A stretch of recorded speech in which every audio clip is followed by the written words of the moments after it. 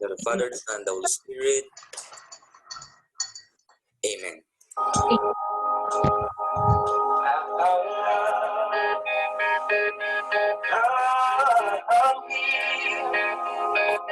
I got your soul away.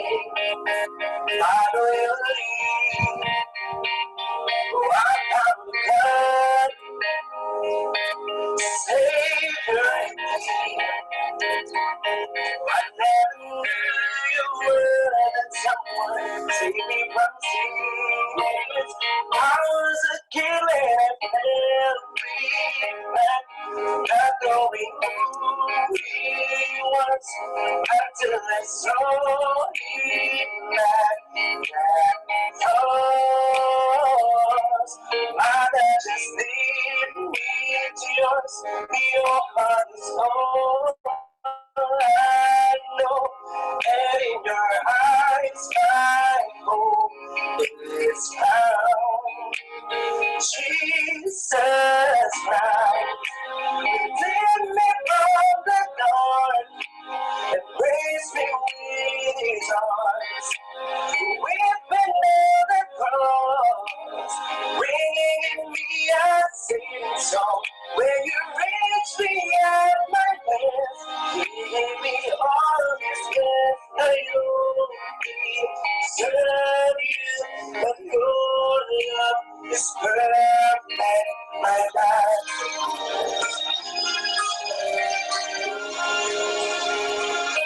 Oh, I found a Savior, stronger than anyone I know. He shared His life and hope that someday I'll share His soul. I found a Lord who carried for all our mistakes, who carried us, who carried weakness, all that's all. When we were so sinners, He died for us, fighting against us. He showed His love with His life. I got this whole life in my Lord, I give my all, for I see a future in your eyes. Jesus Christ, redeem me from the dark, embrace me with His arms. Weeping on the cross, ringing in me a singing song. When you reach me at my best, you gave me all of His best. I only serve you, just your love is perfect, my God.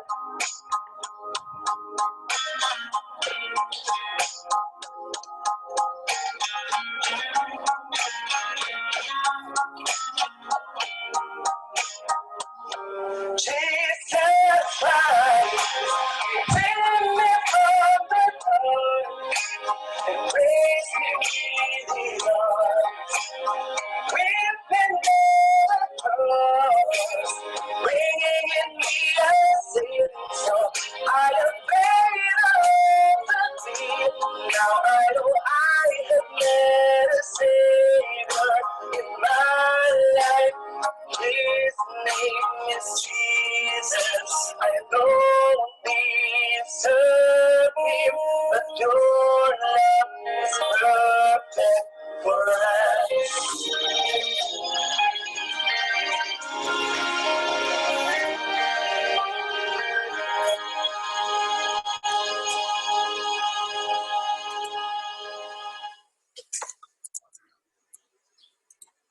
Okay. Good morning ulit. Yan, medyo dumadami-dami na. Alright. Siguro we can start na. Kasi medyo madidelay tayo no, if we wait for the others. Okay? Alright. Good morning guys and welcome to WePump, no? Career Training Center. Okay? We have the basic life support and advanced cardiac life support here for 2 days. So 2 days tayong magsasama-sama, right? And today will be the first day, okay, which is the basic life support. Okay, so Miss Joy, do you have something to say first, Mr. Paul,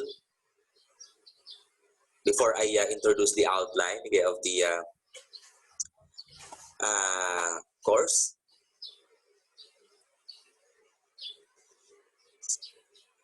Anyway, okay. Anyway, my name is Roel Colala. Okay, I am currently the assistant medical director of the Premier Medical Center, but I am a nurse now by profession. Okay, I've been teaching the BLS and ACLS for more than 10 years now. Okay, so I hope we can get along with each other for 2 days. All right, so here is the outline of our training here for 2 days. Okay, for the first day, okay, the first half, okay, or this morning, we will have the basic life support, okay, and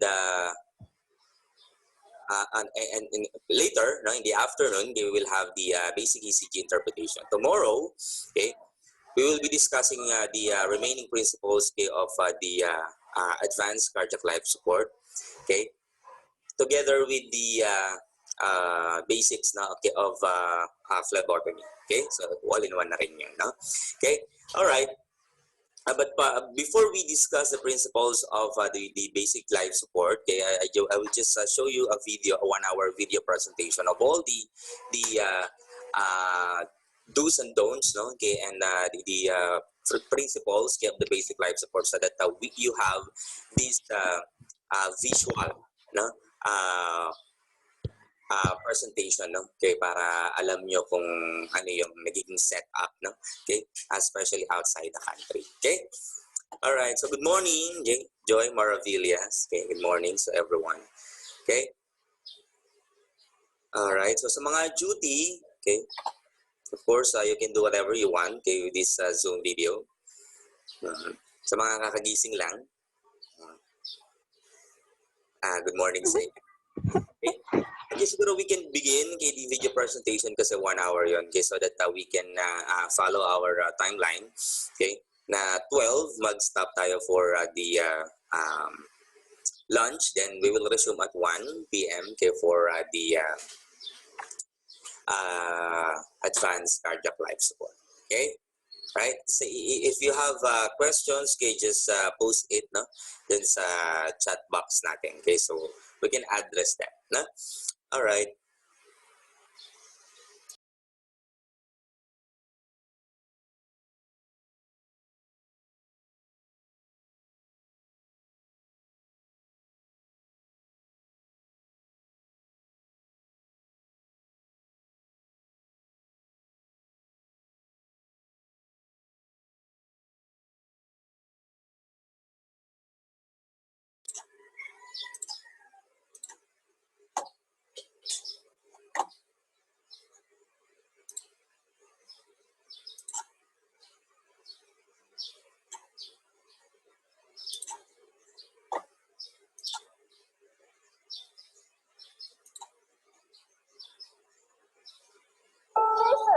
Jason, can you hear me? Oh, no.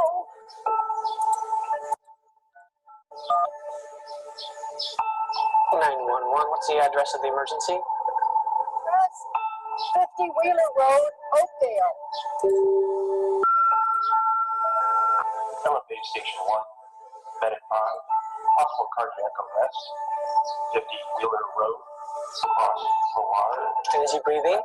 No, I should.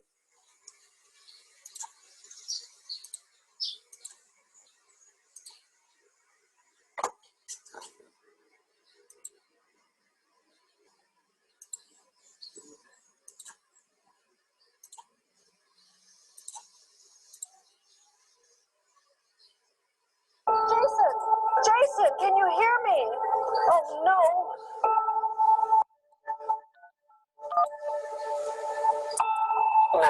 1051, what's the address of the emergency? That's 50 Wheeler Road, Oakdale. Elevate Station 1, Medic 5, possible cardiac arrest, 50 Wheeler Road, across for water. And is he breathing? No, he's not breathing. Please help. Dispatch Elevate Engine 105 en route to 50 Wheeler Road. Copy Engine 1 en route to 50 Wheeler. Update on patient, 60-year-old male. Bystander CPR is in progress. Copy. CPR in progress. Go ahead and set your phone down, put me on speaker. Hold on. Okay, can you hear me? Yes. Okay, let's get him flat on his back. I'm going to tell you how to do CPR. Okay, I want you to put one hand on top of the other right in the center of his chest. Okay. We're going to pump the chest hard and fast, at least 2 times per second and 2 inches deep. We're going to do this 600 times until heart can take over. Okay. This is the pace that I want you to do. It's 1, 2, 3. Dispatch. LFA Command 2 en route. I'm mobile and nearby. ETA 1 minute. Cardiac arrest is the loss of the heart's ability to pump blood through the body. The most dramatic occurrence, sudden cardiac arrest, can happen anywhere with little or no warning. Victims unexpectedly collapse. Breathing stops. Sudden cardiac arrest occurs when the normal electrical impulses in the heart suddenly become disorganized. Normal mechanical contraction of the heart muscle is lost, and a chaotic quivering condition known as ventricular fibrillation can occur. Blood flow to the body, along with the oxygen it carries, abruptly stops. Within minutes, brain cell death starts to occur from the lack of oxygen.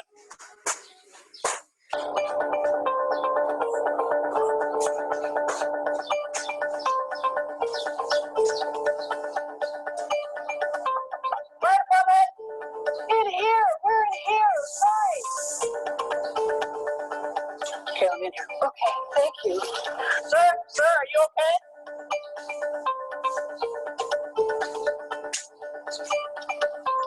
Confirm cardiac arrest.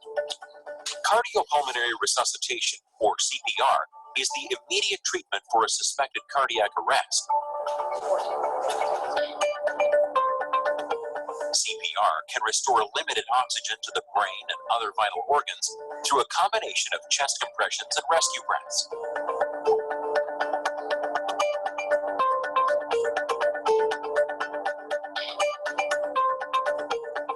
However, CPR alone is not enough. 1, 2, 3, 4, 5, 6. The most 7. effective way to end fibrillation is defibrillation, using a defibrillator and electrode pads adhered to the chest. A controlled electrical shock is sent through the heart to stop ventricular fibrillation, allowing the heart's normal electrical activity to return and restore the normal pumping action of the heart. Successful defibrillation is highly dependent on how quickly a shock can be delivered. For each minute in cardiac arrest, the chance of surviving goes down by about 10%. After as few as 10 minutes, survival is unlikely. An automated external defibrillator, or AED, is a portable, computerized device that is simple to operate. The use of AEDs by emergency responders and other healthcare personnel allows defibrillation to occur much earlier than before. Turning on an AED is as simple as pushing a power button. Once on, an AED provides voice instructions to guide an operator through its use. Apply pads to patient's bare chest. 19, 20, 21, 22. An AED automatically analyzes the heart rhythm to determine if a shock is needed. Stay clear of patient. Analyze it. If a shock is advised by the AED, Shock advised. Everyone clear? the operator clears the person and pushes a button to deliver the shock. Shock delivered. Begin Immediate high-quality CPR and early defibrillation with an AED can double or even triple the likelihood for survival. Most cardiac arrests occur outside of a hospital. Most of those occur in the home. The chain of survival is often used to describe the best approach for treating cardiac arrest. Each link in the chain is essential for a person to survive. If a single link is weak or missing, the chances for survival are greatly reduced. The greatest chance for survival exists when all the links are strong. The chain of survival for cardiac arrests outside of a hospital consists of 5 interdependent links. Early recognition of cardiac arrest and prompt activation of the emergency response protocol for the setting. Immediate CPR with high-quality chest compressions. Rapid defibrillation or electrical shock to the heart. Effective basic and advanced EMS care and transport, and effective post-cardiac arrest care at a hospital. Cardiac arrest inside a hospital usually occurs when a known medical condition worsens. The chain of survival inside a hospital reflects how resuscitation fits into the overall picture of medical care. Monitoring, prevention, and treatment of pre-arrest conditions. Early recognition of cardiac arrest and prompt activation of the emergency response protocol for the setting. Immediate CPR with high-quality chest compressions, rapid defibrillation or electrical shock to the heart, and effective post-cardiac arrest care.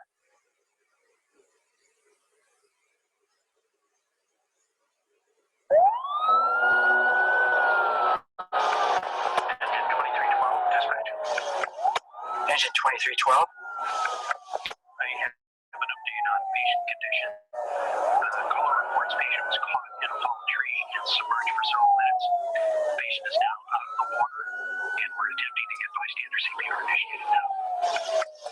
Copy, dispatch. Engine 2312, on scene now. Copy 2312 on scene. He got caught up on a strainer. I just got him out. Sir, can you hear me? Unlike sudden cardiac arrest, in which the heart is the primary problem, no cardiac arrest can also be the end result of a blocked airway or loss of breathing. This is known as secondary cardiac arrest. Apply pads to patient's bare chest. Problems such as hazardous breathing conditions in a confined space, drowning, and drug overdoses are all causes of secondary cardiac arrest. With no incoming oxygen, the heart progressively becomes weaker until signs of life become difficult or impossible to assess. Stay clear of patient. Analyzing. Stay clear of patient.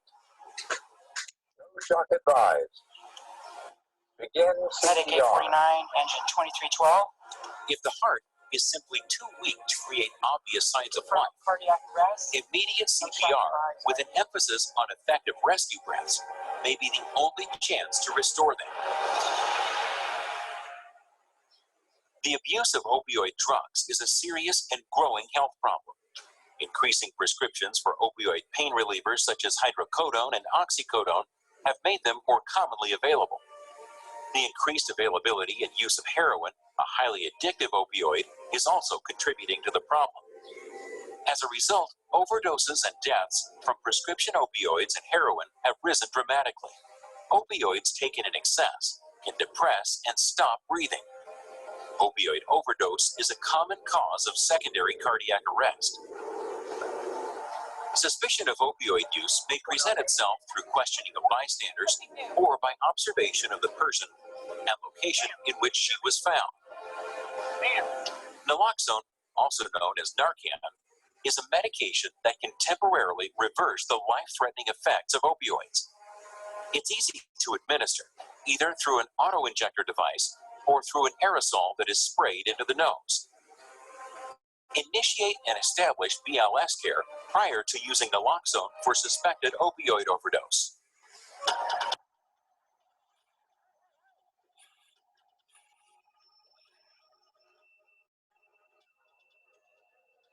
You hear me? Hello? Hello?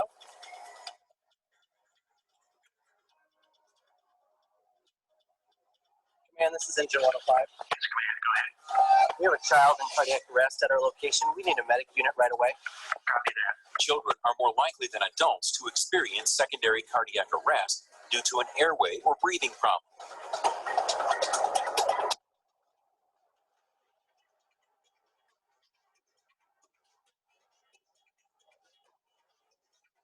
When describing age groups in relation to CPR, an infant is younger than 1 year of age. A child is 1 year of age until the onset of puberty.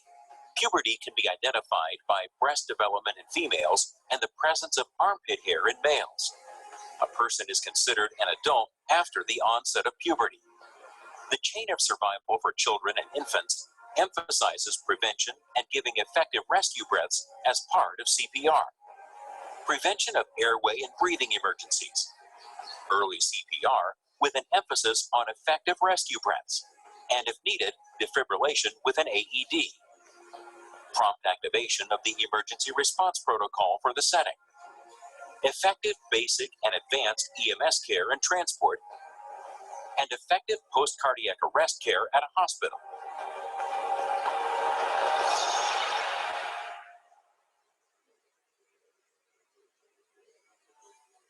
The quality of CPR matters.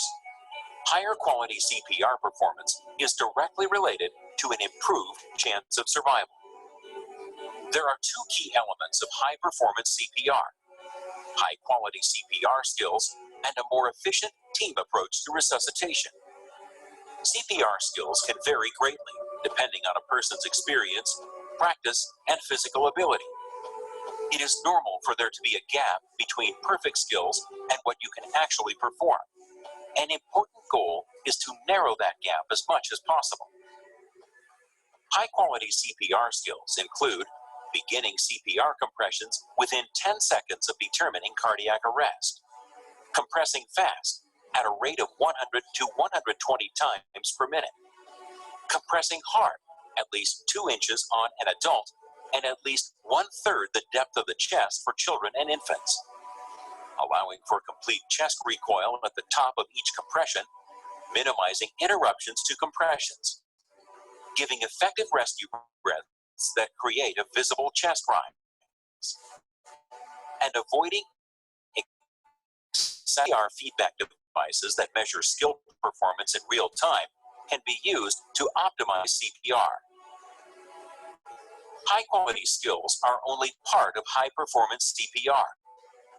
Orchestrating the actions of a resuscitation through a team approach, much like a pit crew in a car race, can significantly improve the care being provided.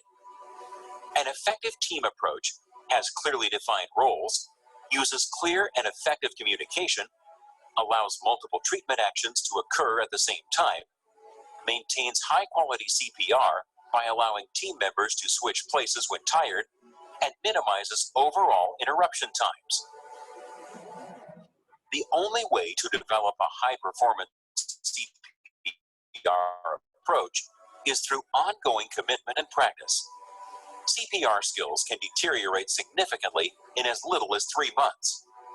Shorter, more frequent, scenario-based retraining sessions are reasonable for maintaining skills for individuals likely to respond to a cardiac arrest.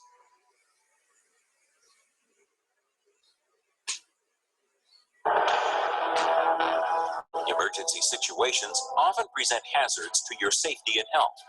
He's over there. He was fixing chemicals and fell. Okay. Your personal safety is the highest priority, even before the safety of an ill or injured person. Go and get hazmat on. Tell them we got 1 man down. It's an unknown chemical. Putting yourself in danger to help someone can make the situation worse. Always pause for a moment before approaching. Look for obvious hazards. Consider the possibility of hidden dangers. If the scene is not safe, do not enter it until hazards have been minimized or eliminated. When caring for someone, you can be exposed to blood or other potentially infectious body fluids. While the risk of contracting a disease is very low, you must take measures to reduce exposure. The most common infection bloodborne diseases and pathogens include hepatitis B, hepatitis C, and HIV, the virus that causes AIDS.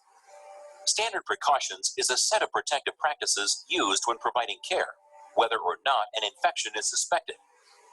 Personal protective equipment, or PPE, describes protective barriers worn to prevent exposure to infectious diseases. Reducing exposure lowers the chance of infection. Disposable gloves are the most commonly used barrier. Make sure they are readily available and always use them.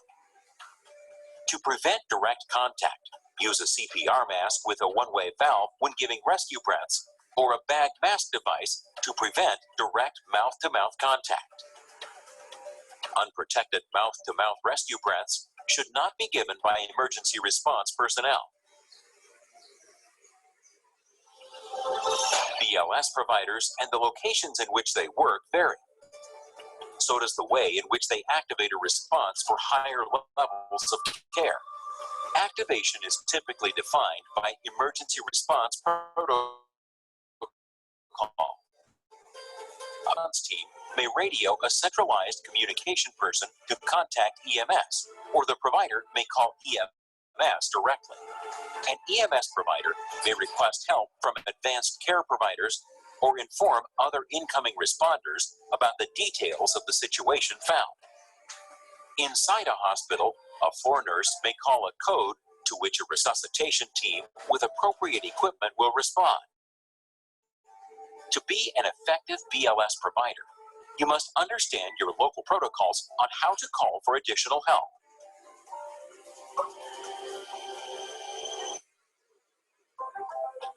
The quality of CPR skills can be improved during practice with the use of a real-time feedback device that measures things such as compression depth, compression rate, and overall timing. Real-time feedback allows a user to make ongoing adjustments to maintain and reinforce high-quality skills. The Loop learning system is designed for CPR skill practice. The Loop feedback device is placed directly on a mannequin chest. Compressions are done normally on top of the device. A Loop software program allows a user to set up timed sessions in which the Loop system provides real-time visual and recorded compression rate and depth. Compression rate can be easily seen at the top of the screen, bottom of the screen. Compression spikes that are green indicate a compression that is ideal. Red spikes indicate a compression that is too shallow. Watch your performance in real time on a computer screen and make adjustments as necessary. The Loop software also records your performance and allows for overall review after finishing a session. There are basic CPR skills used to provide the most effective approach to cardiac arrest. These include high-quality chest compressions, high-quality rescue breaths using a CPR mask or bag mask device, use of an automated external defibrillator, and checking for life-threatening emergencies using a BLS assessment.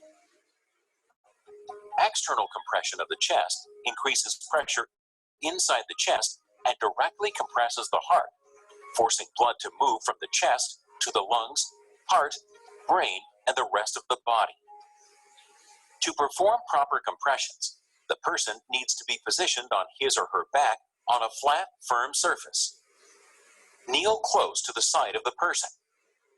Place the heel of one hand on the center of the chest on the lower half of the breastbone. Place the heel of your other hand on top of and parallel to the first. Bring your body up and over the chest so your shoulders are directly above your hands. Bending at the waist, use your upper body weight to push straight down to a depth of at least 2 inches. Lift your weight and allow the chest to fully return to its normal position. Move immediately into the downstroke of the next compression. Focus on high-quality techniques.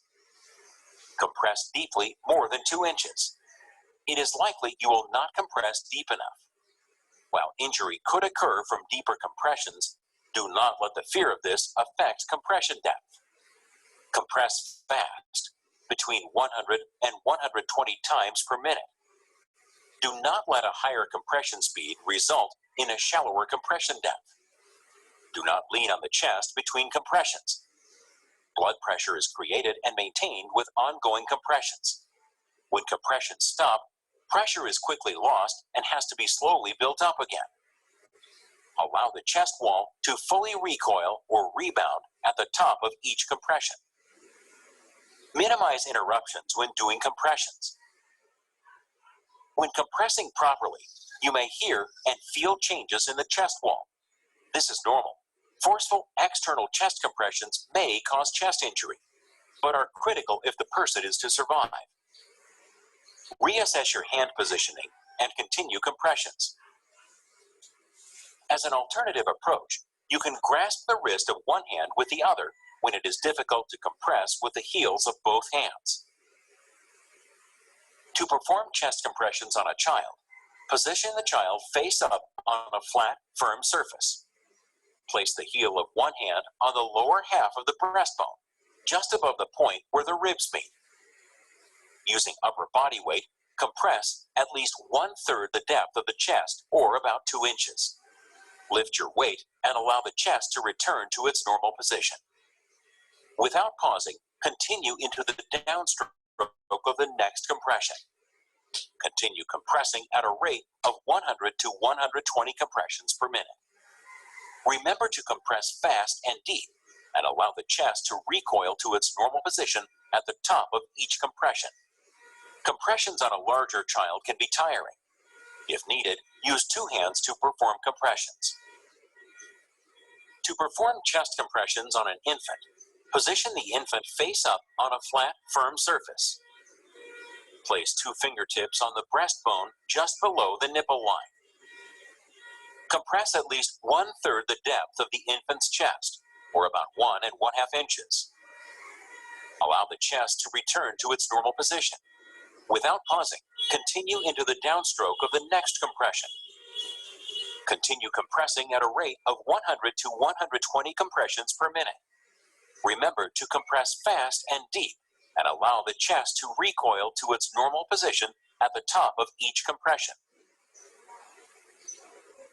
When doing chest compressions with 2 or more providers, encircle the sides of the chest with your hands and use your thumb tips to compress the lower third of the breastbone.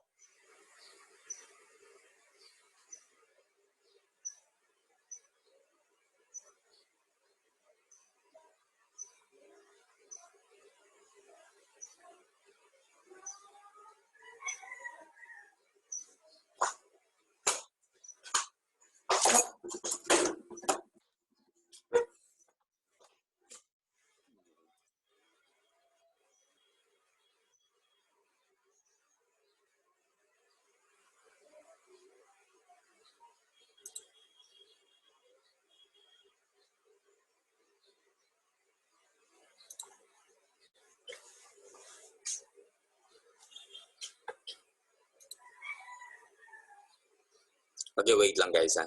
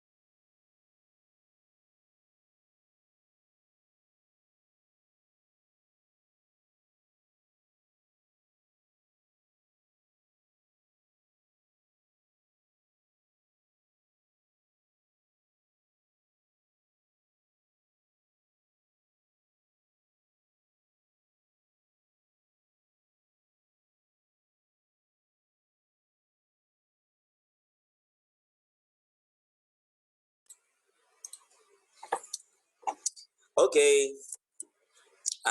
Break muna daw, okay, ng 10 minutes, okay, para makuha ni Miss Joy yung mga names nyo. Na? Okay. Okay. Sir Paul, Miss Joy, the floor is yours.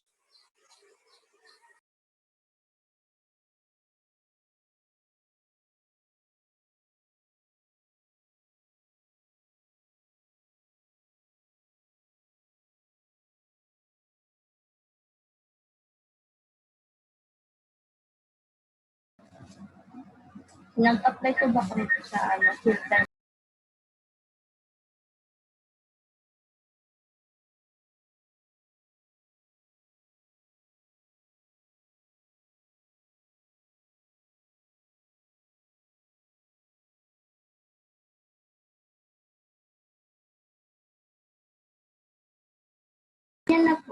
Hello po. Please type your name that will appear on your certificate and ID, training, and email po. Isisend ko po sa chat with example po yan.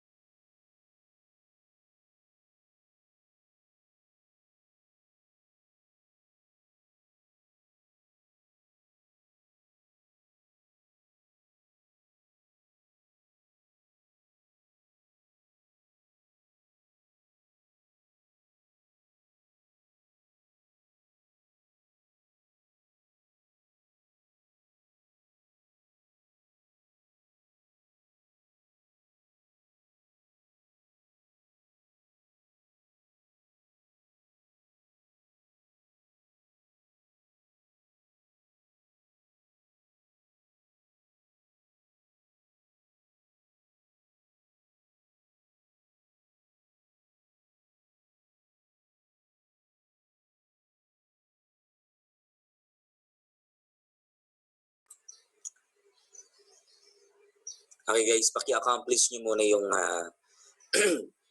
hinihingi ng office, no? Okay, the information of your name. Okay, then we will start the discussion at 9 a.m. Okay? Sige, para at least tapos na, no, yung mga information na hinihingi ng office.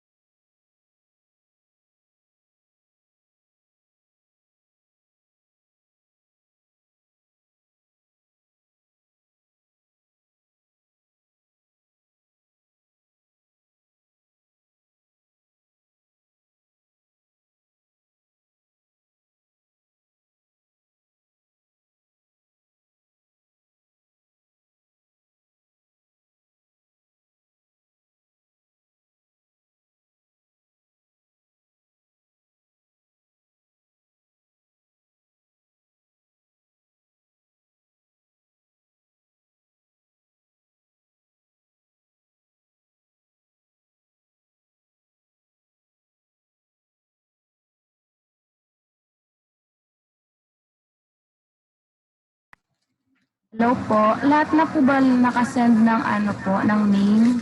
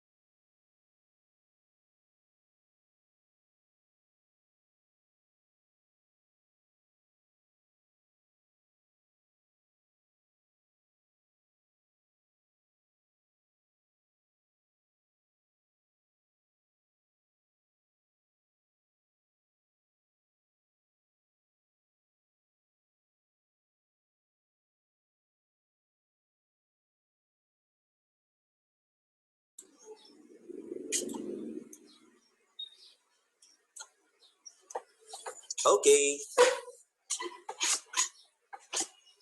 Good morning, guys.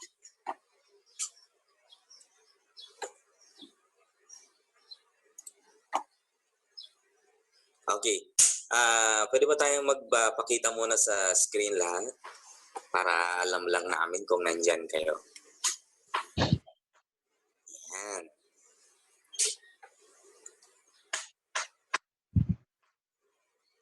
Yan. Hi sa inyong lahat. Yan, mga cutie. Good morning. Good morning.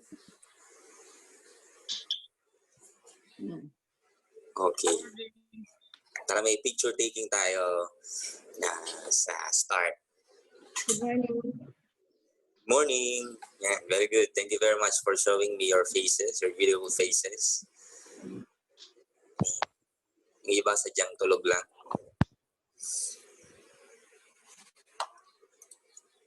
Okay. I-take ako ng picture, ha? Okay, bahala na kayong mag-smile. Yeah. Para meron lang tayong proof na. Yeah. Okay. Good morning, kay Miss Ivy. Yeah. Okay. Good evening. Okay, so iba yung mga Spanish. Iba, no? Quiet. Okay, apat kayo? Yeah, best? No? 4 kayo? Yan. Okay. Sir, actually po marami po kami. Ha? Marami po kami, sir, na hindi lang po 4. Okay. Oh, wow. Classroom type kayo, ha? Actually, sir, it's my staff for the lahat ka marinig po. Ano, no? Staff ko po sa bagong hospital po, dito sa Daet. Okay. Sige. Good morning, MJ. Good morning, Joseph. Yan. Yan, mga good morning. Okay. Siguro, that's it, no? Okay. Makita ko na kayo. Okay. You can retain your videos, no? Pwede rin naman. Okay. You can do whatever you want. Okay. Just make sure you listen. Then, I hope you can come up with questions, no? Para we can have the exchange of ideas later on. Okay. All right. Now, so yeah, okay. All right, okay, so this is the presentation of the basic life support, okay, from the American Safety and Health Institute, okay. So I will be doing this for this morning, okay, for the emphasis on the principles of the basic life support, okay. All right, now, before I begin the discussion, okay, let me clarify the disclosure of the American Safety and Health Institute, okay.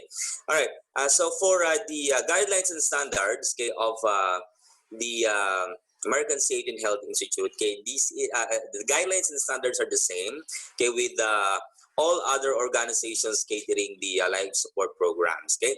Okay, globally, okay, we have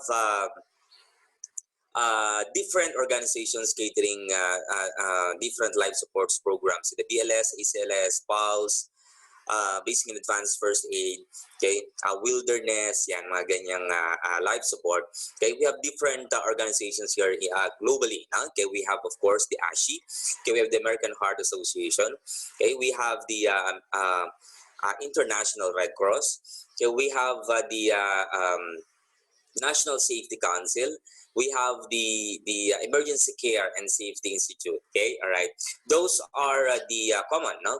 Okay, organizations globally, okay, catering different life support programs. So with regards to the guidelines and standards, no one, no, can claim, okay, that they own, okay, or a certain organization just own the guidelines and standards. Na kasi the umbrella, okay, of all the studies, okay, is the ILCOR, or the International Liaison Committee on Resuscitation. Okay, all right. So this body, okay, is the responsible organization, okay, for the approval, no, okay, of the guidelines and standards done, okay, by the different organizations. So every 5 years, okay, they meet together, okay, to do brainstorming and to what to qualify, okay, for the next guidelines and standards. However, okay, this 2020, okay, they weren't able to meet, okay, due to the pandemic, and we hope that next year, okay, they will be releasing the guidelines, no, okay, that they've conducted for 5 years. Okay, all right.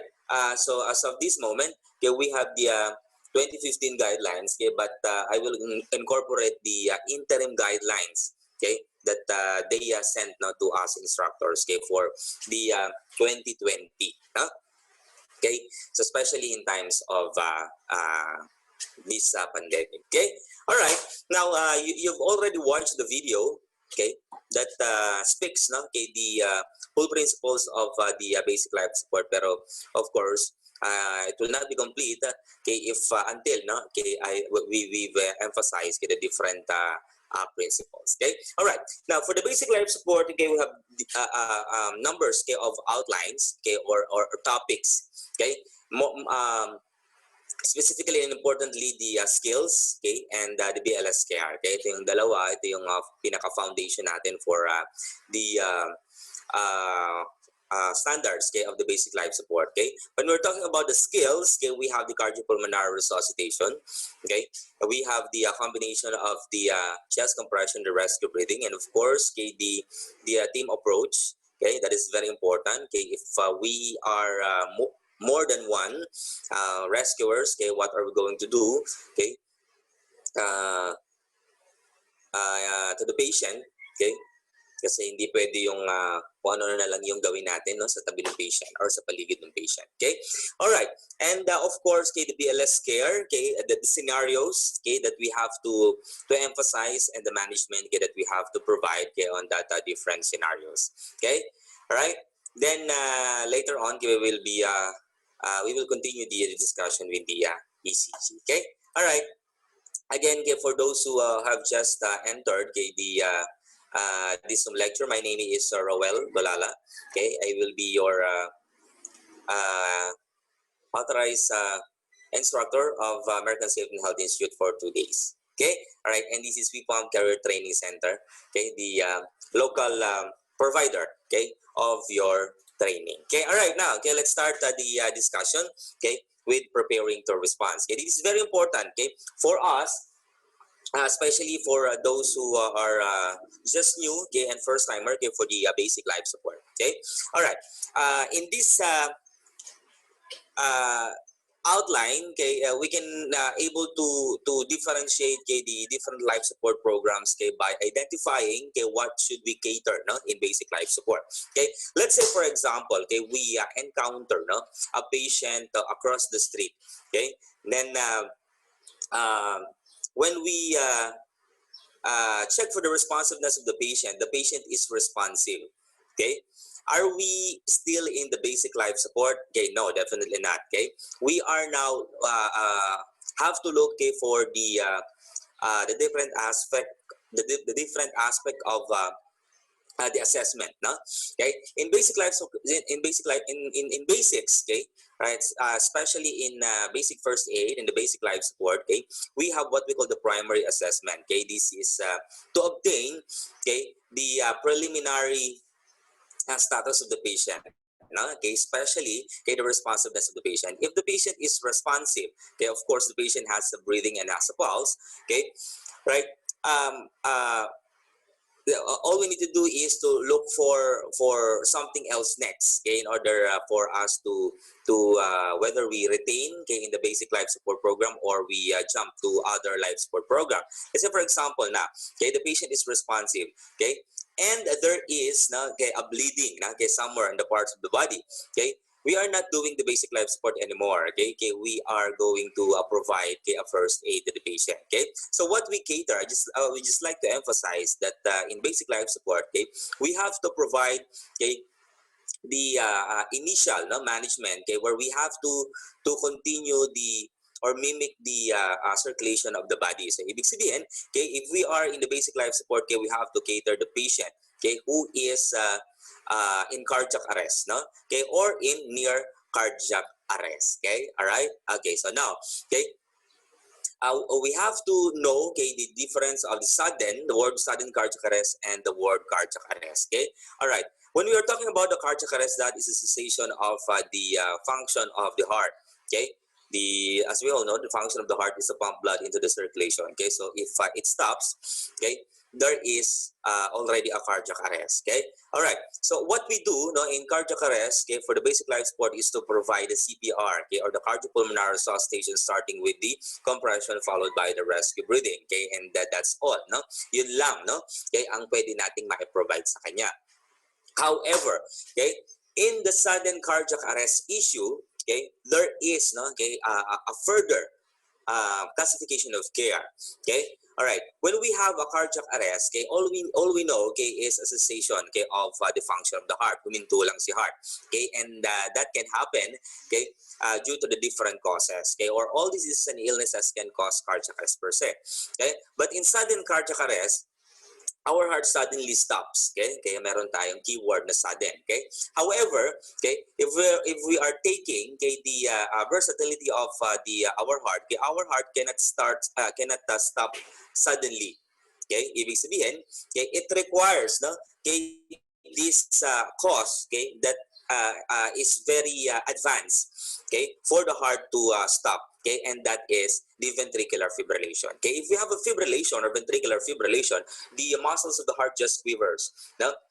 Okay, nagko-quiver lang, no, lahat ng muscles ng heart. So ibig sabihin, wala tayong pumping, no, action of the heart, kaya nagkaroon tayo ng sudden cardiac arrest. Okay, all right. Now, and okay, the only management, okay, to stop, no, and treat that ventricular fibrillation is through the administration of the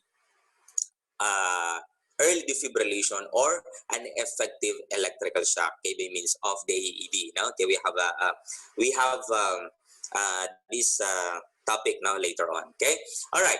Now, how would we know, okay, that the patient is demonstrating, or the heart's or the heart of the patient is demonstrating a ventricular fibrillation?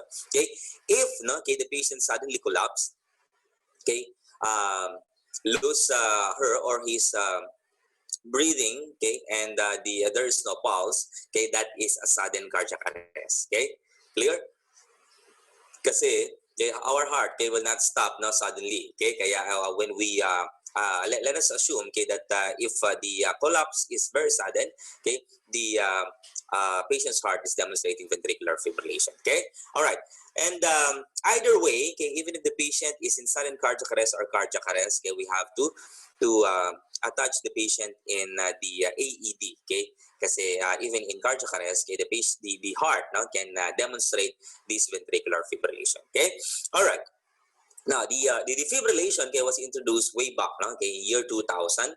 Okay, so before, okay, that year, okay, we only provide, okay, the chest compression and the rescue breathing. Okay, kaya that is the foundation, okay, of our life support. Okay, all right. So the AED, okay, is a small portable computerized device, okay, that is very easy to use. It doesn't require any training. Okay, just push the turn on button, okay, and it will instruct you what to do. Okay, later on we will have the step-by-step process on how to operate, okay, the machine. Okay, all right. Now, in every life sport, especially in BLS and ACLS, okay, we have what we call the chain of survival. Okay, and this chain of survival is a process, okay, that we have to follow in order for the patient to have, okay, this a great percentage, okay, of prognosis, okay, or the survival. Okay, all right. We have always two scenarios, no, okay, in life support programs. Okay, we have the out of hospital scenario and in hospital, okay, scenario. Okay, all right. Of course, we have different or differences, no, with regards to the management and the setup. Okay, all right, especially the chain of survival. No, okay, and since we're dealing with the basic life support, okay, we are more of the out of hospital scenario. Okay, when we get to the advanced cardiac life support, okay, we are more of the in hospital scenario. Okay, all right. Now, the first chain of survival, Okay, in adult case, the early recognition and activation of emergency response protocol. Okay, all right. So we have this primary assessment, okay, that we have to follow in order for us to recognize, okay, that the patient is in cardiac arrest. Okay, and after we provide, okay, the primary assessment, okay, we should know when, okay, and how to do the activation of the emergency response protocol. The emergency response protocol is the calling, okay, for help, no? Okay, specifically, okay, the 911 here in the Philippines, okay, if you are not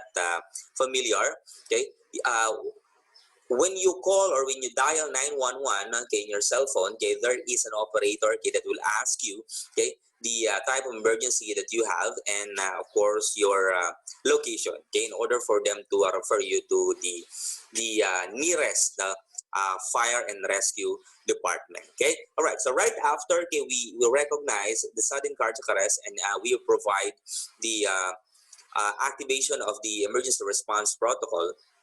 We have to immediately begin, okay, the CPR. Okay, all right.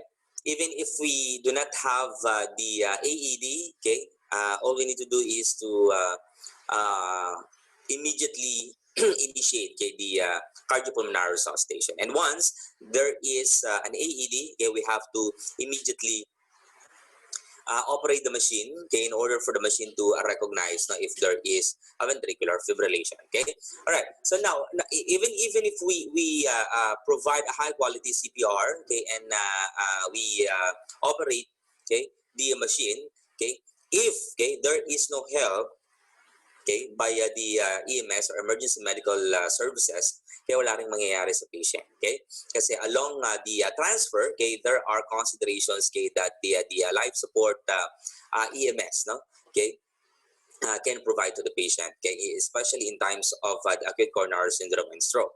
Okay, and then even if the emergency medical services responded, okay, if no, they cannot deliver, okay, the patient to the definitive hospital, okay, where the critical care, okay, can be given, okay, wala ring mangyayari sa patient. Okay, all right.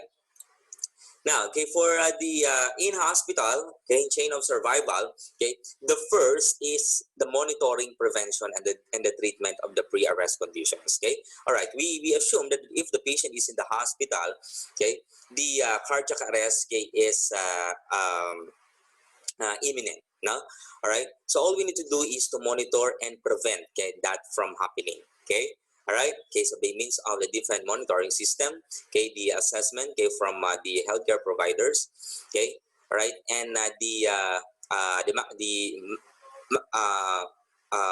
utilization, okay, of the different advanced modalities, okay, that we have to do, okay, to the patient in order to prevent, okay, the pre-arrest condition. Okay, all right. Then after that, okay, we have the early recognition of the cardiac arrest and prompt activation of emergency response protocol for the setting. Okay, after the assessment, okay, of the cardiac arrest, okay, the activation in the hospital is different from the out of hospital care, right? What we do, okay, in the out of hospital scenario is to dial 911, okay, so that the advanced life support emergency medical responders will respond, okay, to the scenario. Okay, but in the in-hospital scenario, all we need to do is to activate the mega code, okay, so that the code blue team, okay, will respond, okay, to the area, okay, where the patient is. Okay, and of course, okay, we have to do the immediate CPR, okay, rapid defibrillation, and the effective post-cardiac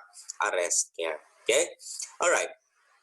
In children, okay, we are supposing that there is a secondary, okay, cardiac arrest. Okay, a cardiac arrest can also be the end result of the blocked airway or a loss of the breathing. Okay, so this secondary cardiac arrest has something to do with the pulmonary involvement. Okay, specifically in the children and infants. Okay, their hearts are very healthy. Okay, so there is a less chance, okay, that the ventricular fibrillation is the cause, okay, of their cardiac arrest. Okay, but okay, the respiratory involvement. Okay, all right. Hazardous breathing conditions in confined space, drowning, okay, and drug overdoses. Okay, especially the opioid, okay, can be a cause, okay, of their cardiac arrest. Of course, without oxygen, the heart weakens until signs of life become difficult or impossible to assess. And of course, the immediate CPR, okay, with effective rescue breaths may be the only chance to restore them. Okay, all right. But even if, okay,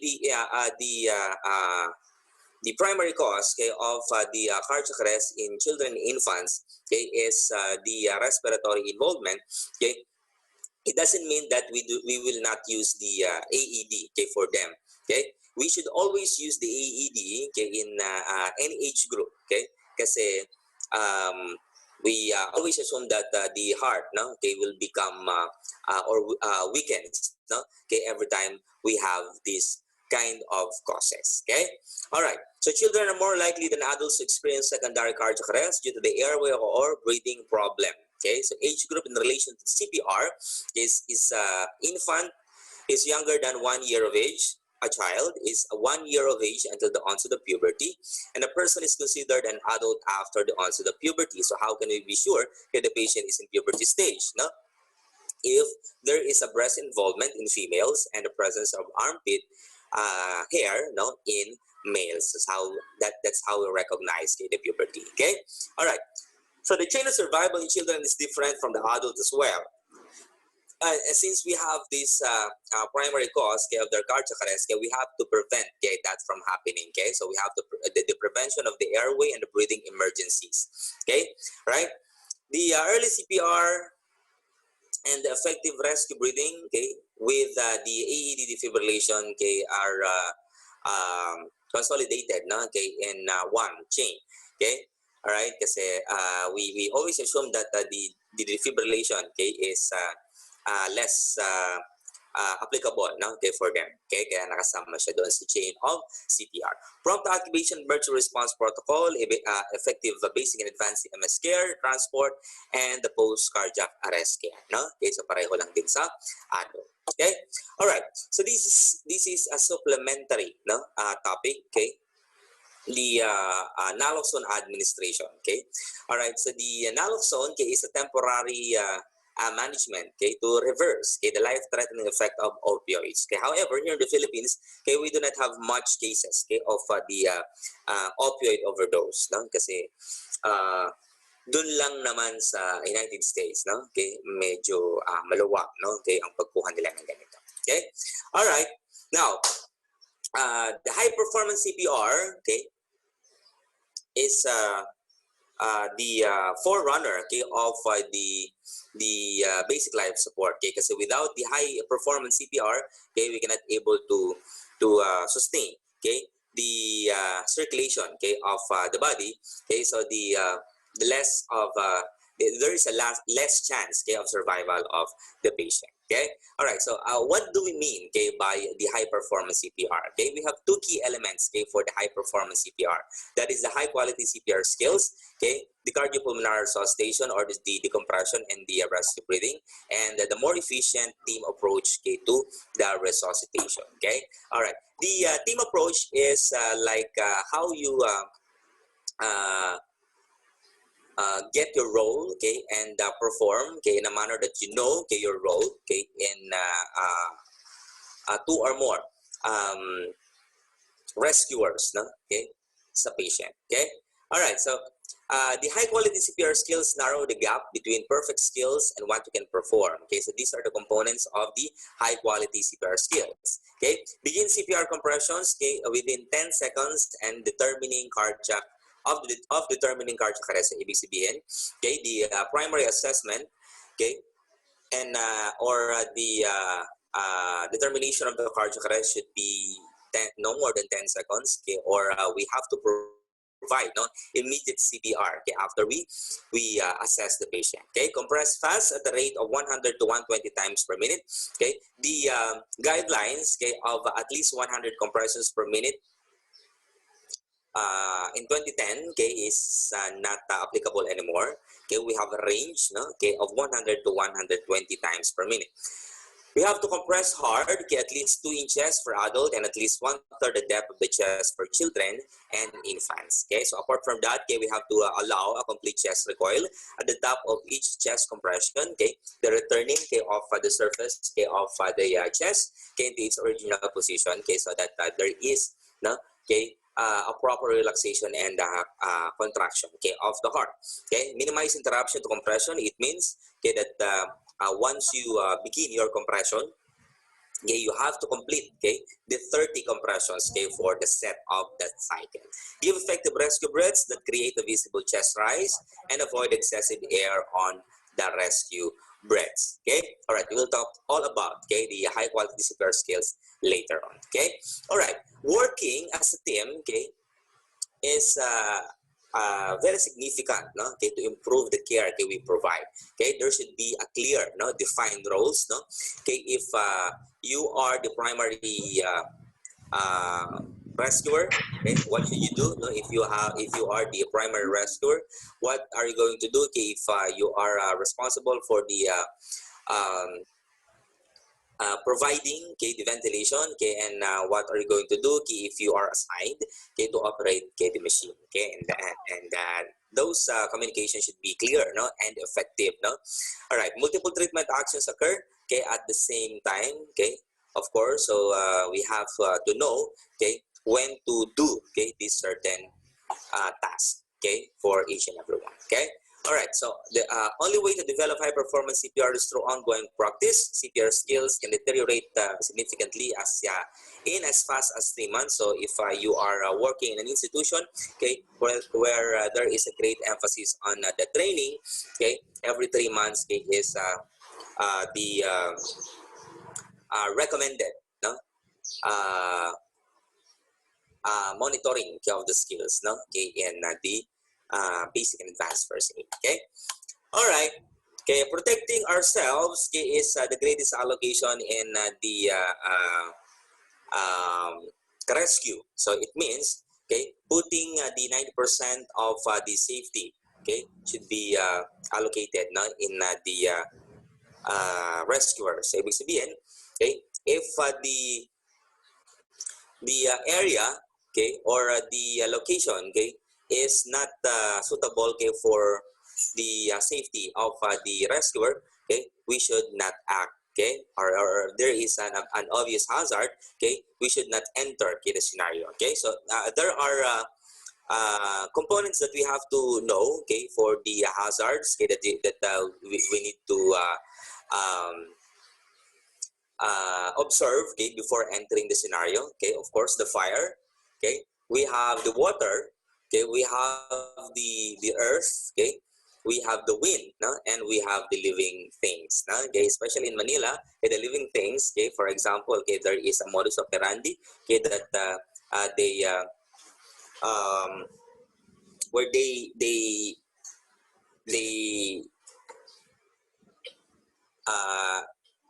nagpapanggap sila, no, okay, na mahihimatay, okay, and then when you attend, okay, their needs, okay, hold up in ka lang nila. Okay, yan, ganyan, no? Okay, all right, so if not safe, do not enter until hazards minimized or eliminated. Okay, all right, so remember the standard precautions, no, every time, okay, you attend, okay, to the patient, especially, okay, if the scenario is out of hospital, right? Okay, so in hospital scenario, okay, we always do or we always wear gloves, okay, and we always use the mask or one-way devices, okay, for us not to be in direct contact with the patient. However, in out of hospital scenario, okay, we do not have this. Okay, so if your safety is compromised, okay, you just dial the 911 and ask for help. Okay, so that the emergency medical responders, okay, will be the one, okay, who will respond to the patient with these personal protective equipment. Okay, all right. Now, speaking, no, okay, of calling for help, okay, again, okay, you have to call 911 even you are here in the Philippines kasi may sasagot naman dyan. Okay, then usually they will ask for the type of emergency that you have, no, okay, if that is medical emergency, okay, or the mechanism of injury is a trauma, okay, and your location. Okay? You have to provide your location so that they can look, no, okay, for the fire, no, and the rescue department, okay, of that municipality. Okay, but if you are, no, in the in-hospital scenario, okay, all you need to do is to activate the mega code, okay, for your setting. Okay, in other hospitals, okay, all you need to do is to push a button, no, get the bedside, okay, then the mega code will be activated, okay, or the code blue, okay, team will be activated. Okay, all right, but you need to know, okay, the setting of your hospital. Iba kasi tatawag lang through phone, okay, or sisigaw lang, okay, doon sa station, okay, then they will call for the code blue team. Okay, all right.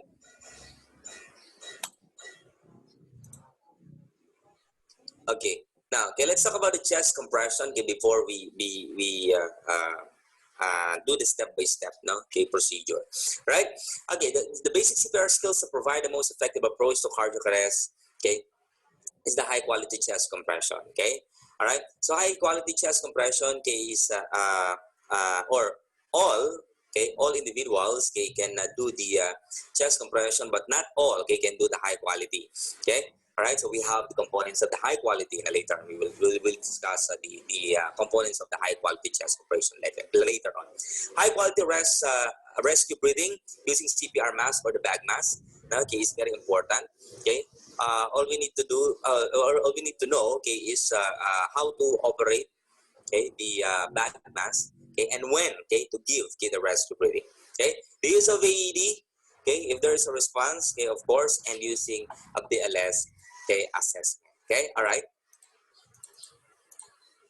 Okay, so now, okay, so this is how we do, okay, the chest compression in adult. Okay, all right. Of course, okay, we have a few principles, okay, that differs, okay, based on the age group. No, so for adult, okay, we have to position, okay, the patient face up, no, and on a flat, firm surface. Okay, so if you are in the out of hospital scenario, okay, and the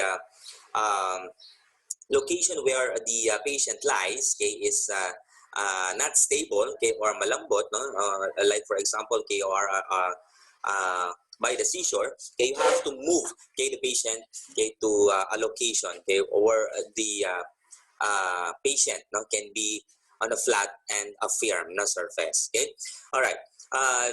In hospital scenario, okay, to provide a flat, firm surface, okay, you have to provide a cardiac board, okay, para hindi kayo tumalbog, no, pato. Okay, all right. Now, proper body mechanics, you have to kneel close to the patient's chest. Okay, all right. The principle of kneeling close to the patient's chest, okay, is our knees must be at the level of the patient, okay, so that we can provide, okay, or we can assume, okay, this position, okay, and proper body mechanics. Okay, all right.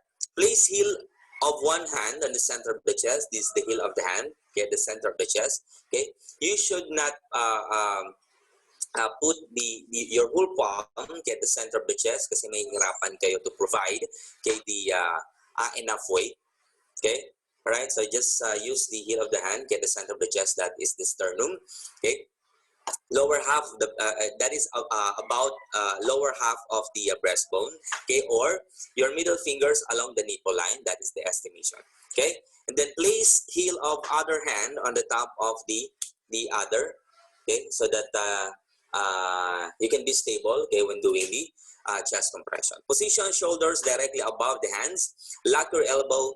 Bend your waist and use the upper body weight to push. Okay, you cannot do this, no, if you are not kneeling close to the patient's chest. Okay, all right. Your shoulders, okay, must be directly above the hands, no, okay, with your elbows or with your arms straight and the elbows locked. Okay, if you are in the in-hospital scenario, the patient must be on should always be on the bed. Okay, all right. So we have to step on the footstool in order for us to do this body mechanics. Then push deep, no, okay, straight down at least 2 inches. Okay, lift hands, allow chest recoil, okay, and move into next compression compression, and compress fast 100 to 120 times per minute. All right. Okay. So for the children, okay, the only consideration or the only difference, okay, is the consideration of the one hand technique. Okay. Right, kasi the surface area, okay, and the force that we have to apply, okay, in the chest of the children must be lesser than, okay, what we apply in the adult. Okay. All right, so that is the only difference, no, in children. Okay, in infant, okay, the only difference is we do the finger technique. No, it's either the index finger and the middle finger, or the middle finger and the ring finger. Okay. All right, we place, okay, the two finger technique, okay, on the center of the chest, okay, and that is estimated to be just below, okay, the nipple line. No? Okay, if in adult, okay, our estimation for the center of the chest, okay, is the middle finger along the nipple line. Okay, in infant, okay, it must be right below the nipple line. Okay, all right, and what you see in the second picture is the encircling hand technique. Okay. We do this encircling hand technique now if we are multiple rescuers. Okay, so the finger technique, okay, should be used by a single rescuer. Okay, while the encircling hand technique must be used by 2 or more, okay, providers. Okay, that is the only difference of the compression principles in different age group.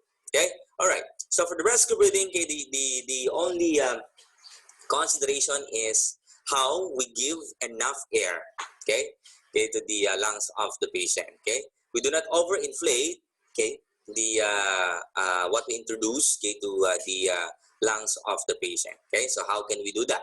Okay, you just need to establish the airway, okay, or open the airway of the patient. Okay, especially if the patient is unresponsive. Okay, because if the patient is unresponsive, okay, there is a loss of a muscle tone. Okay, so all of the muscles of the body are relaxed. No? Okay, specifically the back of the tongue, okay, that can block the airway. Okay, if flat on his back, no, or her back, no, base of the tongue can relax and obstruct the airway. Okay, so the tongue is attached to the lower jaw. So by lifting the jaw forward or by hyperextending the neck, okay, that is how we establish the airway of the patient. Okay, the back of the tongue will be displaced. Okay, so that there will be a clear airway. Okay, all right. So now, okay, we have the two techniques, okay, to do, okay, to open the airway of the patient. We have the head tilt chin lift, okay, and we have the jaw thrust. Okay, all right. So this is how we do, okay, the head tilt chin lift. Okay, place one hand, the forehead of the patient like this. Place fingertips, okay, of your other hand under the bony part of the chin, okay, like this. Okay, apply firm backward pressure on forehead. Okay, but you have to pinch the nose of the patient because there will be an exit of air, okay, from the lungs. Now, if you do not pinch the nose, okay, apply firm backward pressure on the forehead. Okay, while lifting, okay, the chin, okay, forward. Okay, so we literally hyperextend the neck of the patient. Okay, and we maintain, okay, the head, no, okay, tilt, no, okay, every time we provide the rescue breathing. Okay, so this is how we give, okay, the rescue breathing. Each breath, okay, should be 1 second in length. Okay, so hindi ganito. Yan, no? May mga gumagawa kasi nito. Yan. Okay, all right, that is not 1 second. 1 second is assumed, okay, when we count 1,000, no, and 1, no, for example, no, 1,001. So that is the 1 second. So it is a full circle, no? Okay, like this, no? Okay, so there should be only enough air to create a visible chest rise, no, but no more. So ibig sabihin, no, okay, even if there is no, a minimal chest rise, okay, that is acceptable. Okay, all right. With the lungs of the patient doesn't need to have an overexpansion. Okay, so remove mouth, let person exhale between breaths. Okay, so okay, then okay, hindi yung sobrang the interval, no, okay, is very short, like this, no. Yeah, no, so hindi ganon. Okay, all right. So remove mouth, let person exhale between each breath. Now take a breath before delivering the second breath, and ensure airway is open for each rescue breath. Now, if needed, reposition head further back and try another breath. Okay, so if you do not see that the lungs is not, or the chest is not rising, you have to reposition the head of the patient. Okay, kasi baka hindi naka-open yung airway thoroughly. Okay, all right. So recommended to use appropriately sized pediatric CPR mask for children and infants. Okay, like this. No, okay, this is the CPR mask, CPR or one-way CPR mask. Okay, this is for adult. Okay, if we have a children and infant, of course, okay, we have another set of sizes. Okay, all right. So this just like the bag mask. Okay, this is one-way valve. So it means that if you introduce the air, it will not go back to you. Okay, all right. So this is one of the ways, okay, to protect us, okay, from a direct exposure, okay, from the patient. Okay, all right. A jaw thrust is a convenient airway technique, okay, when, okay, we are multiple rescuers, okay, and if the mechanism of the injury is a trauma. Okay. All right, so, but this is best used, okay, for the multiple rescuers. Okay, all right, it means 2 or more providers. Okay, all right. Bag mask is recommended also, okay, for 2 or more rescuers, and especially if we are in the hospital scenario. Okay. All right. So when caring for seriously injured person, establishing an open airway, okay, is higher priority, okay, than protecting possible injury to the spine. So without a patent airway, a person will not survive. Okay, so if potential for neck injury exists, okay, jaw thrust without head tilt can be used to open the airway. But no, okay, the jaw thrust without head tilt does not open the airway, okay, or there is no rise and fall of the chest. Okay, use jaw thrust with head tilt, or hyperextension of the neck. Okay, all right. Okay, so let's have, okay, the different steps, or the steps, okay, processes, okay, of our skills, okay, provided in the basic life support. Okay, all right. Okay, so this is how we do, okay, with opening the airway. Okay, all right. First, okay, we use the mask. By the way, guys, if you do not have a mask, it is it's also applicable, okay, or possible for us not to do the rescue breathing, especially in times, okay, of the pandemic. We do not recommend doing the or providing mouth-to-mouth resuscitation.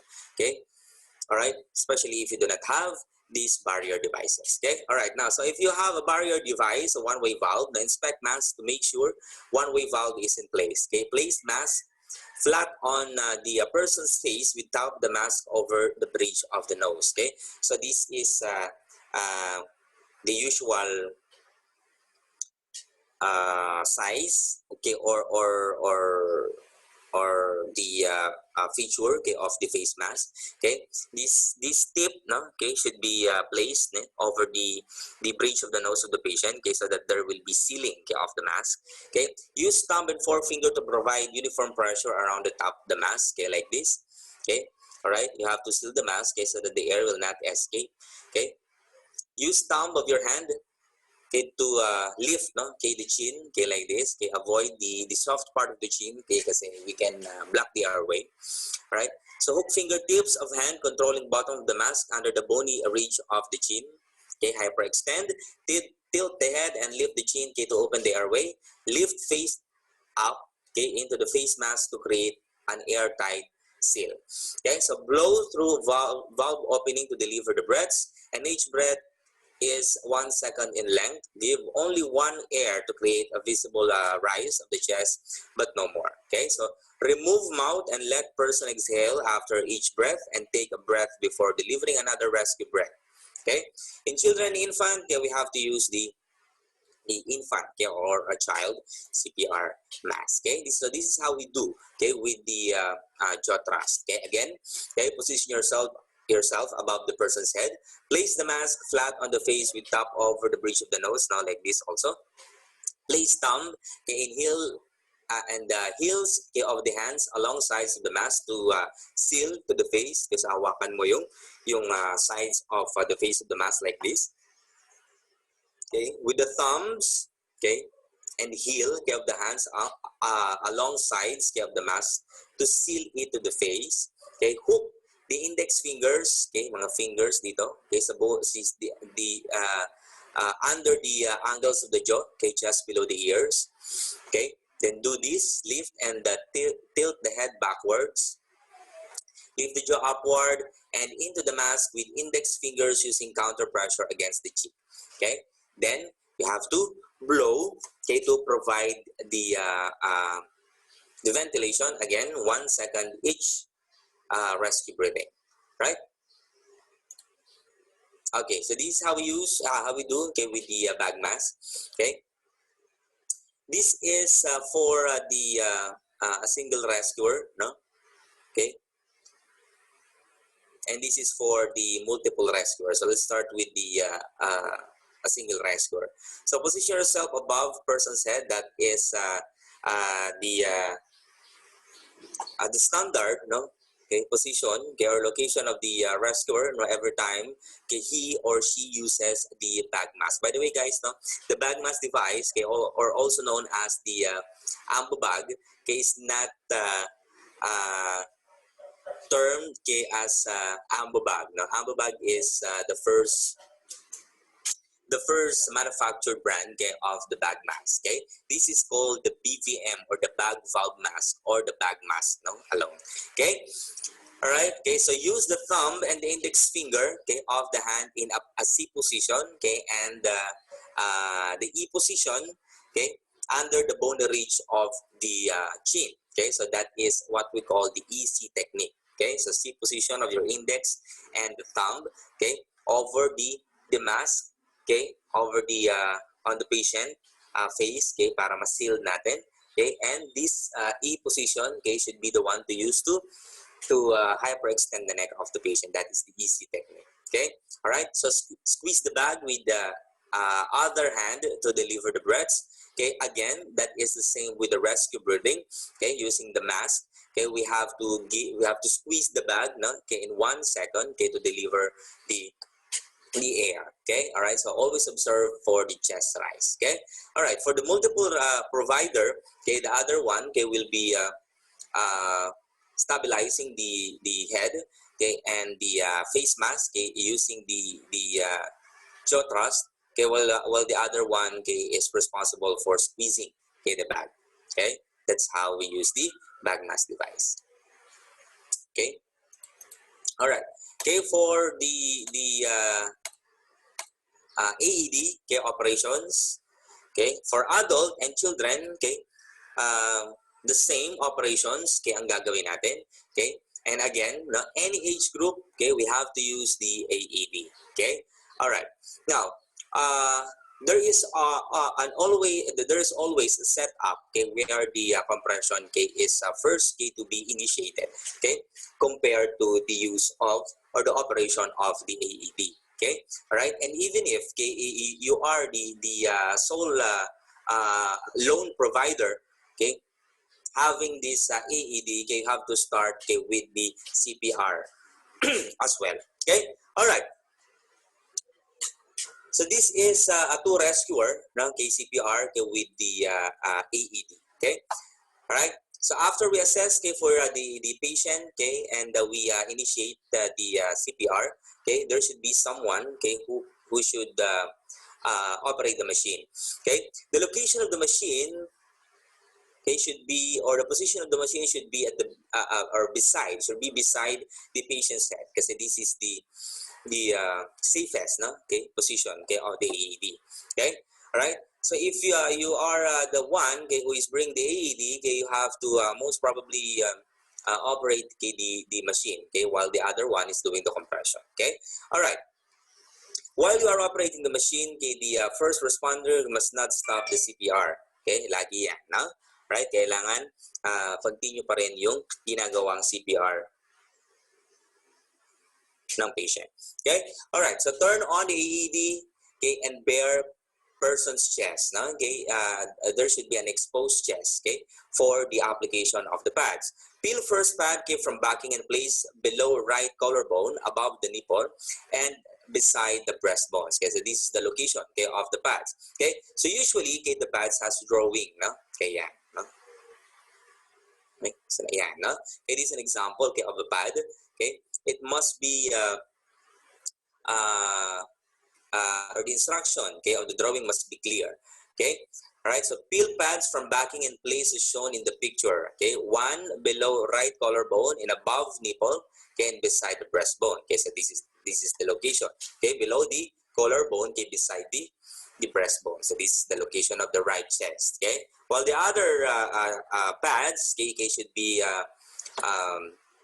adhere, okay, lower on the left, okay, over the ribs and a few inches below the armpit. Okay, so what we do is we place one hand, okay, below the armpit, okay, and just below the armpit, okay, that's how we adhere the pads, okay, and that must be the few inches below the armpit, okay, few inches below the armpit, okay, right beside the nipple of the patient. Okay, all right.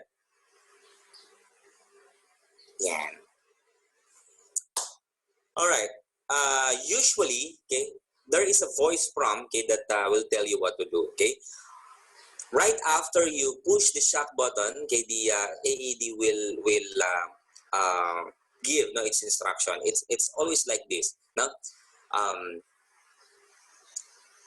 remove clothing, okay, from patient's chest. Okay, so remove clothing, okay, from the patient's chest. Okay, apply pads, no, to patient's bare chest, okay, as shown in the picture. Yan yung sinasabi nila, sinasabi ng AED. Okay, apply pads, okay, on the patient's bare chest as shown in the picture. Yeah, okay, so after you already attached, okay, the pads, okay, the AED will analyze, okay, analyzing rhythm. Okay, so if the AED analyze, okay, allow AED to analyze the heart, stop CPR, do not touch the person. Okay, so if you are the one operating the machine, okay, you have to aware that the person doing the compression, okay, do not or stop the compression or clear the patient. Okay, all right. Okay, kasi there will be an alteration, okay, of the reading of the machine, no? Okay, when we do the chest compression. Okay, all right. Now, once the AED determines that there is, no, okay, a ventricular fibrillation, the AED will say, okay, shock advice, charging. Yeah, no, right? So there is always a tone, no, indicating that the machine is already charged. Okay, right? So once you observe, okay, that the shock button, no, is already blinking, okay, it is already charged, no, okay, and the AED will instruct you, push the orange button now. Okay, right? Before you push the orange button, okay, make sure, okay, you have to advise, okay, the other person or other rescuer. Okay, so ang ganitong sasabihin nyo, no? Okay, clear the patient, no? I'm clear. Are you clear? Okay, so pag sumagot sa'yo, no, clear, clear, clear. So everybody's clear. Bibilang ka, no? Okay, I'm shocking on 3. 1, 2, 3. Okay, then on the third, okay, you have to push the shock button. Okay, all right. So quickly resume CPR. Start with chest compression and follow any voice instruction from the AED. Continue until another BLS provider takes over. Okay, person shows signs of life. Okay, or you are too exhausted to continue. Okay. All right, so if the person responds, stop CPR in place and recovery position, leave the AED on and attach. Okay? All right, the AED will reanalyze again after 2 minutes. Okay? All right, and the 2 minutes is our general rule, no? Okay, of assessment. No, we always assess the patient after 2 minutes. Okay? All right. Okay, so the only difference of the AED operations to children and infants is the location. Okay, so this is how we locate or attach the pads. Okay, the first pad, okay, must be adhered okay, to in the center of the chest. Okay, and the second pads, okay, must be adhered to the center of the back, between the shoulder blades. Okay, that is the only difference, okay, for children and infants. Okay, all right. So now Okay, the BLS assessment, okay, is very important. Kasi this is how we recognize, okay, the cardiac arrest. Okay, all right. But before that, okay, just make sure, okay, that the place or the location is safe, okay, for you to do the assessment and the initiation of CPR. Again, okay, look for the hazard. Okay, all right. And the first thing to do, okay, to check for your assessment is the responsiveness of the patient. Okay, all right. By tapping or squeezing the person's shoulder and ask loudly, "Are you all right?" Okay, at least twice in a loud voice, no? Hey sir, are you all right? Okay, hey sir, are you okay? All right, for an infant, tap the foot, no? Because this is the part of the body of an infant, okay, where they are stimulated. Okay, all right. So assess for the breathing and the pulse within 5 to 10 seconds. Okay, so the breathing and the pulse, okay, should be simultaneously checked, no? Okay, for no more than 10 seconds. So you have to count. Okay, all right. You have to feel for the carotid pulse, okay, while you are checking for the chest rise of the patient for no more than 10 seconds. Magka-count kayo 1, 1002, 1003, 1004, 1005, 1006, 1007, 1008. Okay, so that must be no more than 10 seconds. Okay, all right. If unresponsive, quickly look at the person's chest and face for signs of normal breathing, and at the same time check for a pulse. No? Okay. The guidelines before, okay, was to check first for the breathing, okay, and followed by the checking for the pulse. But in 2015, okay, it was changed, okay, to a simultaneous checking of the breathing and pulse to shorten, okay, the assessment so that we can provide, okay, the CPR immediately. All right. Okay. You don't need to place your head or your ear, okay, next to the patient's mouth. Okay. Just check for the rise and fall of the chest. Okay, all right. Now, okay, right after you assess for the breathing and the pulse, whatever your assessment would be, you have to activate the emergency response protocol, or you have to call for 911. Okay, all right. So calling for help, okay, has this spiel, no? Okay, it is not a mandatory, no, spiel, okay, but this is how we make it standard, no? All right, so let's say, for example, you are at a crowded place, no? Okay, you have to point to someone, okay? For example, ma'am, no, in a striped t-shirt, okay? Please call for help, no? Dial 911, okay? Get an activate the EMS and get an AED, okay? All right, so that is how we do the spiel, okay? Call for help, dial 911, activate EMS, and get an AED. No, yung apat na yan. Call for help, dial 911, activate EMS, and get an AED. Okay, all right. So if you are in a confined space, okay, where the only persons, okay, is the patient and you, okay, you have to go out of that space or that room and call for help. No, okay. Do not start, okay, with your care, okay, if you do not call for help. No, kasi mapapagod ka lang, okay, there will be no response, okay, to help you. Okay, all right. Now, if person is breathing normally and uninjured, okay, place him or her inside lying recovery position. Okay, right? If the person is not breathing or only gasping but definitely has a pulse, he or she is in respiratory arrest. Okay, so you have to do the rescue breathing. Okay, all right. If the person is not breathing or only gasping and does not have a pulse, okay, he or she is in cardiac arrest, and all you need to do is to perform the CPR. Okay, all right. So these are the three scenarios that you have to remember. Okay, person unresponsive with breathing with pulse. Second, unresponsive without breathing but with pulse. And the third is unresponsive, no breathing and no pulse. Okay, all right. So these three, okay, have the corresponding management. Okay, all right, all right. So what will be the management? If the patient is unresponsive but with breathing and with pulse, all you need to do is to place the patient in recovery position. Okay, if the patient, okay, is with breathing, is not breathing, okay, but with pulse, okay, you have to give rescue breathing. Okay, but if the person, okay, has no breathing and has no pulse, okay, you have to do the CPR. Okay, all right. So those are the three scenarios with with the management. Okay.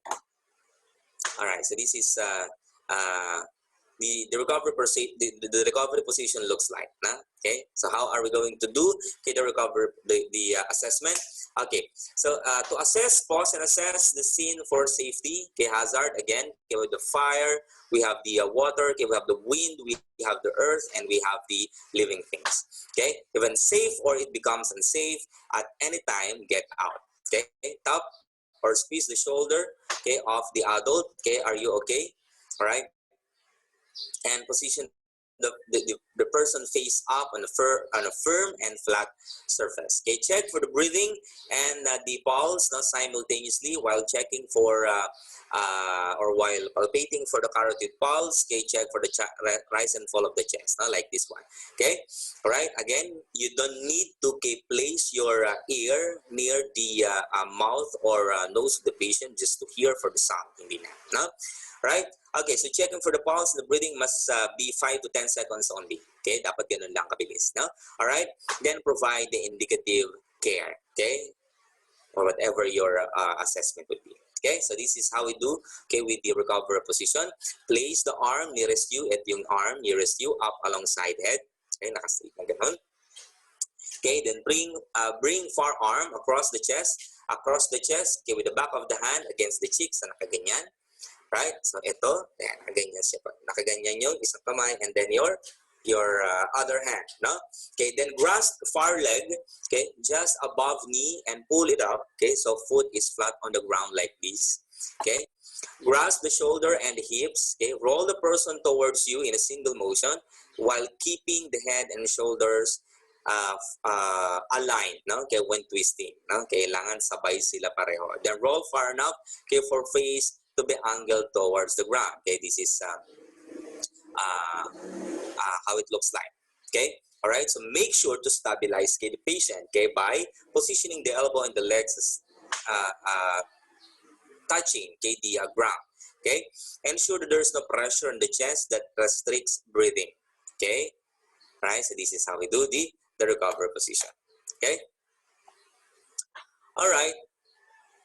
Okay, for the respiratory arrest, okay, if the respiratory arrest, okay, is when you assess, okay, that the patient is unresponsive, no breathing, but definitely has a pulse, okay? All right, so what we should do is to give or provide one high-quality rescue breaths every 5 to 6 seconds or 10 to 12 breaths per minute, okay?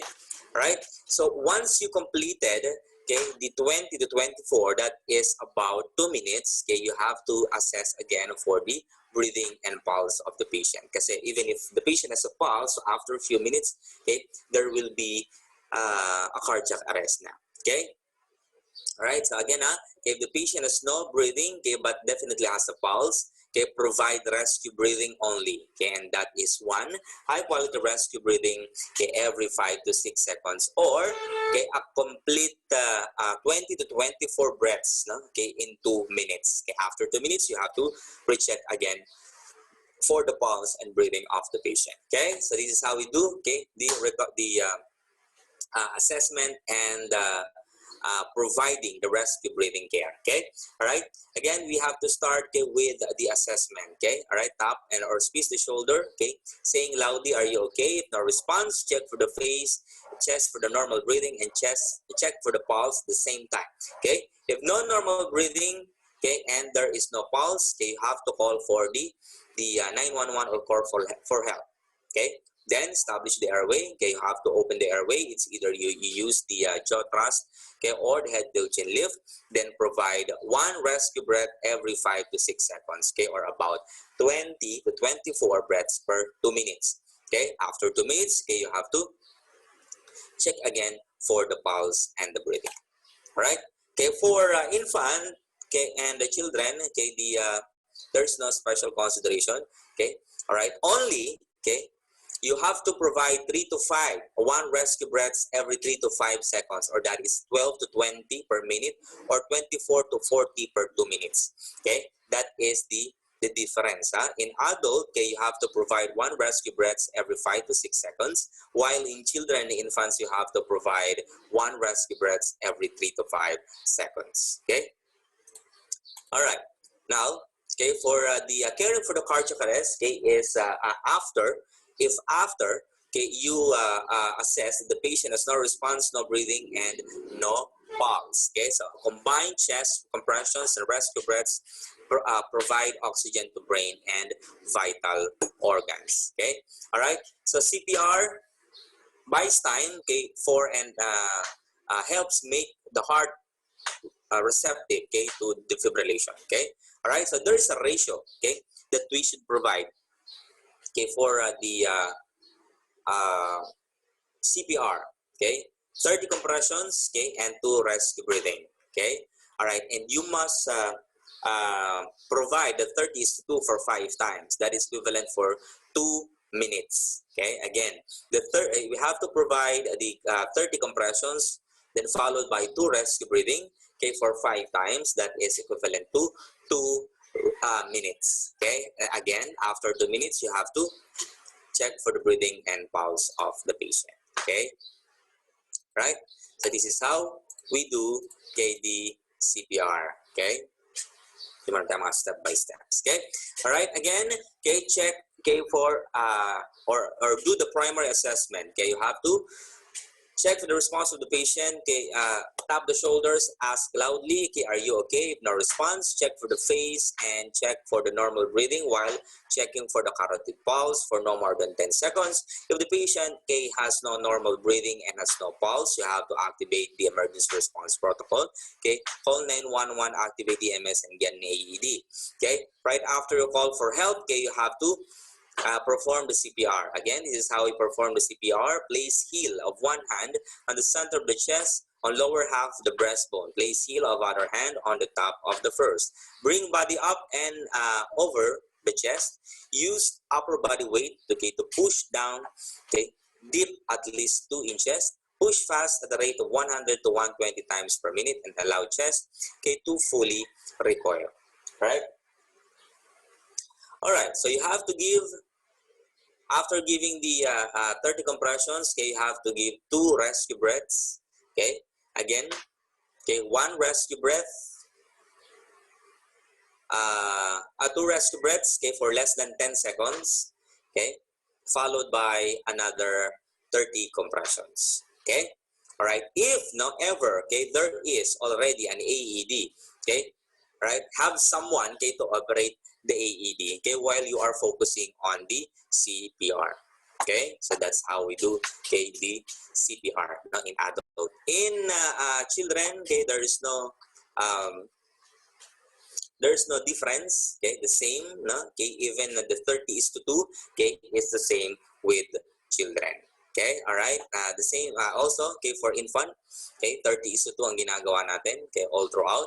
Okay, the only difference is the finger technique. Okay, again, guys, if you are just a single rescuer, do the finger technique. Okay, we will just shift, okay, to encircling hand technique, okay, for infant, okay, if we are 2 or more providers.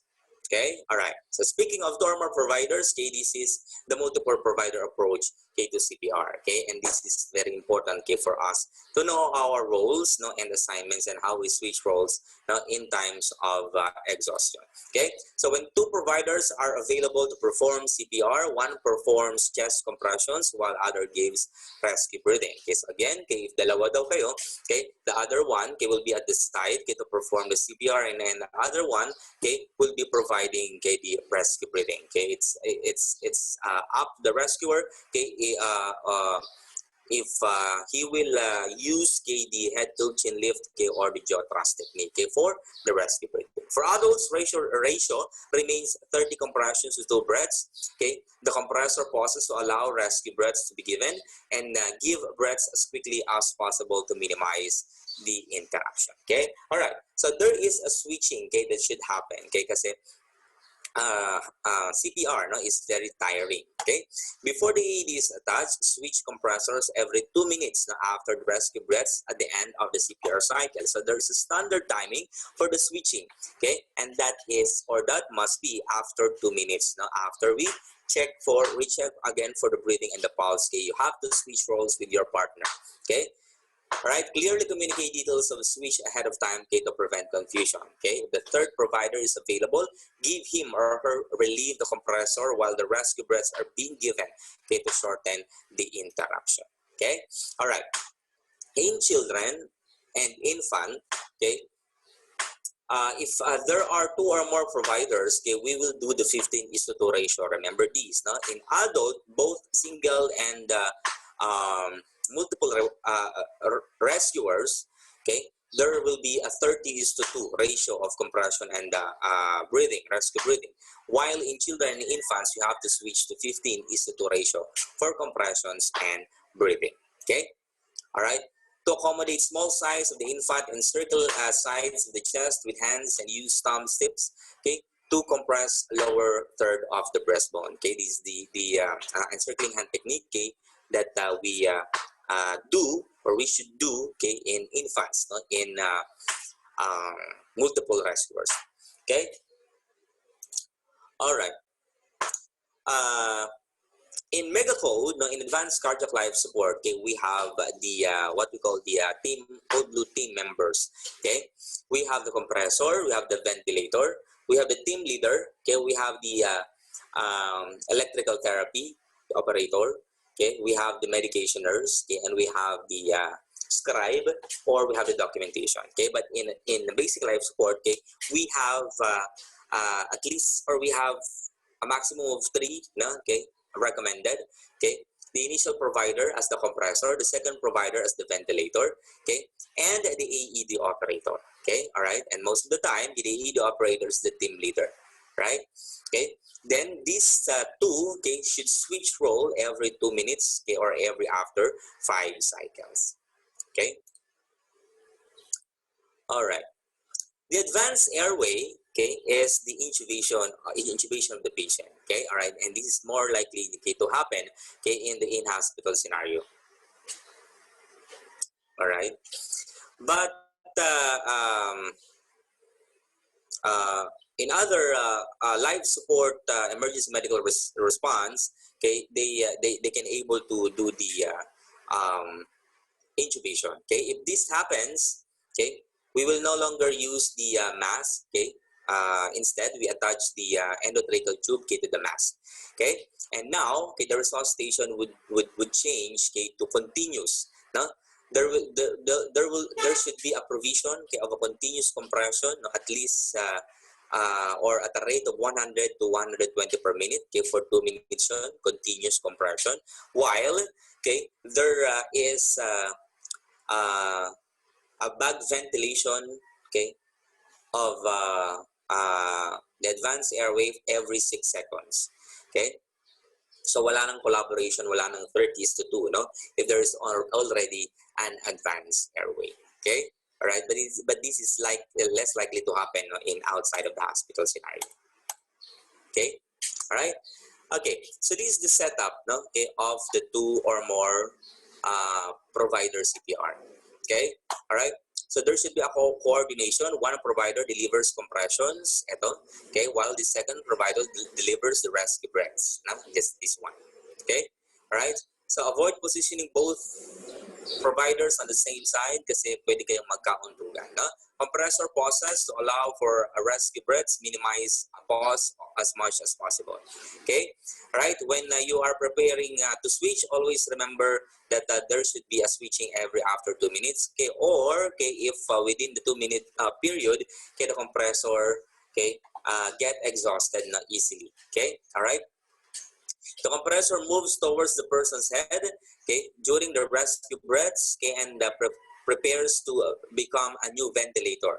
And the ventilator quickly moves to the side of the person's chest and begins compressions with 5 seconds. Okay? All right? If there are more than 2, let's say for example, tatlo kayo, no? Okay, rotate extra providers into compressor role, no, instead of ventilator kasi mas nakakapagod ang compression. All right? Okay. Okay, so before we discuss, okay, the choking, let's have a 10-minute break. Okay, then I will show you another video presentation. Okay, just save your question. Okay, we will have a question and answer later on.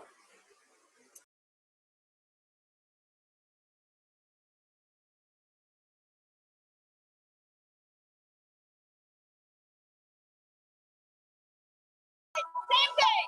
This is a little bit easier. Arms a little bit harder. Yes, knees up. Up forward.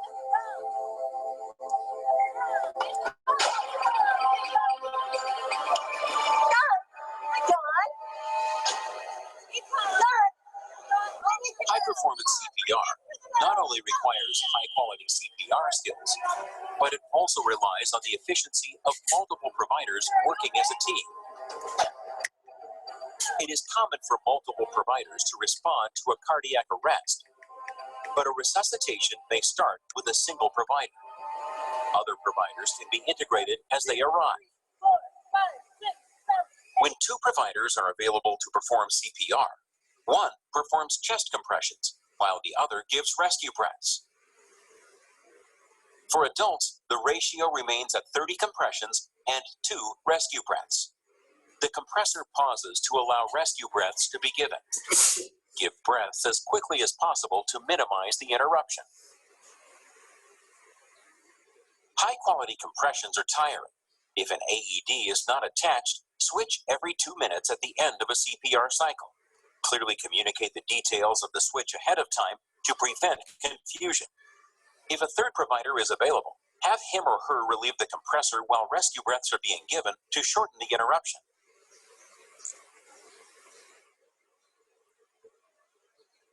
With 2 providers, use a 15:2 ratio of compressions and breaths for a child or infant.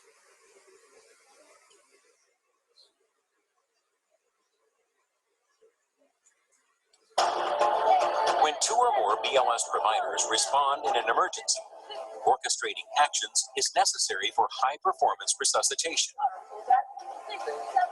Yes, our lifeguards are responding now.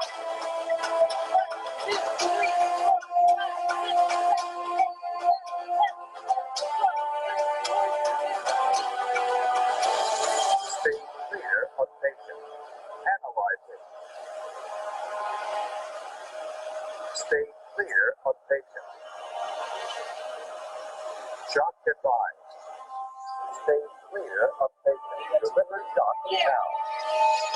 Shock delivered.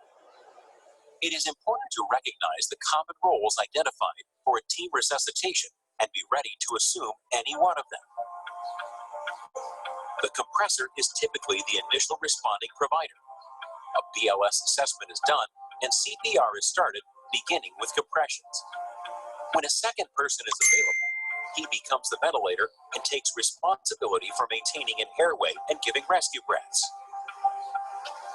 An AED operator brings and quickly attaches defibrillation pads without interrupting CPR.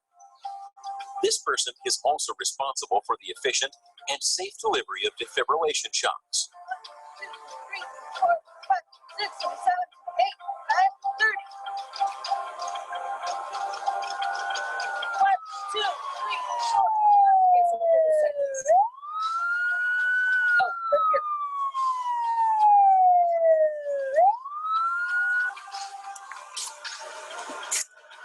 Stop CPR. Stay clear of patient. Analyze it. Shock advised. Stay clear of patient. Deliver shock now. Shock delivered. 1, 2, 3, 4, 5, 6, 7, 8, 9. The team leader takes a general perspective to supervise and improve overall team performance. What's the story? He was exercising in the water and then he collapsed. How long since you started? Effective team communication is essential. Speak calmly and in simple terms. 2 to 3 minutes. Was it witness? Yes. This person is also the main point of internal and external communication. If you are asked to do something, repeat it back to confirm and reinforce the instructions. Other roles may be filled as necessary. A second ventilator to help with the use of bag mask, or a scribe or reporter to document patient information, treatments, and intervention times. In the transition to more advanced care, Additional roles for actions such as administering medications may be added. When an AED is attached, plan to relieve the compressor during the time an AED analyzes the heart. This typically occurs every 2 minutes. After a shock is delivered or no shock is indicated, the new compressor immediately resumes CPR, starting with compressions. After a resuscitation, a facilitated group discussion or debriefing lets team members reflect on the care provided. Debriefing identifies issues with skills, equipment, or established procedures. It also emphasizes and reinforces what was done well. Changes based on debriefing can improve the overall standard of care for future resuscitations. Using realistic, scenario-based practices is an excellent way to prepare for team-based resuscitations. Practice using a team approach. An advanced airway device may be inserted into the throat during a resuscitation to maintain an open airway. When an advanced airway device is in place, the mask from the bag mask is removed and the bag is attached directly to the device to ventilate. As with other approaches to rescue breaths, provide enough air to make the chest visibly rise. Once an advanced airway device is in place, it is no longer necessary to pause compressions to give breaths. Provide continuous compressions at a rate of 100 to 120 per minute. Regardless of age, provide a single breath every 6 seconds or 10 times a minute.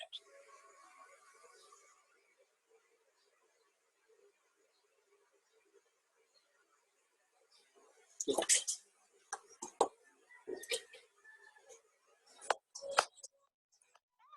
it out now, all the way.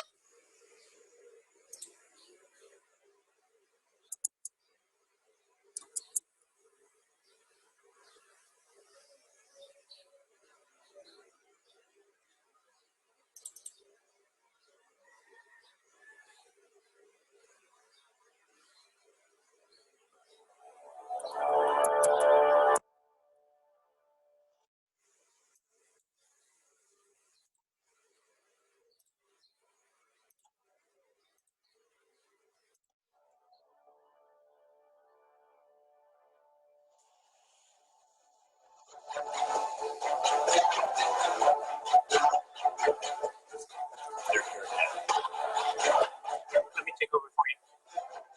I'll get him down just a few minutes. Sir, are you all right?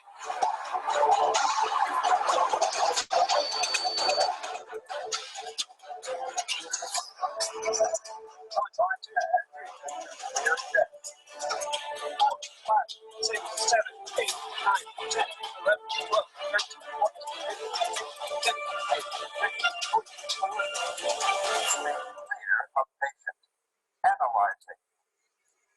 Shock advised. Everybody clear? Clear. Clear of patient. Deliver shock now. Shock delivered. 1, 2, 3. Immediate high-quality CPR and defibrillation with an AED can double or even triple the chance for survival from sudden cardiac arrest.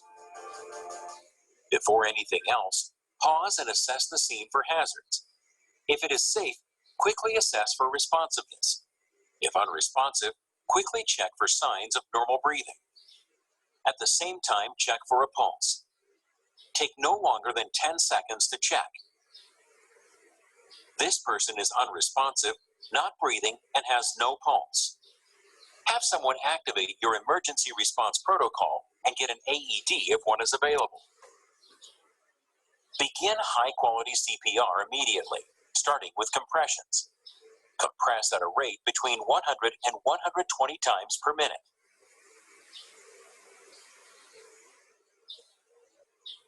After 30 compressions, give 2 rescue breaths. Establish an airway first and give only enough air to see the chest rise, but no more. Do this quickly in less than 10 seconds. Return to compressions and perform ongoing cycles of 30 compressions and 2 rescue breaths.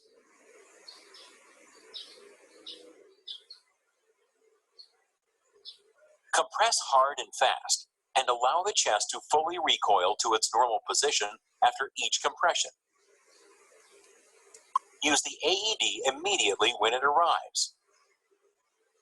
Turn on the AED and adhere the defibrillation pads to the bare chest. Allow the AED to analyze the heart. Analyzing. If a shock is advised, Shock advised. Stay clear. make sure you are not touching the person before delivering the Deliver shock. shock now. Shock delivered. Immediately after a shock is delivered, resume CPR, starting with compressions. Voice instructions and additional analysis by the AED will guide you through further care. Don't stop until the person shows signs of life, another BLS provider takes over, or you are too exhausted to continue.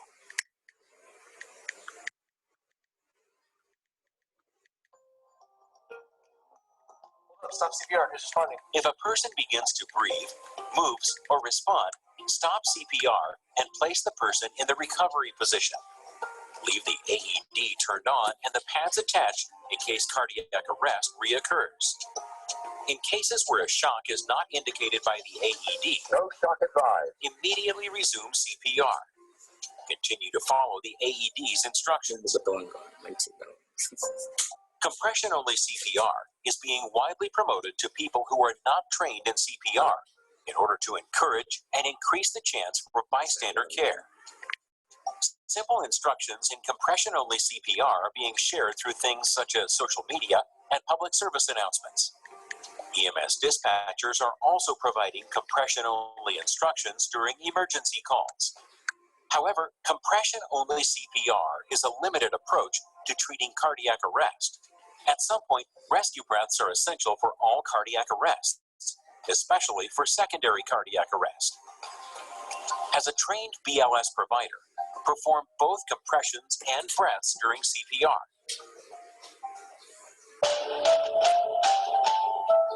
Most arrests involving children are secondary to the initial loss of an airway or breathing. Immediate CPR with an emphasis on effective rescue breaths may provide the only chance for survival. Before anything else, pause and assess the scene for hazards. If it is safe, quickly assess for responsiveness. If unresponsive, quickly check signs for normal breathing. At the same time, check for a pulse. Take no longer than 10 seconds to check. This child is unresponsive, not breathing, and has no pulse. Have someone activate your emergency response protocol and get an AED if one is available. Begin high-quality CPR immediately, starting with compressions. Compress at a rate between 100 and 120 times per minute. After 30 compressions, give 2 rescue breaths. Establish an airway first and give only enough air to see the chest rise, but no more. Do this quickly in less than 10 seconds. Return to compressions and perform ongoing cycles of 30 compressions and 2 rescue breaths. Compress hard and fast and allow the chest to fully recoil to its normal position after each compression. Use an AED immediately if one arrives. Don't stop until the child shows signs of life, another BLS provider takes over, or you are too exhausted to continue. Infant CPR is similar to adult and child CPR. Pause and assess the scene for hazards. If it is safe, quickly assess for responsiveness. If unresponsive, quickly check signs for normal breathing. At the same time, check for a pulse. Take no longer than 10 seconds to check. This infant is unresponsive, not breathing, and has no pulse. Have someone activate your emergency response protocol and get an AED if one is available. Begin high-quality CPR immediately, starting with compressions. Compress at a rate between 100 and 120 times per minute.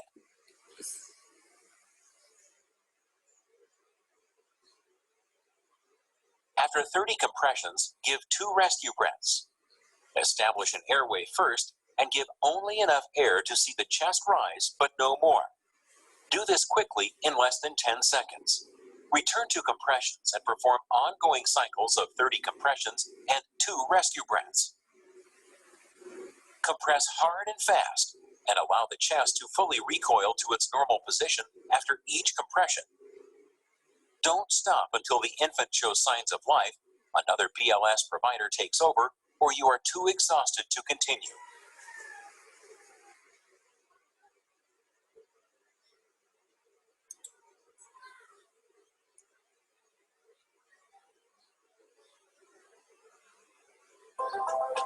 The quality of CPR skills can be improved during practice with the use of a real-time feedback device that measures things such as compression depth, compression rate, and overall timing.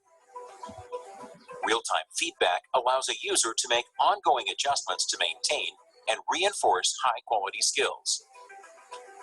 The Loop learning system is designed for CPR skill practice. The Loop feedback device is placed directly on a mannequin chest.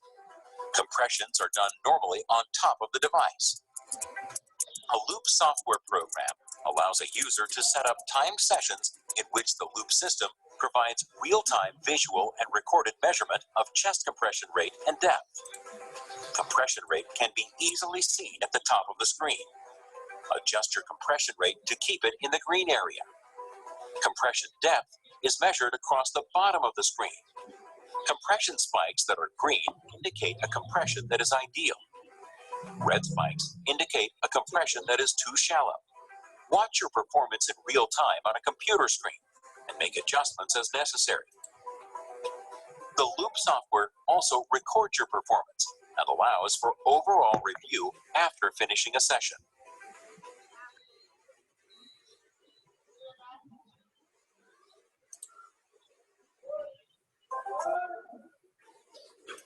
The quality of CPR skills can be improved during practice.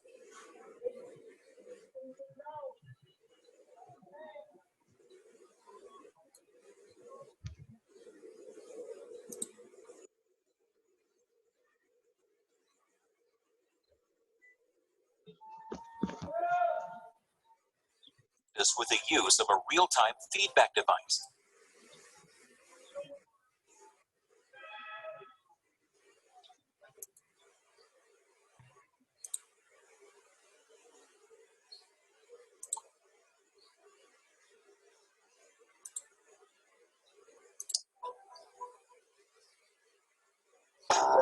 The BLS assessment is a simple way to quickly identify if resuscitation is required. It is the same for all ages and is performed quickly. Before anything else, pause and assess the scene for hazards. Take standard precautions to prevent contact with blood or other potentially infectious materials. If it is safe, check for responsiveness. Tap or squeeze the person's shoulder and ask loudly, "Are you all right?" For an infant, tap the foot. If unresponsive, quickly look for signs of normal breathing. At the same time, check the carotid pulse in the neck. Normal breathing is effortless, quiet, and regular. Weak, irregular gasping, snorting, or gurgling sounds, known as agonal breaths, can occur early in cardiac arrest. These actions provide no usable oxygen. This is not normal breathing. For an adult, check the carotid pulse in the neck.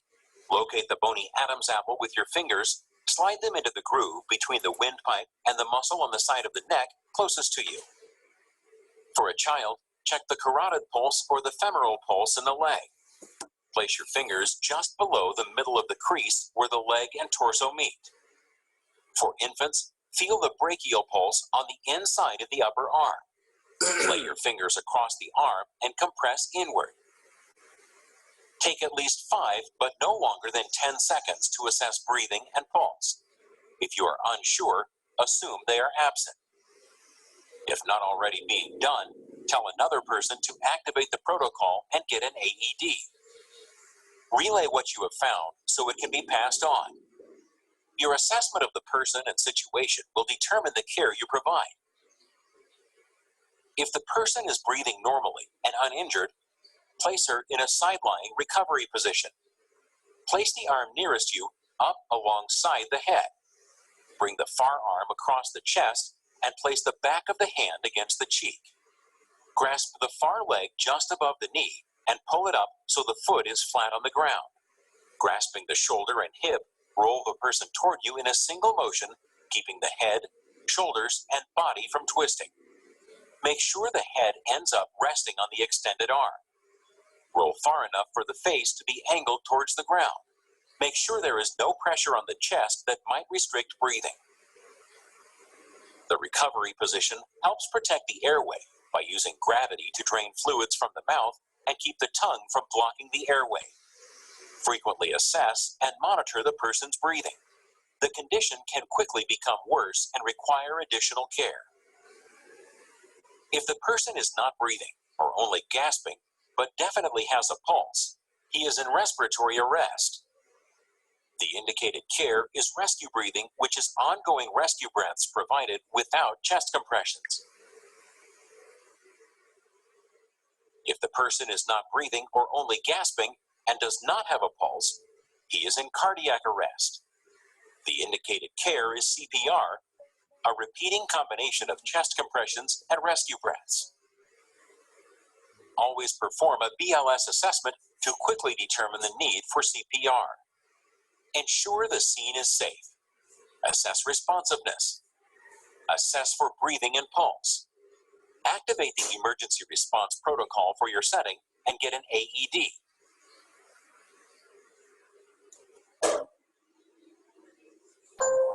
Rescue breaths are artificial breaths given to someone who is not breathing.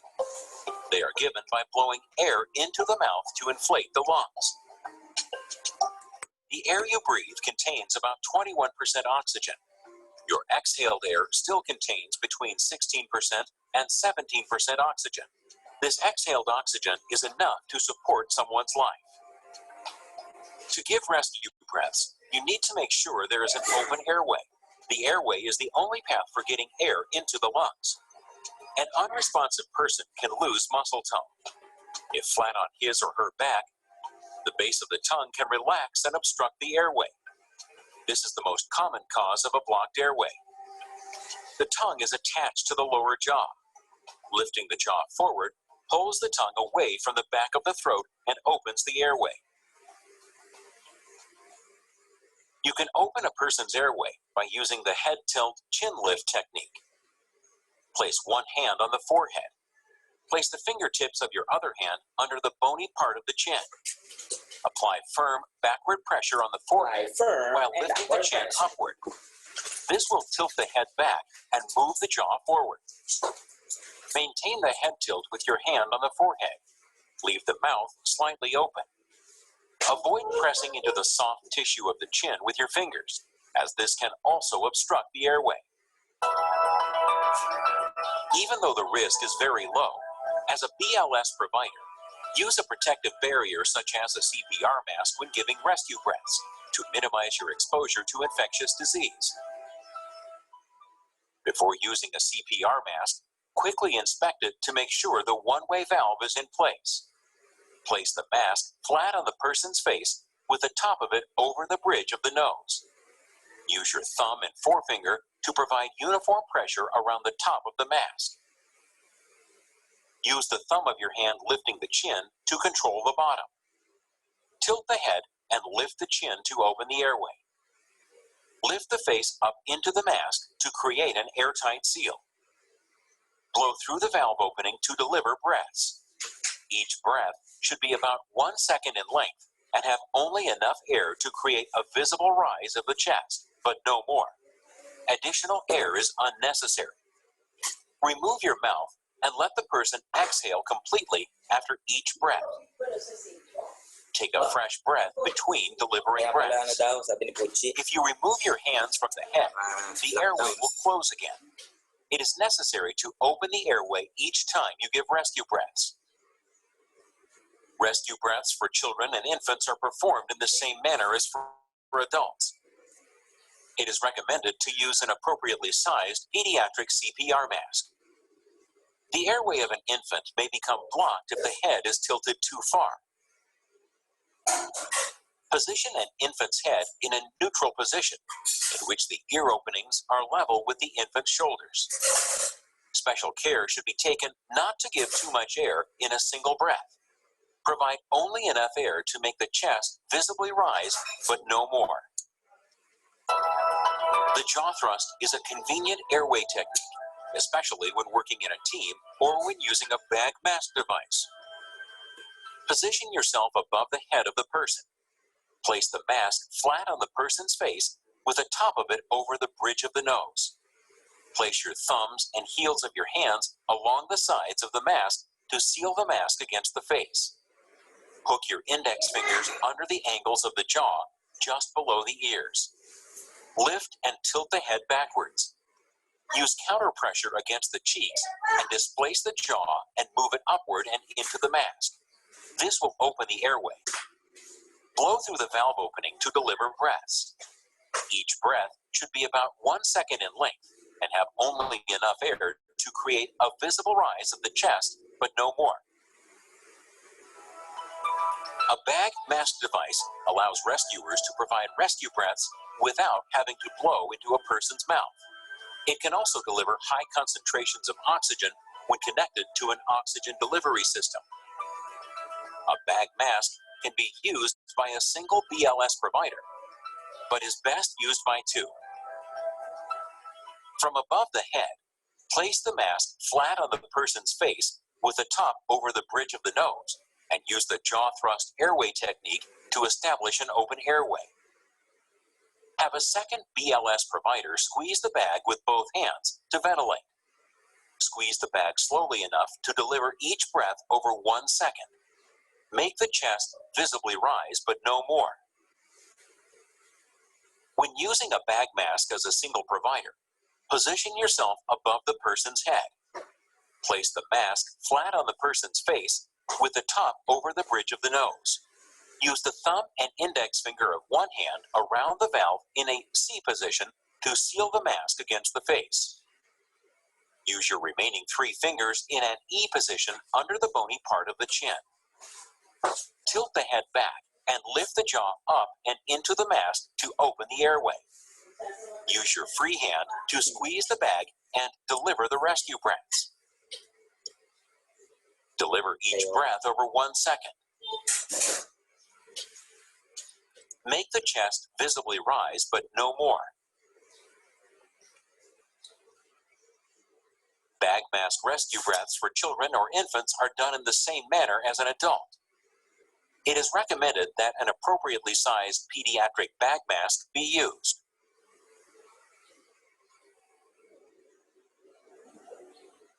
When caring for someone who is seriously injured, establishing an open airway is a higher priority than protecting a possible injury to the spine. Without a patent airway, a person will not survive regardless of injury. When the potential for a neck injury exists, a jaw thrust without head tilt can be used to open the airway. Position yourself above the head of the person. Place the mask flat on the person's face with the top of it over the bridge of the nose. Place your thumbs and heels of your hands along the sides of the mask to seal the mask against the face. Hook your index fingers under the angles of the jaw just below the ears. Use counter pressure against the cheeks to displace the jaw and move it upward and into the mask without tilting the head. If you find the jaw thrust without head tilt does not open the airway, use jaw thrust with head tilt or the head tilt chin lift technique instead, even if neck injury is suspected. You must establish an airway for a person to survive.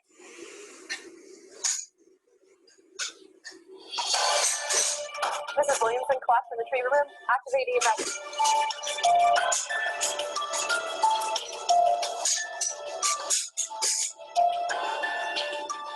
Remove clothes from patient's chest. Peel white pads from gray plastic case. Attach pads to bare skin exactly as shown. Stay clear of patient. Analyzing heart rhythm. Shock advised. Stay clear of patient. Press the flashing orange button now. Shock delivered. Begin CPR. AEDs are designed to be simple to operate. Voice instructions, lights, and screen prompts guide an operator through use. There are many different brands of AEDs, but the same basic steps for operation apply to all. Opening the lid will turn on the power for some AEDs. With others, simply press the power button. This starts voice instructions and readies the device for use. Apply pads to patient's bare chest. Pads must be applied to a bare chest. If needed, quickly tear away or use scissors to remove all clothing from the torso. Dry the chest quickly if wet. For a woman, remove the bra to provide better access for pad placement. Locate and pull out the defibrillation pads. The pads have pictures on them to show proper placement. Peel the pads from the backing sheet one at a time and place each as shown in the pictures. Place one pad below the right collarbone above the nipple and beside the breastbone. Make sure it adheres well by pressing it flat. Place the other pad lower on the left side over the ribs and a few inches below the armpit. Again, press firmly. Most AEDs automatically start analyzing once the pads are in place. Analyzing. Stop CPR. Movement can interrupt the analysis. Be certain that no one is touching the person. If defibrillation is advised, the AED will begin to charge for shock delivery. Shock advised. Stay clear of patient. Deliver shock now. Quickly look to make sure no one, including you, is in contact with the person before delivering the shock. For most AEDs, a button is pressed to deliver the shock. Delivered. Once a shock has been delivered, immediately resume CPR, starting with chest compressions. In cases when a shock is not indicated by the AED, no shock advised. Immediately resume CPR. AEDs are also designed to detect problems during use and guide you through corrective actions. Press pads firmly to patient's bare skin. If a troubleshooting message occurs at any time, insert connector firmly. Stay calm and follow the AED's voice instructions. Cardiac arrests involving children are likely caused by the initial loss of the airway or breathing. High-quality CPR with effective rescue breaths may be the only treatment required for successful resuscitation. However, conditions can occur for which defibrillation of a child or infant is warranted. The steps for using an AED on a child or infant are similar to an adult. Most AEDs have specially designed pads or mechanisms available that reduce the defibrillation energy to a level more appropriate for a smaller body size. For smaller children and infants, place one pad on the center of the chest just below the collarbones. Attach a second pad on the center of the back between the shoulder blades. Follow the AED's voice instructions to provide the appropriate care.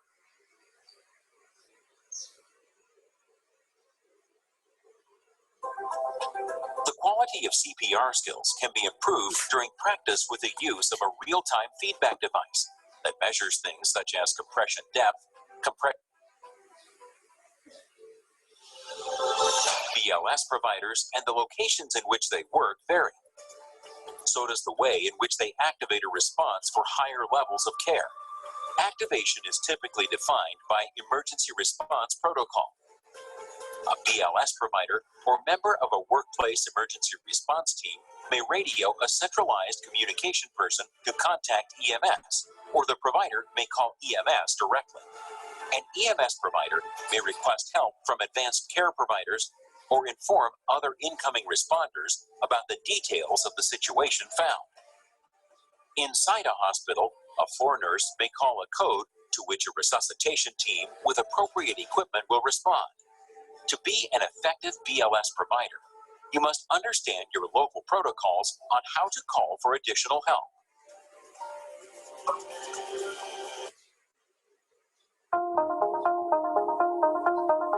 There are basic CPR skills used to provide the most effective approach to cardiac arrest. These include high-quality chest compressions, high-quality rescue breaths using a CPR mask or bag mask device, use of an automated external defibrillator, and checking for life-threatening emergencies using a BLS assessment. external compression of the chest increases pressure inside the chest and directly compresses the heart, forcing blood to move from the chest to the lungs, heart, brain, and the rest of the body. To perform proper compressions, the person needs to be positioned on his or her back on a flat, firm surface. Kneel close to the side of the person. Place the heel of one hand on the center of the chest on the lower half of the breastbone. Place the heel of your other hand on top of and parallel to the first. Bring your body up and over the chest so your shoulders are directly above your hands. Bending at the waist, use your upper body weight to push straight down to a depth of at least 2 inches. Lift your weight and allow the chest to fully return to its normal position. Move immediately into the downstroke of the next compression. Focus on high-quality techniques. Compress deeply more than 2 inches. It is likely you will not compress deep enough. While injury could occur from deeper compressions, do not let the fear of this affect compression depth. Compress fast, between 100 and 120 times per minute.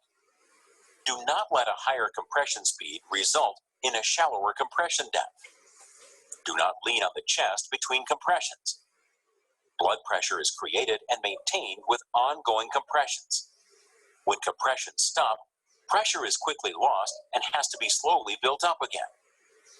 Allow the chest wall to fully recoil or rebound at the top of each compression. Minimize interruptions when doing compressions. When compressing properly, you may hear and feel changes in the chest wall. This is normal.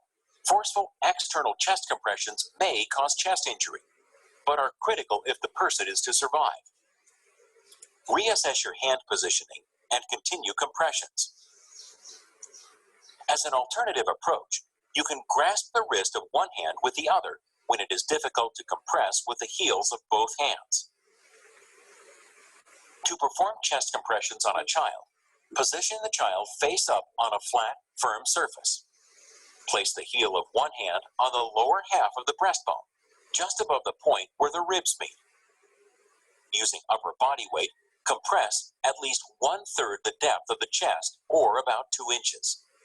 Lift your weight and allow the chest to return to its normal position. Without pausing, continue into the downstroke of the next compression. Continue compressing at a rate of 100 to 120 compressions per minute. Remember to compress fast and deep and allow the chest to recoil to its normal position at the top of each compression. Compressions on a larger child can be tiring. If needed, use 2 hands to perform compressions. To perform chest compressions on an infant, position the infant face up on a flat, firm surface.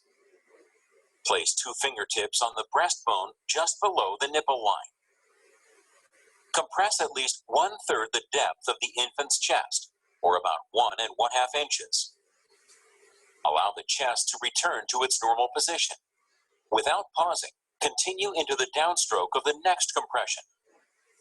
Continue compressing at a rate of 100 to 120 compressions per minute. Remember to compress fast and deep and allow the chest to recoil to its normal position at the top of each compression. When doing chest compressions with 2 or more providers, encircle the sides of the chest with your hands and use your thumb tips to compress the lower third of the breastbone.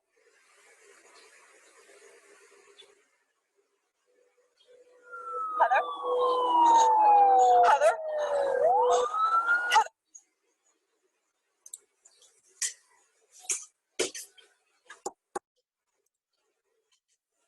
Okay, I guess na ulit na yung video. Alright, the last topic that we have is the choking. Okay, I hope nandyan pa kayo. No? Okay. Mag-lunch na tayo. Dapat tayong matapos. Okay? Alright, choking is the foreign body airway obstruction. Okay, that can happen commonly in children. Okay, all right, and then of course in the person with an absence gag reflex. Okay, all right, there are 2 kinds of choking. Okay, we have the mild obstruction and we have the severe no obstruction. Okay, all right. All you need to do is to identify, okay, if the patient can cough, no, or can gag or can speak.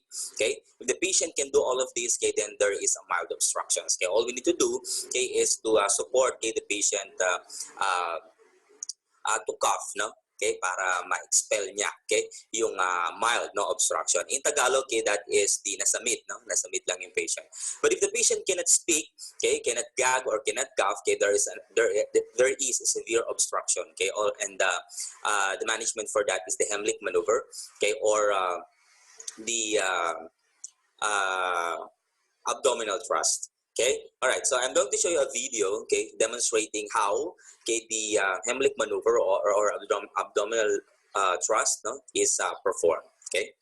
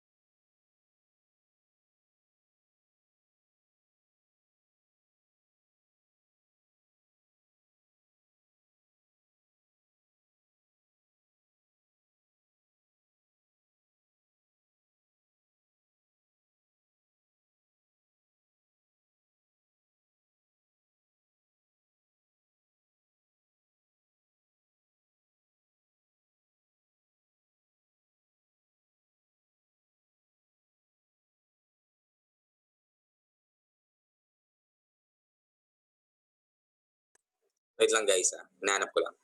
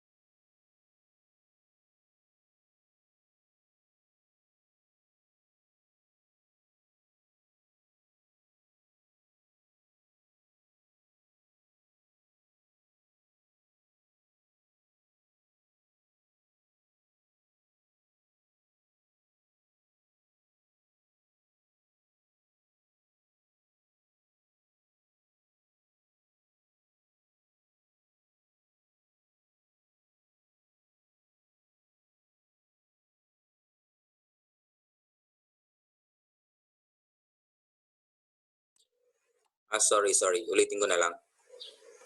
Wala palang sound.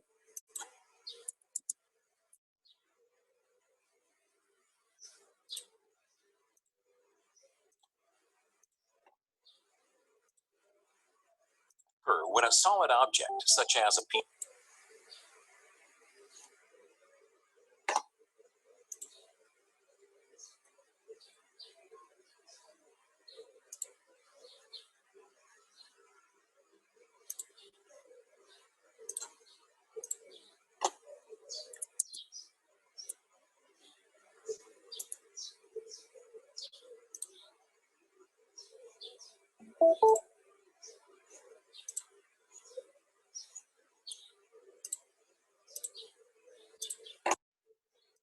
choking can occur when a solid object, such as a piece of food or a small object, enters a narrowed part of the airway and becomes stuck. On inhalation, the object can be drawn tighter into the airway and block air from entering the lungs. A forceful thrust beneath the ribs and up into the diaphragm can pressurize the air in the chest and pop an obstruction out of the airway.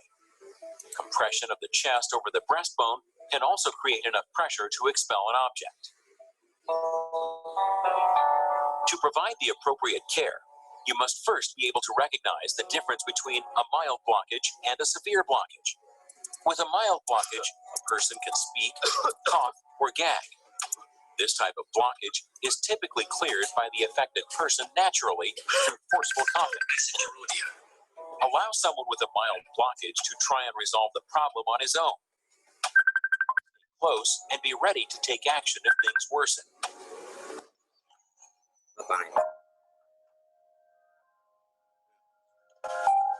Morning, Chrissy. How are you feeling? That's better, thank you. Good. You need to get another set of your vital signs after you finish your breakfast. Sure.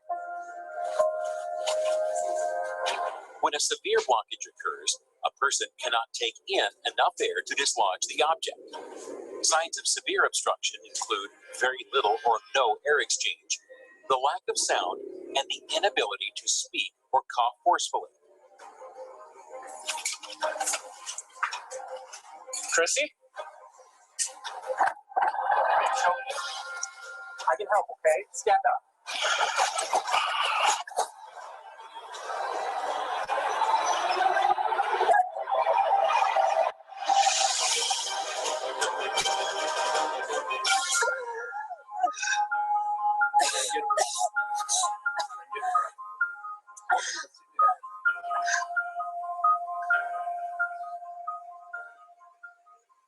A person without any air exchange requires your help to survive.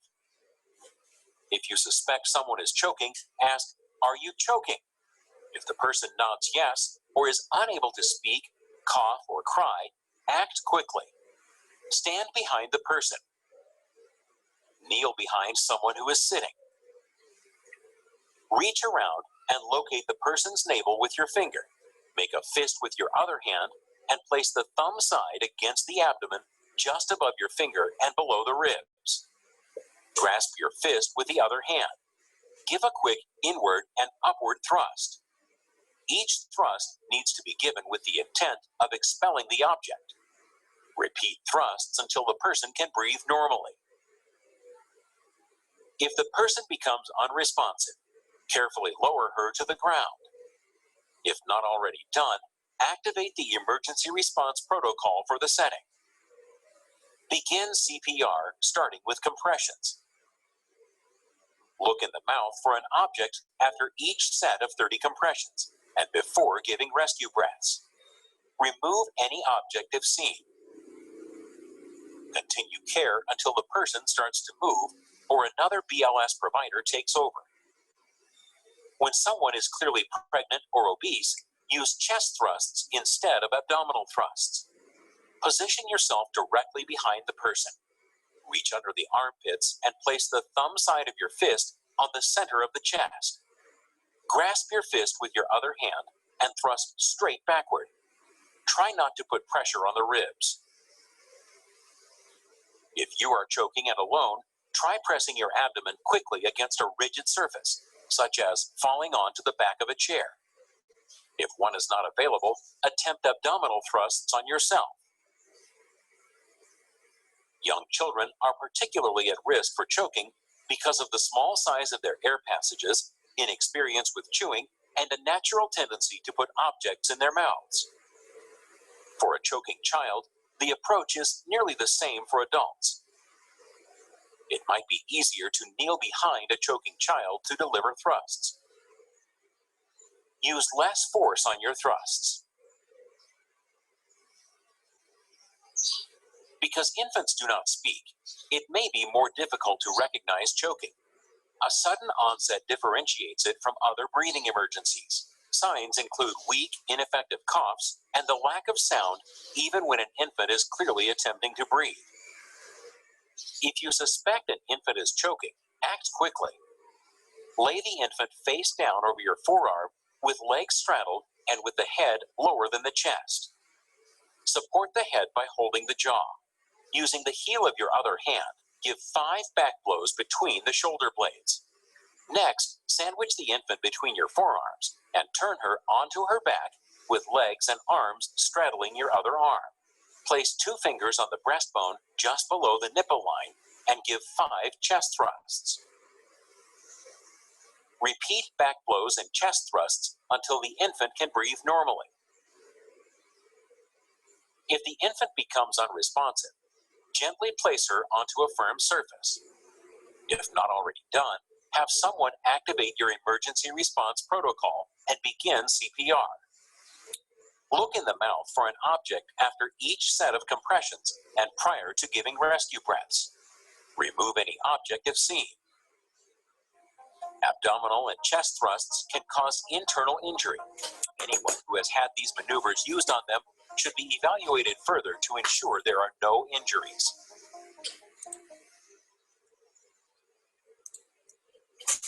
Okay, I would just like to add, okay, to end the process of the CPR, okay, or the resuscitation, okay, always remember the stops mnemonics, STOPS, okay, when to stop, okay, the resuscitation, okay, or the CPR process, okay, if there is a spontaneous return of circulation, S, spontaneous release of circulation, spontaneous return of circulation, that is the pulse, okay, O, IT, if there trained personnel arrives, that is the EMS, okay, O, if the operator is exhausted, kapag pagod na, okay, we have to stop, okay, P, if the physician, okay, or the protocol of the hospital dictates the length of time, okay, of the resuscitation, and the S, if the scene becomes unsafe, okay. So remember, okay, those reasons, okay, to terminate, okay, or to stop the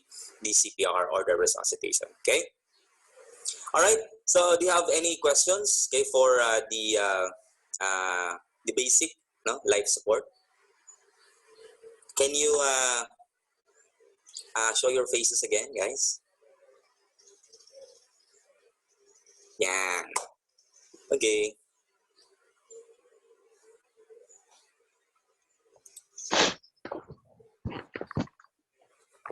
Okay. So, tumayo na yung iba sa pagkakahiga. Okay. Okay. Questions? May questions ba tayo?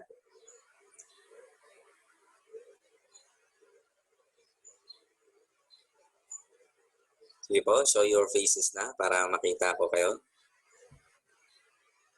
May taga-province ba dito? Ay, may taga-Manila ba?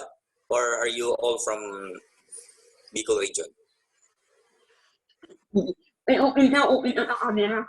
Hindi ka nakamit ah. Hindi ka nakamit.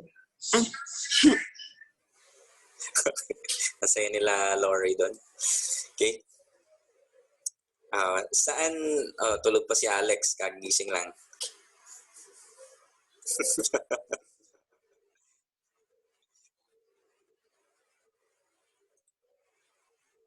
Okay. Sige, may question ba guys? For our BLS?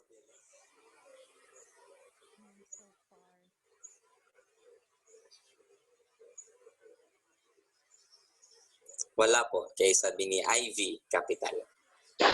What about the others? Wala pa naman po. Wala pa. Okay. Sure? Okay. Siguro, let's have a lunch. No? We will resume at 12:30. No? It's okay. Is it okay with you? 12:30. We will be discussing the ECG na, okay? Basic ECG interpretation. Okay? I hope sana sa ECG, okay, marami kayong questions, okay, para ma-discuss natin yung per outline, okay, of the basic ECG. Okay? Basic ECG interpretation is the foundation of the ACLS, no? Kasi most of the cases, no, in advanced cardiac life support, okay, it deals with the different dysrhythmias. Okay? So if you do not know how to read the ECG, okay, hindi natin yun mabibigyan ng any treatment. Okay? Alright? So later, okay, sa ECG, I will teach you how to use techniques, okay, on how to easily identify, okay, the dysrhythmias. Okay? I know mahirap yun, okay, pero let's try. No? Okay? Meron tayong different techniques for that. Okay? Okay. Alright. Office, no? Okay, are you there? Mr. Paul, Miss Joy, okay? We have something to tell. Sir, yung mga ano po sir, yung mga siguro dun sa attendance na lang kasi hindi pa kompleto yung, I think hindi pa kompleto lahat nakapag-send ng names. Okay. So paano na lang po? Pa-send na lang po ng names nung hindi pa nakapag-include po. Thank you po. Okay, so for the attendance daw, okay, it's very important kasi yung certificates nyo, no? Okay? Pag kasi medyo may mali doon, okay, we have to contact pa the ASI na medyo matatagalan yun and another payment pa yun, no? Okay, for the editing, okay, of the names. Okay, so make sure you send your names. Okay, so let's have a lunch break, no? Okay, we will resume at 12:30. Okay? From 12:30 to 5, marami na tayong mapag-uusapan nun. Okay? Pero medyo mahaba kasi yung ECG. So, we have to allot most of our time. Okay? So, thank you very much. See you later at 12:30. Thank you very much.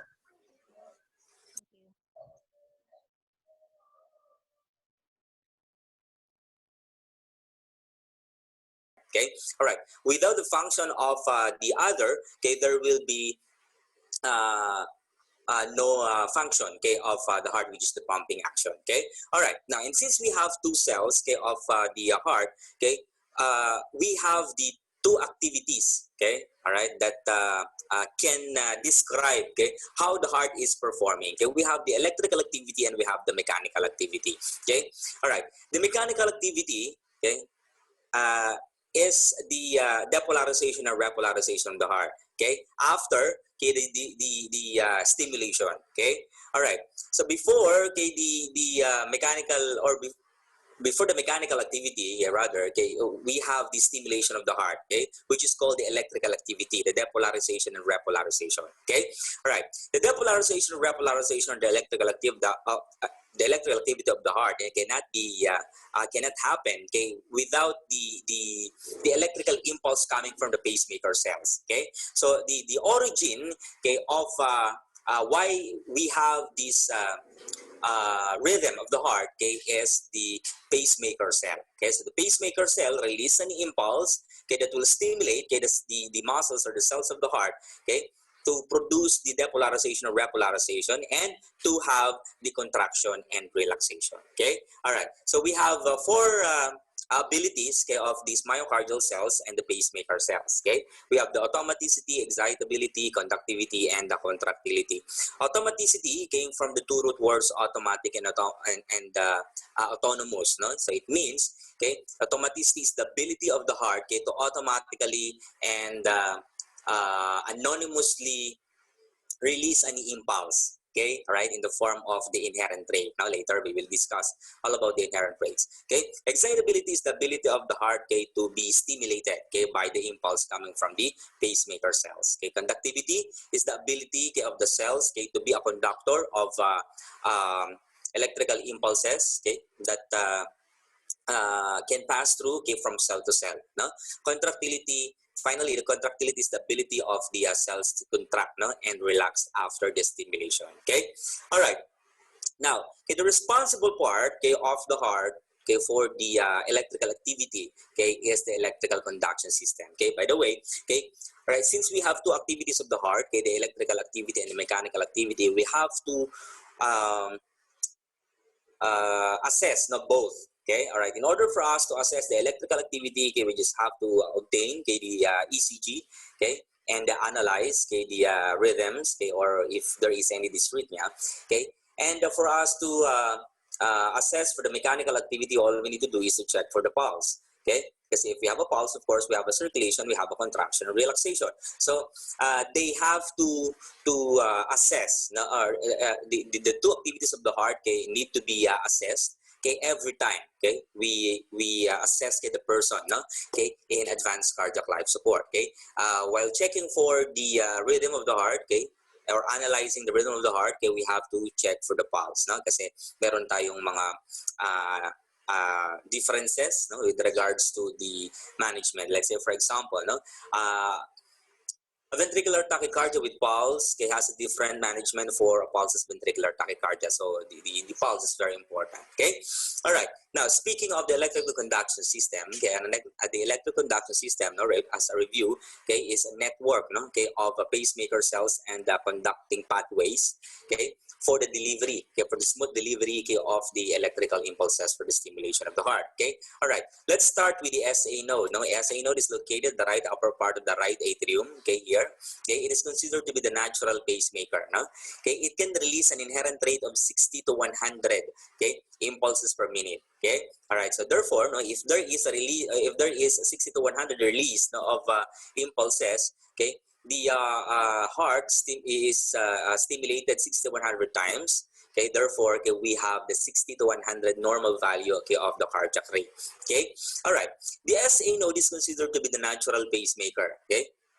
What does it mean? Okay, it means, okay, that all pacemakers or all in electrical conduction or all electrical impulses must be coming from the SA node in order for the heart, okay, to or in order for us to get the normal rhythm, okay, which is the normal sinus rhythm. Okay, so it means, okay, it's very easy, okay, for us, or it will be very easy for us to identify dysrhythmia, okay, if we know, okay, the origin of impulse. Okay, kasi sabi natin, okay, if the electrical impulse is coming from the other pacemakers other than the SA node, okay, that is the start, okay, of the dysrhythmia, and that is what I will try to discuss, no, okay, later on. Okay, all right. Now, another pacemaker that we have, okay, between the atria and the ventricular muscles, okay, is the AV node, okay, and it has an inherent rate of 40 to 60.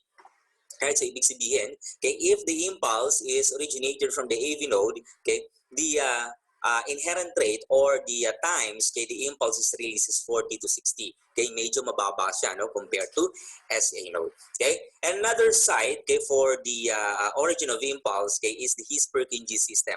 Okay, and it can give an inherent rate of 20 to 40. Right now, the reason, okay, why we have three, no, okay, pacemakers, no, okay, kasi may nagtanong na before, no, why do we need to have three pacemakers, no, if the SA node is considered to be the natural pacemaker. Ang sabi natin, okay, as long as that the electrical impulse is coming from the SA node, okay, there will be no a normal sinus rhythm. Okay, all right. So the presence, okay, of the another pacemaker, no, in the electrical conduction system is for the backup. Okay, all right. So the SA node, if the SA node fails to conduct, the AV node will resume, okay, or will assume the origin of the impulse. No? Okay, however, medyo mababang ala. No? Okay, and then ganun din si his Purkinje system. No? Okay, if the AV node, no, fails to conduct, okay, there is a backup pacemaker. Okay, all right. Now, the reason, okay, why we have a different level, okay, of the inherent rate is, okay, for the overdrive suppression. Okay, all right. So while the SA node is functional, okay, the AV node is not activated. No? Okay, the only way for the AV node to be activated is if the SA node fails to conduct. So now, okay, if the AV node, okay, still assuming, okay, that the SA node is still functional, okay, the inherent rate, okay, of the SA node, okay, is overdrive suppressing the inherent rate of the AV node. Okay, kaya hindi pa siya na-activate. Okay, all right. So hindi siya our heart, okay, is very versatile to the point na hindi siya basta-basta mamamatay. No? Okay, mamatay man ang pag-ibig mo sa kanya, pero hindi pa rin mamamatay ang function ni heart. Okay, all right. Anyway, so that's how, okay, the electrical conduction system move, okay, from the natural pacemaker down to the backup pacemaker. Okay, all right. So the leads, okay, that we always analyze, okay, is coming from the electrocardiography machine. Okay, so the machine, okay, senses the sensitivity or the electrical potential coming, okay, from the different parts, okay, of the heart.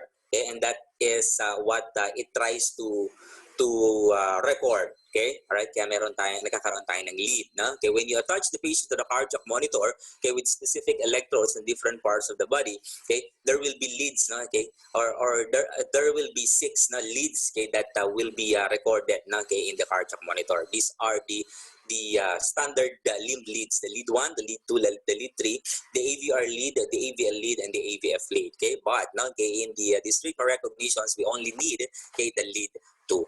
Okay, all right. Okay, so paano? This is an example, no, of a lead. No, okay, all right. So we have the waveforms and complexes here.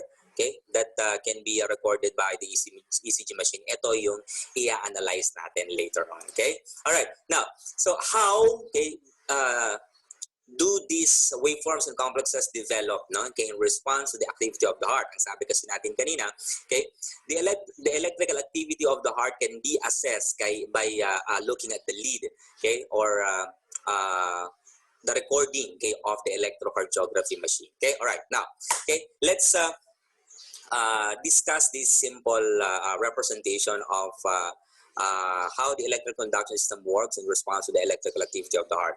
Okay, all right. Once the SA node releases an impulse, there will be depolarization first, okay, of the atrial muscles. Okay, all right, and this wave will be developed. Okay, we will name this, or we will label this as a P wave. Okay, all right. Okay, now the impulse, okay, coming from the SA node, okay, that stimulated the atrial chambers, okay, will enter, okay, the AV node. Okay, all right. So as you can notice now here, okay, once the impulse enters the AV node, there is no wave. So ibig sabihin nun, okay, we are in the isoelectric line. Okay, there is no activity happening now in our heart. Okay, all right.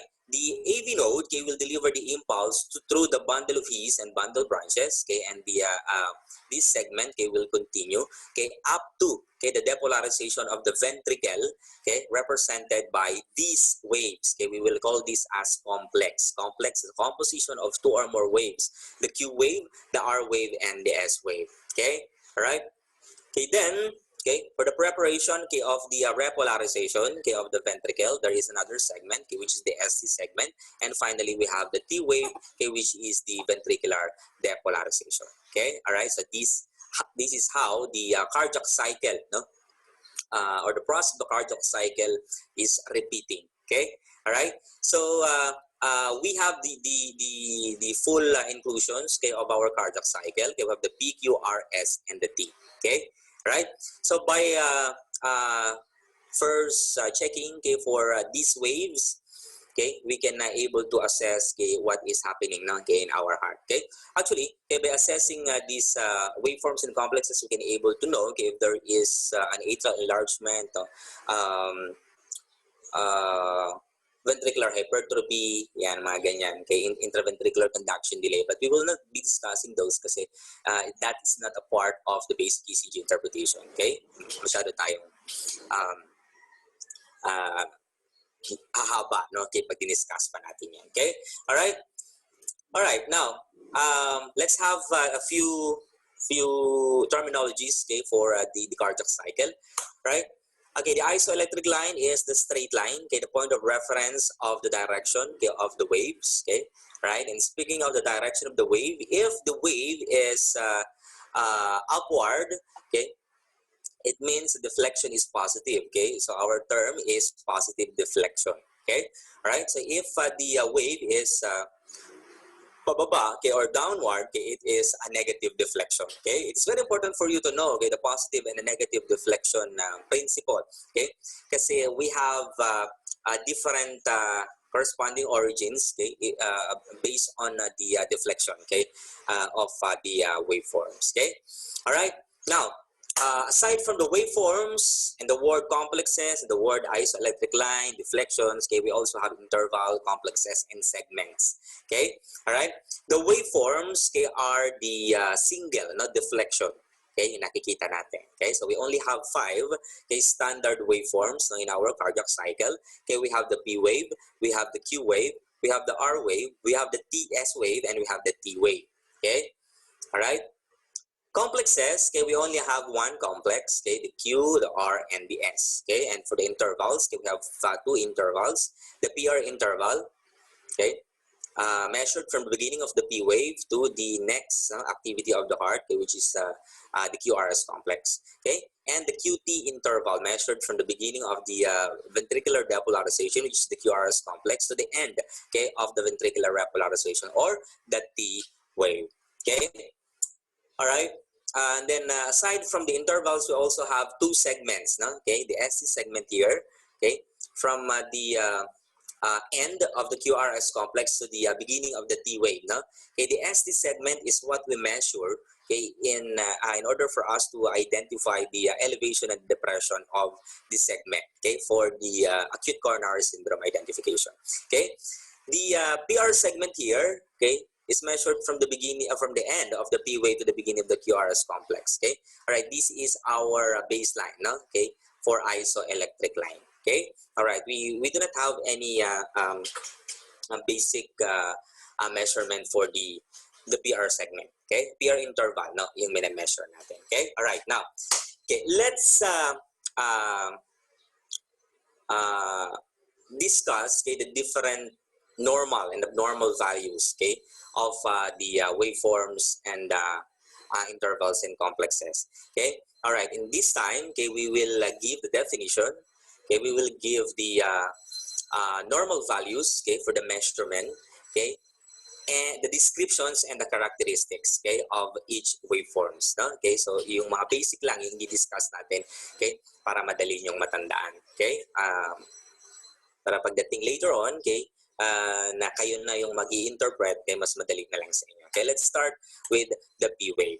Okay, all right. The definition of the P wave is the first upward deflection of the cardiac cycle. Okay, so in it should always be the P wave. Okay, that we have to start with the labeling. Okay, right? The P wave is the first upward deflection. Okay, walang ibang first deflection, okay, in the cardiac cycle, but the P wave. Okay. However, no, we have different scenarios, no, okay, that can describe the absence or the different characteristics of the P wave. No, later ano lang yan. Okay. All right. The P wave, okay, should stand, okay, for about 0.5 to 2.5 millimeter in height, no, and 0.10 seconds, no, in length. Okay, so paano natin yan na measure? Okay, all right.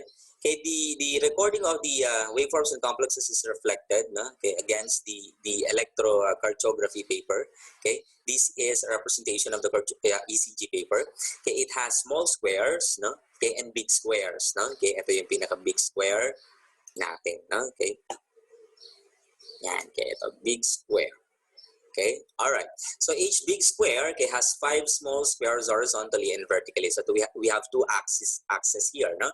Okay, the vertical axis, no, yung pataas, and the horizontal axis yung pahalang, no? Okay, the vertical axis, okay, is the voltage, okay, or the height. Okay, it's where we measure the height, no? Okay, in millimeter. All right. Okay, and the horizontal, okay, is the time, okay, for the electrical activity to complete, no? Okay, its activity, okay, in second, no? Okay, unit of measurement. Okay, all right. So let's extract, no? Okay, 1 small square. Okay, yan yung isang maliit na yan. Okay, let's extract, no? All right. Okay, 1 small square, okay, horizontally, okay, is measured as 0.04 second. Okay, 0.04 second. Ganoon siya kabilis, no? Right, and one small square, okay, vertically, okay, is 1 millimeter in height. Okay, so if we have 5 small squares, no, in 1 big square horizontally, okay, that is 0.04 times 5, we have 0.20 second. Okay, all right, and if we have 5 small squares vertically, okay, we have 5 millimeters, no, okay, in height, no, yung isang big square. Right?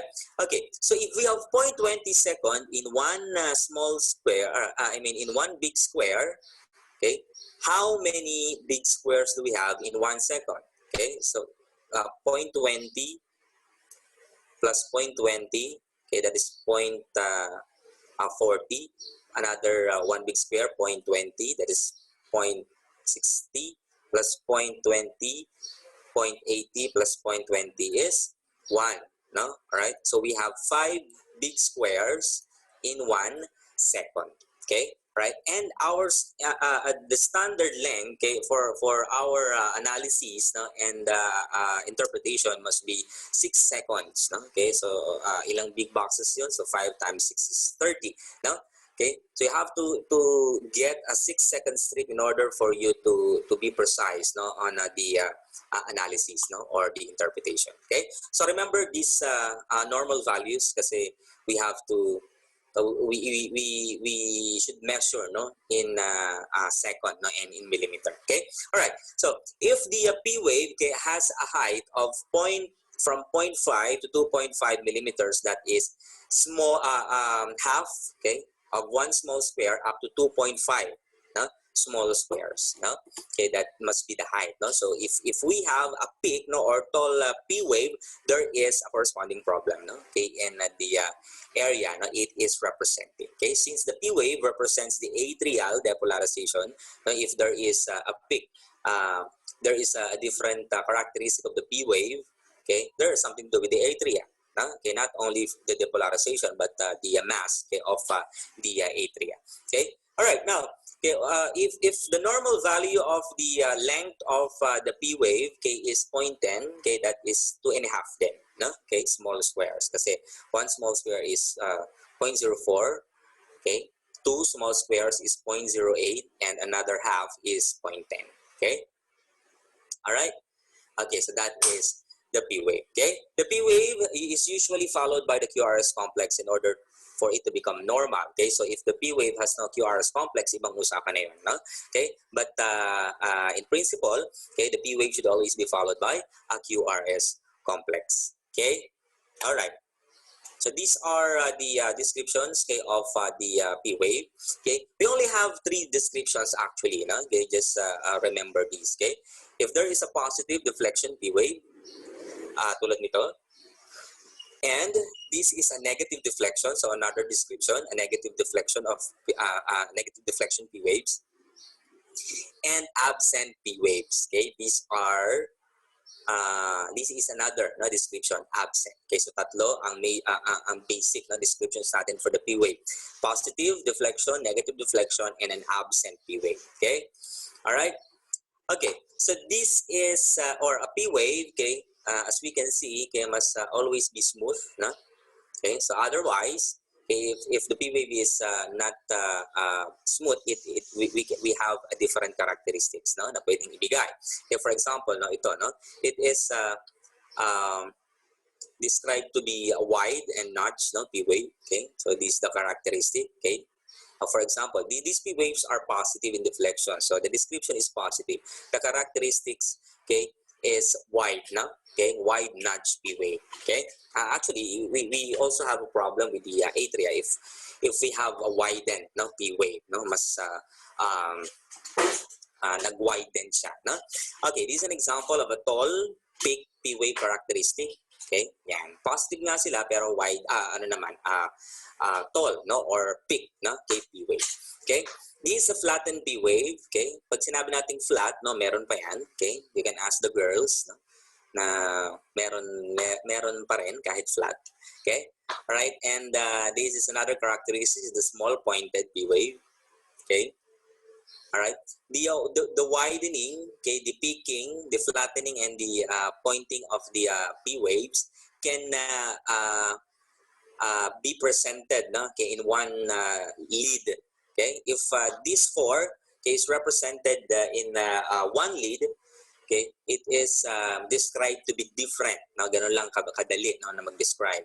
Okay, so different kasi dapat na lahat ng P wave magkakamukha. Okay, all right. So another description, okay, of the P wave, or another characteristic of the P wave that we can give is this sawtooth pattern, okay, of the P wave, no? Right, and this is or can be observed, no, in the atrial flutter, no, dysrhythmia. Okay, all right. Another one is the wavy P wave. Okay, right. This is also called fibrillatory P waves. Okay, and this can be observed, okay, in atrial fibrillation, no, okay, na dysrhythmia. Okay, dadaanan natin yan later on. All right. Okay, so the PR interval, okay, is measured from the beginning of the P wave to the beginning of the QRS complex. No? Okay, it is measured, okay, by means of its prolongation. Okay, normally it must be 0.12 to 0.20 second. Okay, so how many small squares do we have in 0.20? We have 5, no, small squares. Okay, if your PR interval prolongs for more than 5 small squares, okay, the description is prolonged. Okay, all right, and that is a criterion, okay, for the AV block. No? Okay, we will discuss the AV block later on. Okay, okay, we have two descriptions, okay, of the PR interval. Okay, the normal, okay, and the prolonged. Okay, the prolonged is more than 5 small squares in length, no, and the normal is less than. No? Okay, kahit na sobrang iksi niyan, okay, normal pa rin yan. Okay, pag diniscribe natin. All right. The QRS complex, guys, let me know, no, if I'm being too fast, kasi iba ang Zoom lecture. Since I cannot see you, no, your reactions, no, I cannot able to modify, no, kasi in normal classroom base, no, I can observe your facial expression. So every time that I observe na oops, hindi niyo masyadong susundan, I can repeat, no? Okay, pero ngayon I'm depending on your chat, no? Kung medyo mabilis or hindi naiintindihan. Okay? All right. The QRS complex is a composition of 3 waves, the Q, the R, and the S, no? Okay? As a whole, okay, we measure the QRS complex based on its width. Okay, yung gaano siya kakapal, okay, and that is usually less than, no, 0.12 seconds, no. If you read the other books, no, it will say 0.11 second, no. Okay, however, we can only measure that, no, digitally, no, okay, not by small square. So to make it standard, okay, gawin na lang natin na 0.12 second, okay, and that is acceptable in other books. Okay. All right, so we have 0.12 second, which is 3 small squares. No, if the QRS complex widens, okay, for more than 3, no, okay, small squares, we have wide na description. Dalawa lang ulit ang magiging descriptions natin, okay, for the QRS complex. Okay, it can be narrow, okay, which is the normal, or wide, which is the abnormal. Okay, question? None. Okay. So we do not have any basic measurement for the height of the QRS complex kasi when you take the QRS complex as a whole, okay, you must consider the leads, no? Kasi pag sinabi natin na 12-lead ECG, okay, different leads have different height of the QRS complex, okay? Right? Okay, so isa-isahin natin, no? Isa-isahin natin yung QRS complex. And by the way, okay, these are the observable features, okay, or I mean picture, okay, of the QRS complex that we can see. Now, this is 3 small spares, and actually the 3 small spares is considered to be widened. Okay, right? And this is narrow. Okay, 0.08. We have 2 small spares here. Okay, we have 1 small spare here, or a QRS complex is getting narrow. No? Okay, if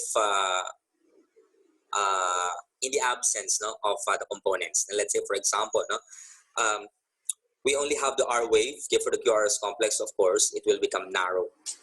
You know, up to the point na 1 small square lang siya. Huh? Right? Okay. And yes, no, okay, the S wave and the Q wave and the S wave can be absent na in times, no, normally. Okay. All right. Okay. Isa-isahin muna natin, no, yung QRS complex natin. Let's start with the Q wave.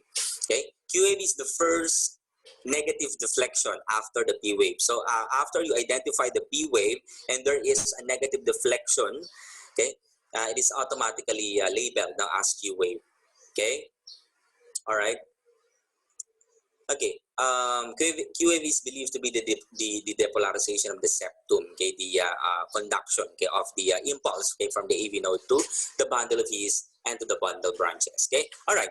We have a specific measurement of the Q wave, no? Okay. Most especially if we are pertaining to the acute coronary syndrome. Okay, and that is what we call the pathologic Q wave. Okay, we can always assume, okay, a pathologic Q wave, okay, if no, okay, the measurement is more than 20% of the height of the QRS complex. Let's say, for example, no, this R and S, no, height, okay, is 15 millimeters. Okay, what is 20% of 15? That is 3. Tama ba? 3 small squares. Okay, your Q wave must not more than 3 small squares deep. Okay, in order for us, okay, to say that is a normal Q wave. But if it exceeds, okay, the 20% of the QRS complex, it is a pathologic Q wave. Okay, ibig sabihin, there was an old infarct. Okay, may nangyaring acute coronary syndrome doon sa pasyente. Okay. All right. Okay. R wave. Okay. R wave is the first positive deflection after or following the Q wave or the P wave. If there's no Q wave, no, in the cardiac cycle, then the first upward or the first positive deflection after the P wave is the R wave. Okay. Automatic yun. Okay. All right. Okay.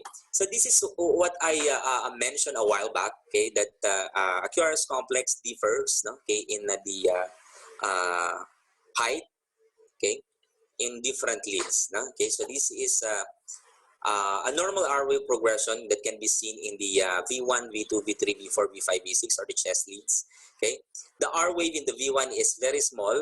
Okay, until it reaches the V3 and V4. Okay.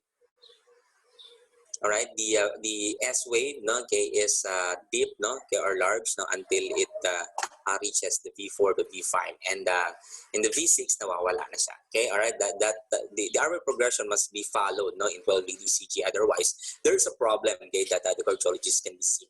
Okay, all right, so we have no specific measurement for the R wave. Okay, we just have to know, okay, the leads that we are.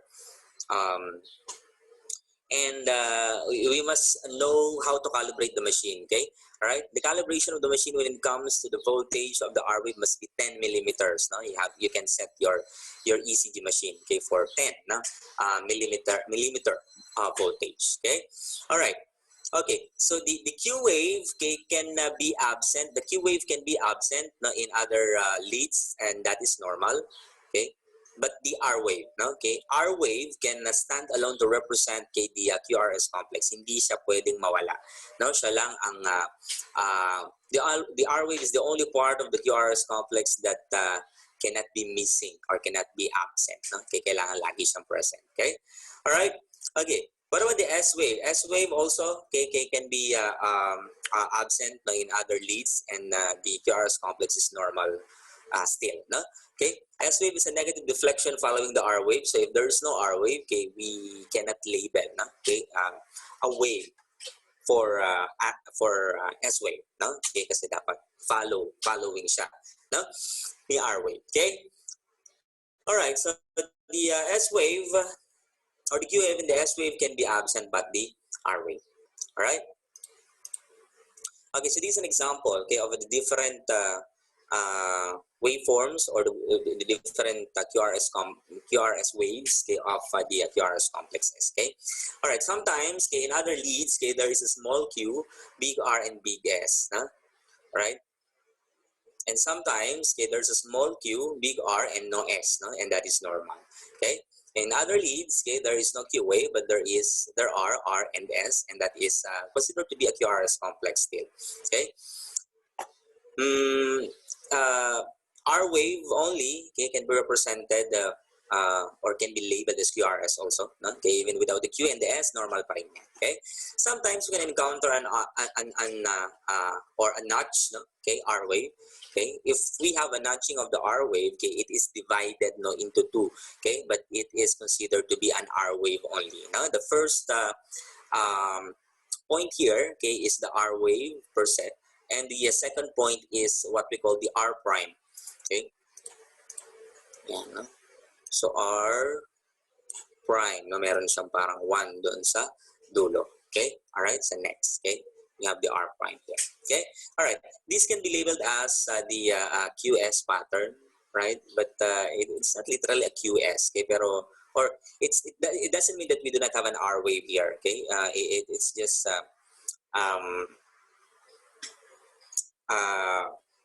we can see this, no, in ventricular tachycardia, no? Okay, most of the time.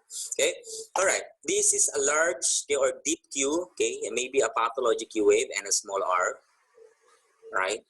Okay, a small R and S wave can be seen frequently or commonly, no, in V1 and V2.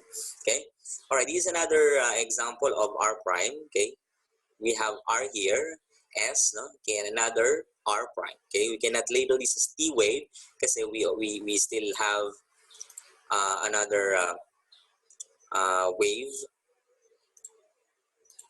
okay, here supposedly, yan. Okay, meron pa tayo another, and then this is the T wave. Okay,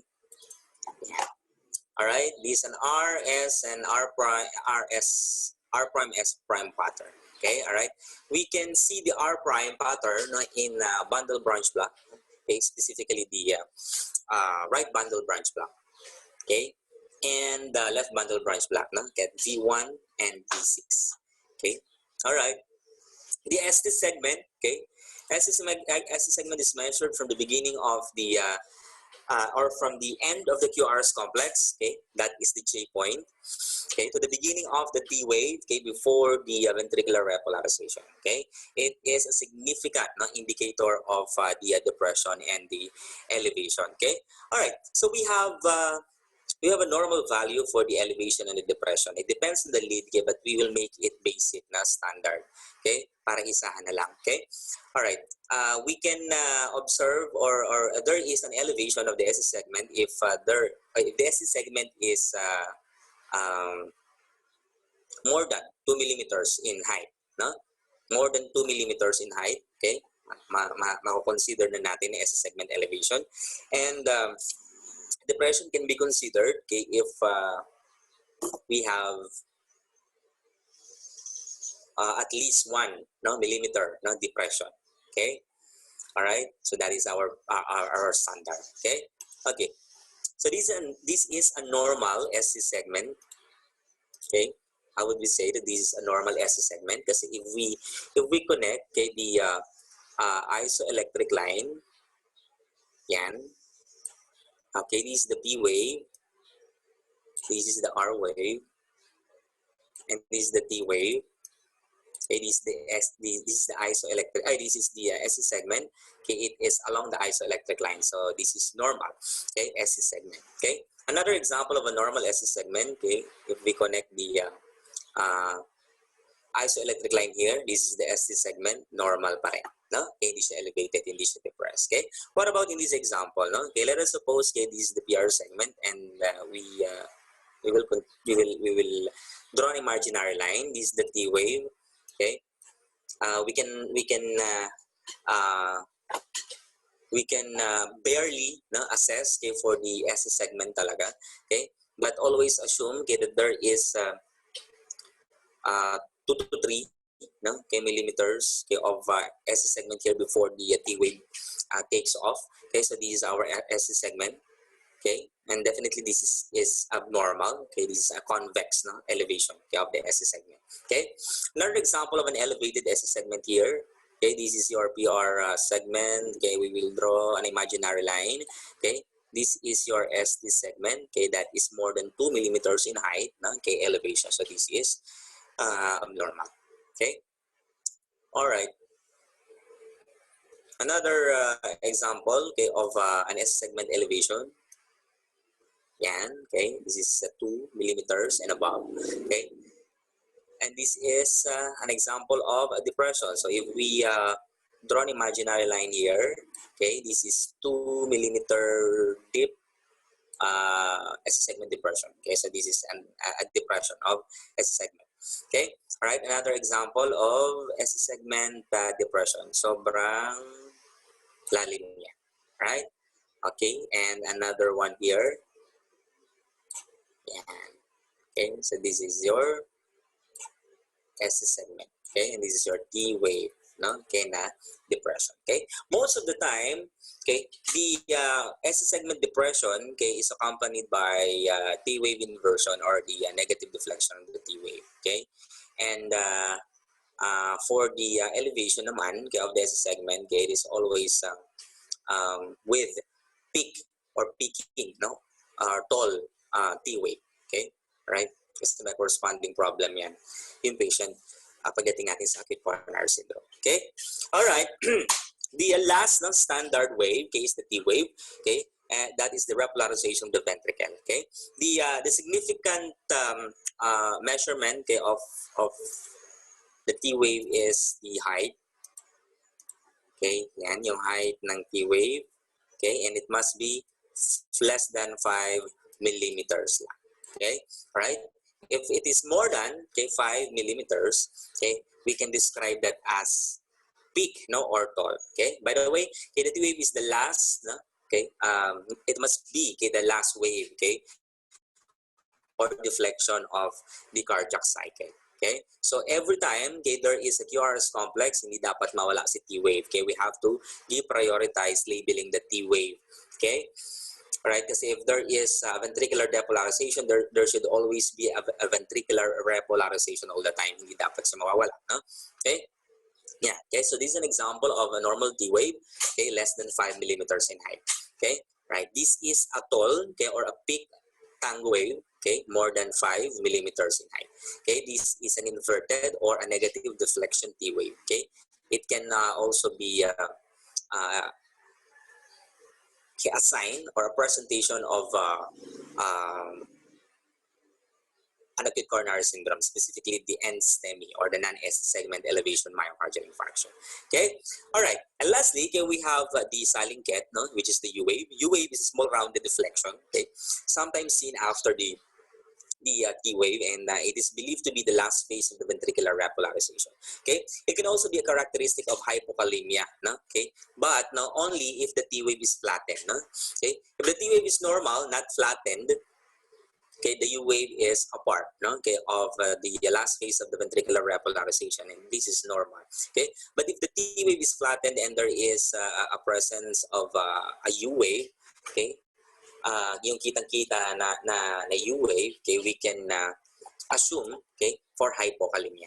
Okay, all right. By the way, guys, no, okay, in peaking or a tall T wave can be a presentation also, okay, of an electrolyte imbalance, specifically the hyperkalemia.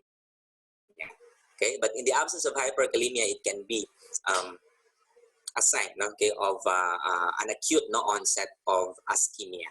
Okay, all right, so di-discuss ulit natin yan tomorrow. Okay, yes. All right, okay, so these normal values of the waveforms in the complexes, okay, are not, okay, how we interpret, okay, the ECG. Okay, all right, so how we interpret the ECG is by following the steps, okay, the 5, no, standard steps. Okay, all right, this is first, okay, we have to calculate the rate.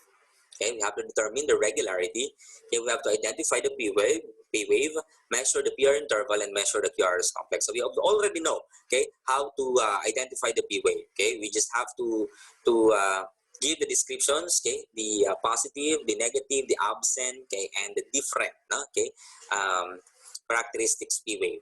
Okay, measure the PR interval. Dalawa lang ulit yan. Okay, the normal and the prolonged. Okay, if the PR interval is prolonged, okay, there should be a prolongation, I mean, more than, no, 5 small squares or 0.20 second, okay, na prolongation. Okay, QRS complex, no, as a whole, the width of the QRS complex, yung taba niya, okay, it must be normal, no, within normal, or less than 0.12, okay, second, okay, or less than 3 small squares. Okay, if it widens to more than 3 small squares, then our description is wide. Okay, ganun lang siya kadali. Okay, all right. For the calculation of the rate, okay, we only need to obtain, okay, if the rate is within the normal limit, okay, 60 to 100, okay, or it is slow, okay, or more than 100. Okay, yan lang naman. Okay, but we have techniques, okay, to identify or to calculate the rate. Okay, the rhythm, okay, the determination of the rhythm, okay, comes with the 2 descriptions as well. Okay, the regular and the irregular. Okay, all right, regular and irregular. Okay, let's begin, okay, with the regularity. Ito kasi yung medyo madali lang, no? Okay, all right. So to identify or to measure the or to determine the regularity, all you need to do is to measure the R2R intervals. Okay, if the R2R intervals are the same, okay, we have regular rhythm. Okay, but even if there is only one, okay, narrows or widens or prolongs, no, okay, compared to the previous and succeeding, no, R2R intervals, then we have irregular. No? Okay, so dalawa lang yan, regular and irregular. Okay, all right. Again, guys, okay, for the first step, okay, to identify or to analyze the dysrhythmia, okay, we have to follow these 5 steps. Okay. For these steps, okay, you only have to give, okay, the descriptions na binigay natin kanina, na describe natin kanina for the normal values. Okay, right. Calculation of the rate. Okay, you have to obtain if it's normal, if it's brady, or if it is a tachycardia. Okay, irregularity. Okay, we only have 2 descriptions. Okay, it can be regular or irregular. Okay. P wave, okay, we only have 4, no, okay, descriptions of the P wave. Okay, positive, identical, negative, okay, absent, and unidentical or different P waves. So yung mga descriptions natin. Okay, all right. Measuring the PR interval, okay, dalawa lang ulit, okay, the normal, okay, and the prolonged. Okay, measuring the QRS complex, dalawa lang din, no, yung descriptions natin, okay, the normal or the narrow, okay, and the wide. Okay. All right? Ganun lang siya kadali. Okay? So, isa-isahin muna natin. Okay? All right. Now, again, for the regularity, all you need to do is to measure, okay, or compare the R2R intervals. If the R2R intervals previously and succeedingly, okay, we have regular rhythm. Okay? All right. So, this is an example of a regular rhythm. Okay? The R2R intervals are the same in measurements. Okay? Another an example of an irregular rhythm. Okay, so from this point to this point, from second to the first to the third, medyo there is a prolongation, slightly, no, prolongation of the or lengthening of the intervals. Okay, and up to the fourth, no, okay, interval mas naglengthen, no, yung interval natin. So this is E, no, irregular, right? Okay. This is an example of regular. Okay. the R2R intervals, okay, are the same. Okay, so we have regular. All right. Another example of irregular rhythm. Okay, irregular. The first, the second, and the third, okay, are not the same, no, in interval. The third, the fourth, and the fifth, no, okay, can have the same interval, but the others. Okay, so this is irregular, right? Okay, this is regular, no, irregular, R2R, okay, pare-pareho, okay. And it's very easy for us to identify the regularity if the R2R intervals are narrow, okay, or near, not to each other. No? Yeah, another example of regular rhythm. Okay, right. So ganun lang kadali ang rhythm. Okay, is either regular or irregular. Okay, all right. So I've mentioned a while back, okay, that in order for us to know, okay, the name of the dysrhythmia, okay, we need to identify the origin, okay, or we need to locate the origin. Okay, so in calculating the rate, okay, we can get a clue, no, kung saang origin siya, okay, and also, okay, for the regularity, no, we can also know, kung nasaan siyang origin. Okay, all right. So remember this, no, okay, remember this principle. Okay, if the impulse is originated, okay, from either, okay, of the three, no, pacemakers, okay, it can give or it can release impulses, no, in regular intervals, no, kasi meron tayong inherent rate. SA node has an inherent rate of 60 to 100. Okay? AV node has an inherent rate of 40 to 60, and his Purkinje system has an inherent rate of 20 to 40. So it means the release of electrical impulses are regular, not to each other. Okay? So ibig sabihin, okay, all of the regular rhythms, okay, or dysrhythmias, okay,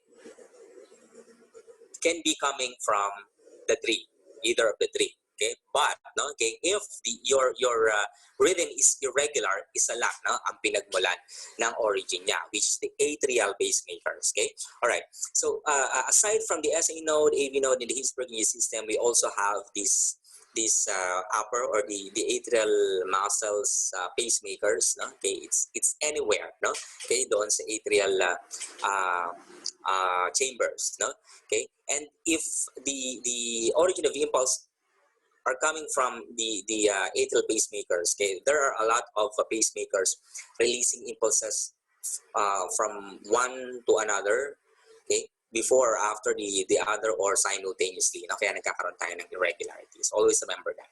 Okay, right? Okay, now let us suppose, okay, you are given, no, okay, this kind of tracing. Now, how are you going to calculate for the rate? Okay, so we have two, no. Simplest techniques, no, on how to calculate the rate. Okay, this is the fastest method. This is called the rule of 300. All you need to do is to memorize the sequence 300, 150, 175, 60, and 50. Okay, all right. So 300, 150, 175, 60, and 50. Okay, so to use these, okay, let us suppose this is your lead. Okay, choose an R wave. Okay, this is an R wave. Choose an R wave, okay, that is falling on a bold line or near the bold line, if not falling on it. Okay, this is the bold line. Yeah. Okay. All right. So this is an R wave that is falling on a bold line. Okay. All right. So after choosing this, okay, substitute the sequence number. Okay. Starting from 300 on the next, no, okay, R wave. And the next bold line. Okay, so you will substitute, get a 300, okay, on the next bold line, on the next bold line, 150 on the next, 100 on the next, 75 on the next, 60 on the next, 50 on the next. Okay, all right. If the next, let's say the next R wave, okay, falls on the 60 sequence number, okay, then this is the estimation of your rate. Now, clear? Right? However, this is only this can only be used, okay, for regular, no? Okay, for regular lang siya. Hindi siya pwedeng gamitin sa mga irregular. Okay? Or else mababago, no? Okay, yung estimation mo or yung calculation mo ng rate, okay, from one interval to another, no? Okay, if it's irregular. Okay? All right. Now, if we have an irregular rhythm, okay, we have to use the precise rate calculation. Okay? All right. In precise rate calculation, you have to listen to this. Okay? In precise rate calculation, you have to obtain 3-second strip. No? In 1 second, okay, again, okay, we have 5 small squares. 1, 2, 3, 4, 5. 1, 2, 3, 4, 5. Okay, so this is 1 second. Okay, 1, 2, 3, 4, 5. This is another second, and this is the third second. Okay, so you have 15 big squares, okay, in order for you to get a 3-second strip. Okay, all right. So in precise rate calculation, you have to count, okay, the numbers of the complexes or the cardiac cycles within, okay, the 3-second strip. Okay, all right. So for example, no, this one, 1, 2, 3, okay, 4, 5, and 6. So 6, no, cardiac cycles. You have to multiply it by 20. Okay, all right, and your total, okay, would be the calculated rate. So 6 times 20 is 120. Okay, all right. So this is your rate. The precise rate calculation can be used for both regular, no? Okay, and irregular. Okay, so pwede. However, medyo matagal nga lang to kasi you have to count pa, no? Compared to the rule of 300, okay? Meron ka na talagang pattern, okay? All right. Let's have an example, no? Okay, for the use, okay, of the rule of 300, okay? Okay, this is regular rhythm. Okay, this is an R wave falling on the bold line. Yan. Okay, we substitute, okay, the 300 here. Okay, the 150 here, 100 the next, 75 the next, 60 on the next, and 50 on the next. Okay, all right. The next R wave, okay, from the chosen R wave falls on the 50. Okay, sequence number. Okay, so your rate here is 50. Okay, we are just estimating. Okay, all right. Gets ba? No, I hope so. Okay. What about this one?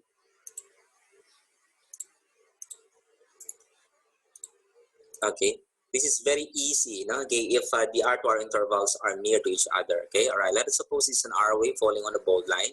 Okay, I substitute the sequence number starting from 300 in the next bold line. 300 here, 150 here. Okay, however, okay, in this example, okay, the next R wave, okay, is falling in between the 150 and 300. Okay, it doesn't matter, no? Okay, we just need to know, okay, the estimation of the rate. Okay, and this time, okay, we have 150 to 300. Okay, heart rate, right? Okay, so mas madali, no? Compare sa magbibilang ka pa ng big squares, no, and the cardiac cycle. Okay, all right. Okay, so this is irregular. Okay, so let's use the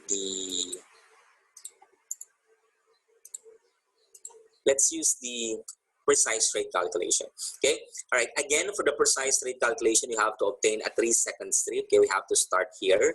Okay, because it covers the first activity of the cardiac cycle. So this is the border. No?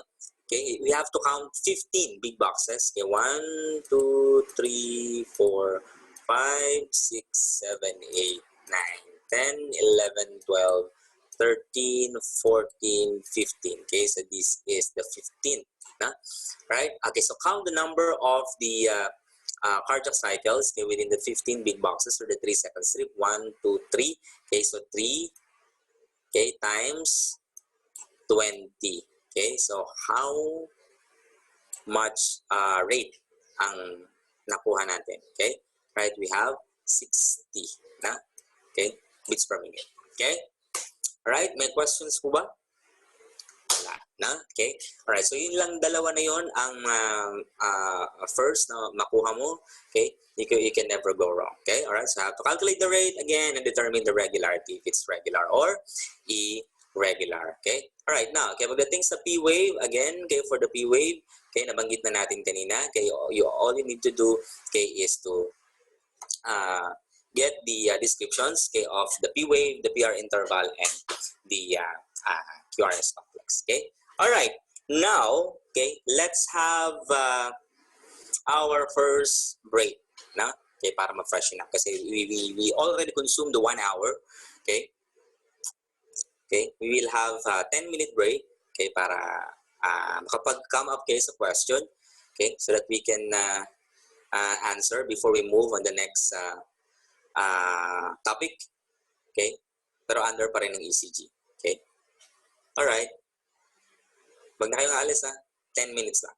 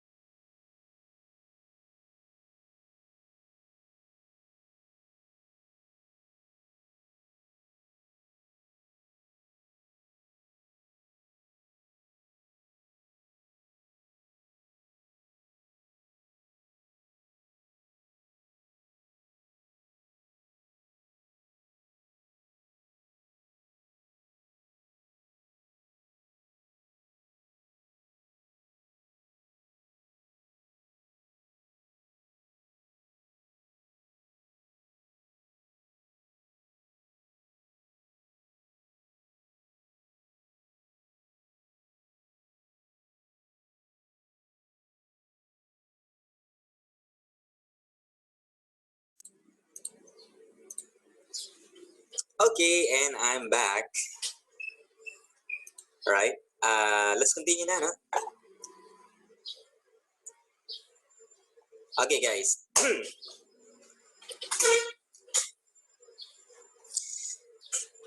We always start with following the 5 steps, okay, on the ECG interpretation. Okay, again, the calculation of the rate, the determination of the rhythm, the identification of the P wave, the measurement of the PR interval, and the measurement of the QRS complex. Okay, then after that, okay, after we've finished the 5, okay, the 6th step, okay, is knowing the origin of impulse. Okay, all right. So we just have 4 origins. Okay, it may be a sinus. No, okay, if the origin, or we will use the sinus, the word sinus. Okay, if the origin of impulse is SA node. Okay, the word junctional. Okay, if the origin of impulse is AV node. The word ventricular. Okay, if the origin of impulse is Purkinje, and atrial. Okay, if the origin of impulse is atrial. Now, okay, these 4. Okay, these 4 origins, okay, is the first name, okay, of our dysrhythmia. Okay, let's say for example, okay, we have the sinus rhythm, sinus bradycardia, sinus tachycardia. We already knew, okay, that the origin of impulse is coming from the sinus. Okay, right, or coming from the SA node. Okay, then we will use the word sinus. Okay, all right. So what are the parameters, okay, that we should take into consideration, okay, for us to know, okay, the origin of impulse? Ito na yan, no? Okay, I made a table, okay, for you, okay, for you to easily now recognize, okay, the origin. Okay, the regularity, the P wave, and the QRS complex. Okay, right?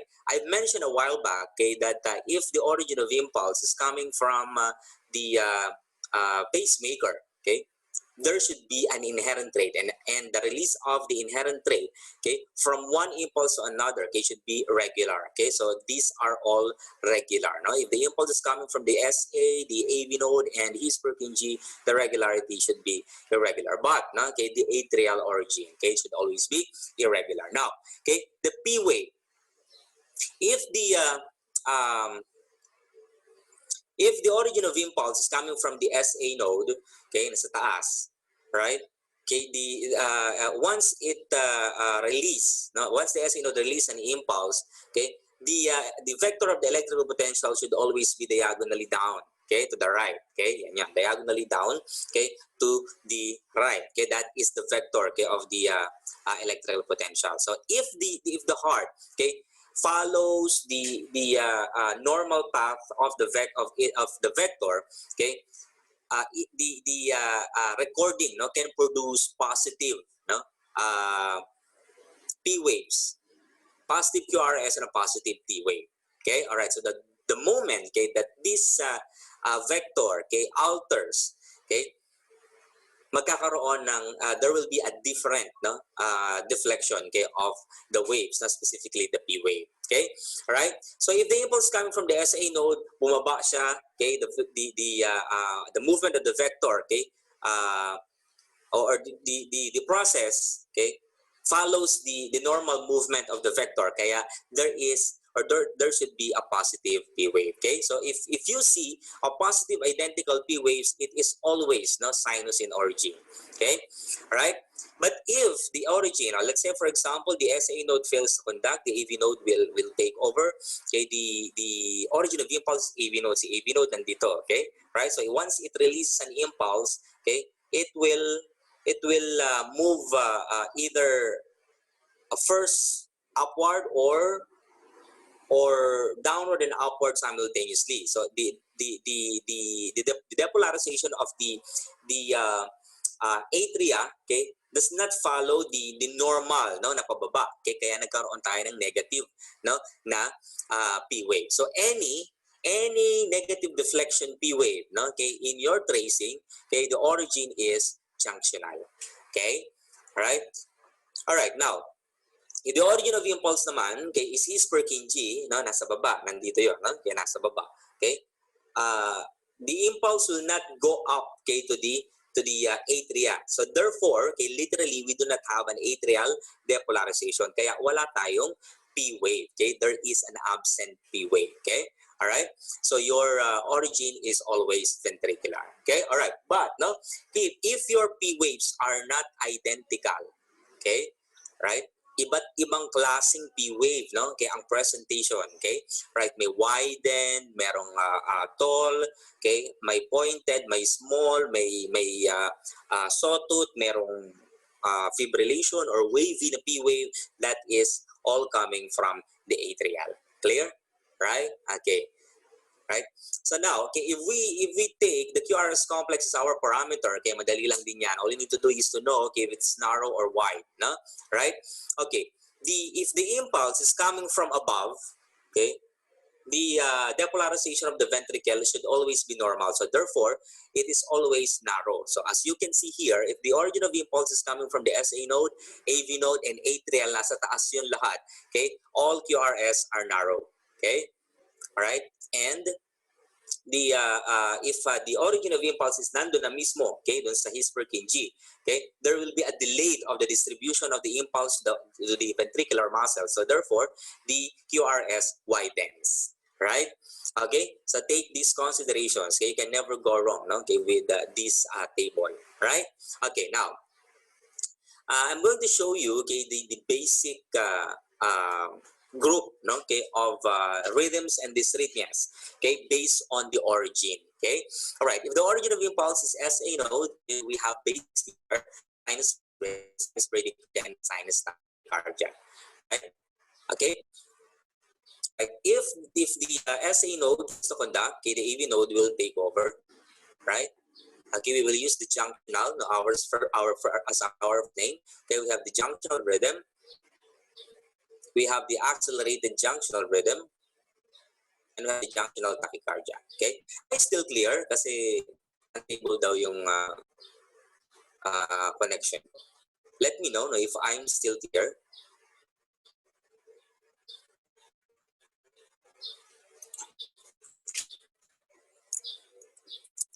Clear.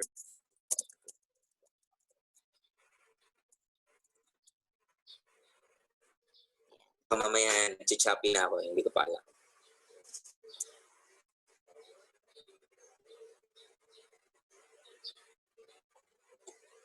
Clear. Guys, hi guys. Am I still clear? Yes. Okay, thank you, Ivy. Okay, all right. Okay, now, okay, if the SA node fails to conduct, the impulse, okay, will be originate from the AV node. Okay, we have the junctional rhythms here. Okay, we have the accelerated junctional rhythm and junctional tachycardia. Okay, once the AV node, okay, fails to conduct, the His-Purkinje system will take over. Okay, we will use the ventricular, okay, name, okay, instead of His-Purkinje, okay, kasi masyadong mahaba. Okay, all right, we have the idioventricular rhythm. Okay, you can use either the ventricular or with idio, no? Okay, in some book, no? Okay, we can use that either way. Okay, we have the accelerated idioventricular rhythm. Okay, we have the ventricular tachycardia and the ventricular fibrillation. Okay, all right. Now, if the impulse is originated from the atrial, okay, we have the atrial flutter, atrial fibrillation, and supraventricular tachycardia. Okay, all right. So, guys, these are just the basics. No? Okay, so if you have in mind the other dysrhythmias, those are categorized as intermediate. So, hindi na natin yun isasama. No? Okay, but you can ask questions with regards to that. Okay, all right. Now, it's very important for you to familiarize these basics. No? Okay, and another technique, okay, for you to be familiarized, okay, with the dysrhythmias is you must imagine the tracing, no, in your head. No? Okay, if you see just a name, no, so wala munang pictures, no, okay, name muna, no, yung kailangan yung ma-familiarize, then i-record nyo, I mean i-drawing nyo sa mismong utak nyo. Okay, all right. Okay, let's say for example, no, okay, we have the word sinus rhythm. Okay, right. We still have no pictures here, no? Okay, yun yung gawin nyo sa utak nyo, no? Okay, once you hear the sinus rhythm, okay, kailangan alam nyo na agad yung itsura niya. Okay, all right. Okay, you can always follow the 5 steps. Let's say, for example, a sinus rhythm, you already knew, okay, the origin of impulse, which is the SA node. Okay, right. Then, okay, we have let's follow the principles, so the 5 steps, no, based on the origin. Okay, for example, the rate. Okay. Right. Would we know, okay, the rate? Can we know the rate of the sinus rhythm? Okay. Following the 5 steps principles. Yes, because if we are in the SA node, okay, we just have to follow the inherent rate that the SA node is releasing. That is 60 to 100. Right. Okay, what about the regularity? Since the SA node, okay, has an inherent rate, okay, it can provide, okay, regular rhythm all the time. Okay, what about the P wave? Okay, I mentioned a while back that the principle of the positivity and the negativity of the P waves. Okay, if the process, okay, of the normal flow of the vector follows, okay, there will be a positive P wave. Okay, right. So since we are in the sinus origin, sinus rhythm, okay, the P waves are positive and identical. Okay, what about the PR interval? Of course, normal. Okay, because the moment that it prolongs, it is already AV block now in origin na, AV block in category na. No? Okay, what about the QRS complex? Since the impulse originated from above the ventricle, okay, it follows the normal distribution of the impulse to the ventricular muscle. Okay, therefore, okay, the QRS complex will be normal or narrow. Okay, all right. Okay, so if we follow the sinus rhythm, no, okay, step by step, normal yun lahat. Okay, all right. Now, okay, sinus should be the first term to use. Okay, the rhythm, okay, is the second name. Okay, the rhythm, okay, represents it means normal. No? Okay, kasi once the sinus rhythms, once the rate of the sinus rhythm, okay, falls down, okay, below 60 or 50, it will become bradycardia or sinus bradycardia. Or okay, if this sinus rhythms rate, okay, becomes more than 100, okay, papalitan na natin yan ng tachycardia. Kaya naging sinus tachycardia. Okay, clear? Clear? All right. The same, okay, with if the origin is junctional. Okay, so tingnan natin, no? Okay, let's analyze the junctional rhythm. Okay. We already knew, okay, that the origin of impulse is AV node, okay, due to the word junctional. Okay, so what is the inherent rate of AV node? That is 40 to 60. So we expect that the rate of the junctional rhythm is in between 40 to 60. Okay, what about the regularity? It is always regular kasi an AV node, okay, is releasing an inherent rate. Okay, what about the P wave? Dito na tayo magkakatalo, no? Okay, so if the P wave is positive and identical, okay, the origin is SA node. But if the P wave is negative, okay, it should always be junctional. Okay, all right. What about the QRS complex? It is narrow kasi nasa taas pa siya. Okay, all right. So remember, no? Okay, if the impulse, okay, pass through the AV node, bundle of V's and bundle branches, there is, no? Okay, unequal distribution to the ventricular muscle so that the ventricular depolarization will become normal. Okay, kaya nagiging narrow. Okay, all right. The same with the sinus in origin. Okay, if the rate of the junctional rhythm exceeds to more than 60, okay, that is accelerated junctional rhythm. But no, okay, hanggang 100 lang siya. No, if it is more than 100, we will name it, no, as a junctional tachycardia. Okay, all right. So I hope, no, all of you, okay, can follow. All right. Now, if the impulse originated from the His-Purkinje system, we will use the ventricular, no, na muscle. Okay, so let's take, no, okay, or let's analyze the idioventricular rhythm. Okay, all right. Let's start with the rate. No, okay. What is the inherent rate of the His-Purkinje system? That is 20 to 40. So it means, no, okay, that the rate of the idioventricular rhythm is between 20 to 40. Okay, what about the regularity? It is still regular kasi his Purkinje system is a pacemaker. Okay, what about the P wave? Since we do not have an atrial depolarization kasi okay, the origin is originated okay, from the ventricular muscle, the impulse will not go up okay, to the atria. We have no P wave. Okay, so absent si P wave natin. Okay, what about the QRS complex? And since QRS complex is the impulse is originated from the ventricular muscle, okay, the distribution okay, is not equal or mabagal, okay, kaya the QRS complex is or will be widened. Okay, all right. Now, if the rate of idioventricular rhythm exceeds to more than 40 but no more than 100, we will name that as accelerated idioventricular rhythm, or we will just have an additional name, accelerated. Okay, but if the rate exceeds to more than 100, okay, we will change the rhythm to tachycardia. Okay, all right, so that's how it works. Now, all right, what if the impulse is originated from the atrial? Okay, of course, our first name will be atrial. Okay, all right. We cannot able to identify the rate, no? Okay, kasi in atrial flutter and atrial fibrillation, okay, it depends on the rate, okay? We have two types, okay, of these. Okay, for example, in atrial flutter, if the rate is more than 100, okay, it is called atrial flutter in rapid ventricular rate. Okay, but if it's slow, okay, that is slow ventricular rate. The same with atrial fibrillation. You have to know, okay, the types, okay, based on the ventricular rate. Kasi we do not give anti-dysrhythmia medication for the slow rate. Okay, lalo pang babagsak yun. Okay, all right. Now, we have to expect that in atrial flutter and atrial fibrillation, the regularity is basically okay, irregular. Okay, the P waves are different. All right. Ang pinagkaiba ng P wave nila, okay, the P waves, the differences of the P waves of the flutter, okay, is sawtooth appearance, okay, while in fibrillation, the P waves are wavy, no, maliliit, no, wavy, okay, and that is just the difference of the two, okay. All right, when we're talking about supraventricular tachycardia is a group, no, okay, of tachydysrhythmias, okay. Actually, tatlo sila, no, okay, supraventricular tachycardia, okay. That is a junctional tachycardia with a rate of 150. Okay, we have an AV nodal reentrant tachycardia. Okay, and we have an atrial tachycardia. Right? Okay. However, okay, these three have the same descriptions. Kaya pinag-isa lang yung pangalan niya, no? Kasi tinawag na supraventricular tachycardia. Okay, so now, okay, so how it differs, okay, from the atrial and sinus in origin is like this. Okay, supraventricular tachycardia's rate is more than 150.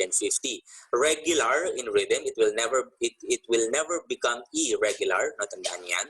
Okay, there is no P wave. Okay, just like ventricular rhythm, walang P wave. However, okay, the difference between supraventricular and ventricular tachycardia is the widening, okay, of the QRS complex. Okay, supraventricular tachycardia, QRS is always narrow. Okay, while in ventricular tachycardia, widen ang QRS. But they both have no P waves. Okay, all right.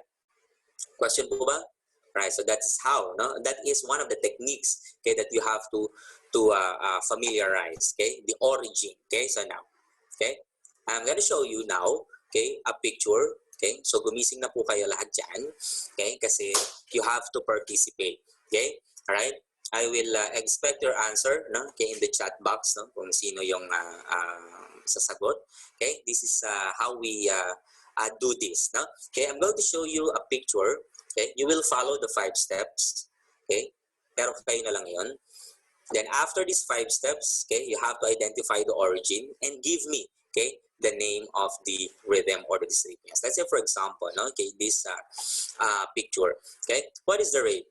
Okay, let's follow the precise rate calculation. Okay, by the way, guys, if you see a marking like this, no, okay, this is 3 seconds, no. Okay, and another 3 seconds, okay, on the succeeding. Okay, so we have 6 seconds here. Okay, that is our basic. No? All right, so if I'm going to calculate the rate using the precise rate calculation, okay, I will get this 3-second strip. Okay, I will get the numbers of the cardiac cycles within the 3-second strip, 1, 2, 3, 4, and I multiply that by 20. So that is 80. So pasok tayo sa 60 to 100 normal.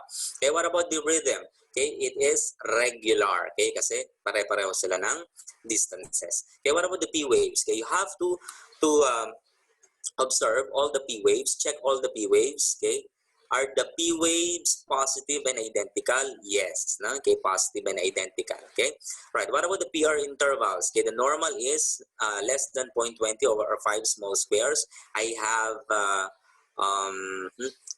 4 small squares, no? Length of the PR interval, so it means this is normal. Okay, what about the QRS complex? I have 2 small squares, so this is normal. Okay, all right. Now, after the QRS complex, you now locate the origin. Okay, what are the parameters of the origin? Regularity, P waves, and the QRS complex. Okay, again, okay, regular. So, alin lang ang irregular natin? Atrial lang. Okay, so hindi mo pipiliin ang atrial first name. Okay, what about the P wave? The P waves are positive and identical, and that is the characteristic of the sinus node origin. Okay, so what will be our first word? the first word would be sinus. Okay, and since we do not have a problem, okay, here, okay, it follows the normal inherent trait. Okay, walang problems or regularity, P waves and QRS. We will use the word rhythm, no? Okay, in our second term. Okay, kaya meron tayong sinus rhythm. Okay, clear? Question? None. Okay, napakahirap ng Zoom, no? Okay, I cannot assess, no? Okay, all your faces. Okay, anyway, okay, this is now, okay, the example that you have two eyes. Okay,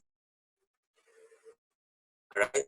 So give me, okay, the name of the dyspnea or the rhythm. Okay, by the way, guys, the bradycardia, okay, should always be used by the sinus only. Okay, the tachycardia can be used by others. Okay, pero the bradycardia word no, is used only by the sinus. Okay, okay. So what is this tracing? Okay, I will wait. We will not proceed. Okay, the next kahit gabihin tayo kapag walang sumagot. Okay, I hope gising pa kayo because it's the most crucial time, okay, of the day. Okay, lahat inaantok na. Okay, sa mga active natin dyan, okay, please, sagot tayo.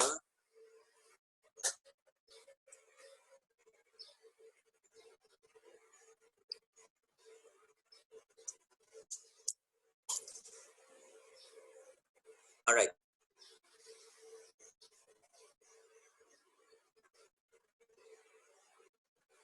Okay, check the rate, ha? Okay. Precise rate calculation. Okay, this is 15 big square. This is 3 second strip. Okay, so if I count, okay, the number of complexes 1, 2, 3, okay, multiplied by 20, this is 60, no, or 50 to 60. Okay, yes, no, Ian Pante. Okay, this is a sinus bradycardia. Okay, all right. So if I'm going to use the rule of 300, okay. 300, 150, 100, 75, 60, 50. This is 50 to 60. Rhythm is regular. P waves are positive and identical. PR interval normal. QRS complex is narrow. Okay, so we have sinus bradycardia. Yes. Thank you very much, Ian, Pante, and Maria Abigail Olga. Okay, sinus bradycardia. Okay, all right. Now, sinus bradycardia can be symptomatic or asymptomatic. We only give medication, okay, for the symptomatic bradycardia.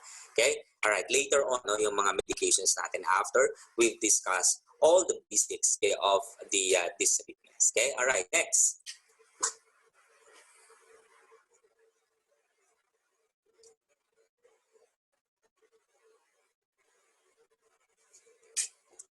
Okay, analyze.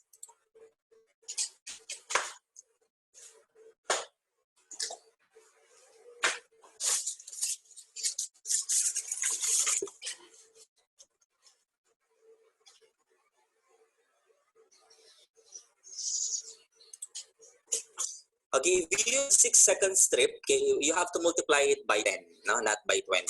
Or hindi ko na-mention kanina.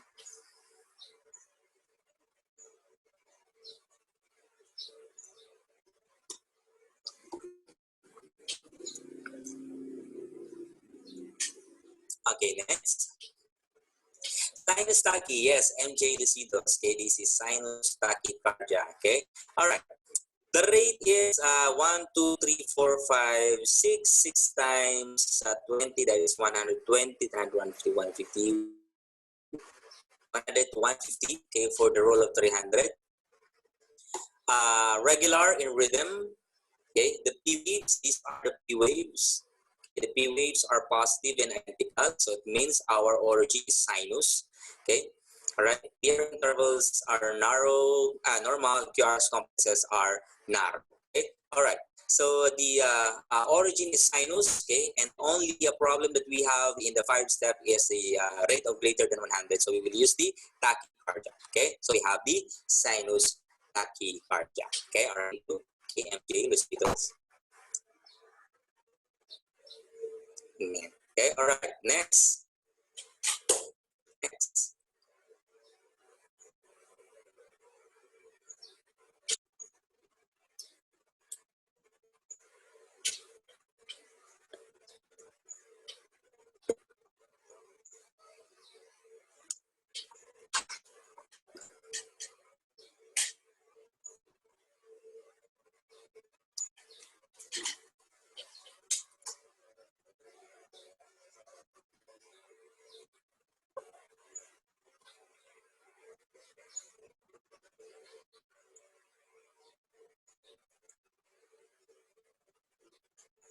Anyone?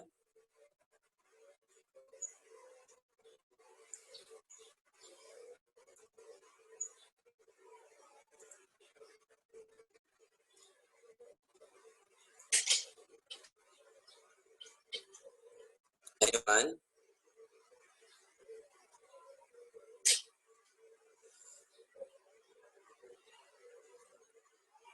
The rate is 150 to 300. Regular in rhythm. P waves are absent. No? Okay, these are tango wave. Okay. These are tango wave. Okay, why? Because since we only have one wave in between QRS complexes, we have to give prioritize to tango wave or T wave. No? So it means we do not have Papa wave or P wave, right? Then the QRS complexes are narrow. Okay. Yes, thank you very much, Lizelle Ruth. Okay, this is supraventricular tachycardia. Okay, all right, guys. Always remember, okay, that if the origin of impulse is originated from the ventricular or his Purkinje, okay, that is the only time that our QRS complex will become widened. Okay, right? Isa lang siya, no? Kapag widened, ventricular siya. And since we have narrow, nasa taas pa tayo. Okay, all right. So this is a supraventricular tachycardia. This is one of the most dangerous, but one of the easiest, okay, to manage in the emergency room. Okay, all right, next. Yes, no? Okay, Aiko and Lizelle, okay, supraventricular tachycardia. Yung kanina. Okay, what about this one?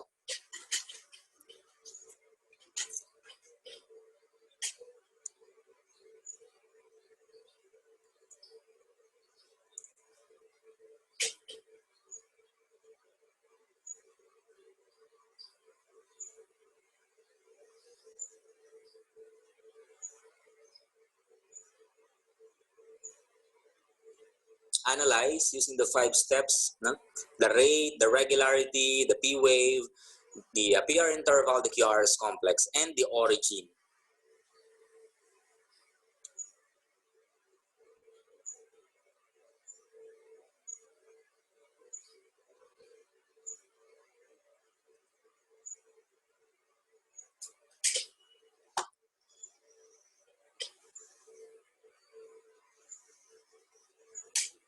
Again, you have to follow the 5 steps, ha? Para hindi kayo malito.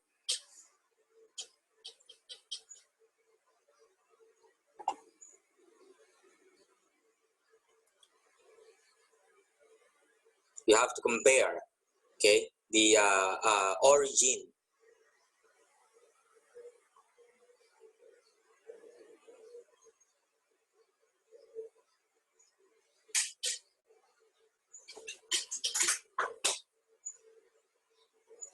Anyone?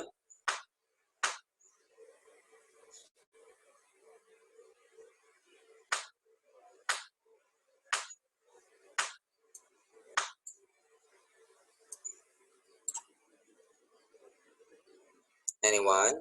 SVT, yes. Rachel, okay, yes. Jabet. Rachel, okay, this is supraventricular tachycardia, okay? All right. Let's compare with the first, okay? This is 150 to 300, okay? This is an example of 150 to 300 as well, no rate, okay?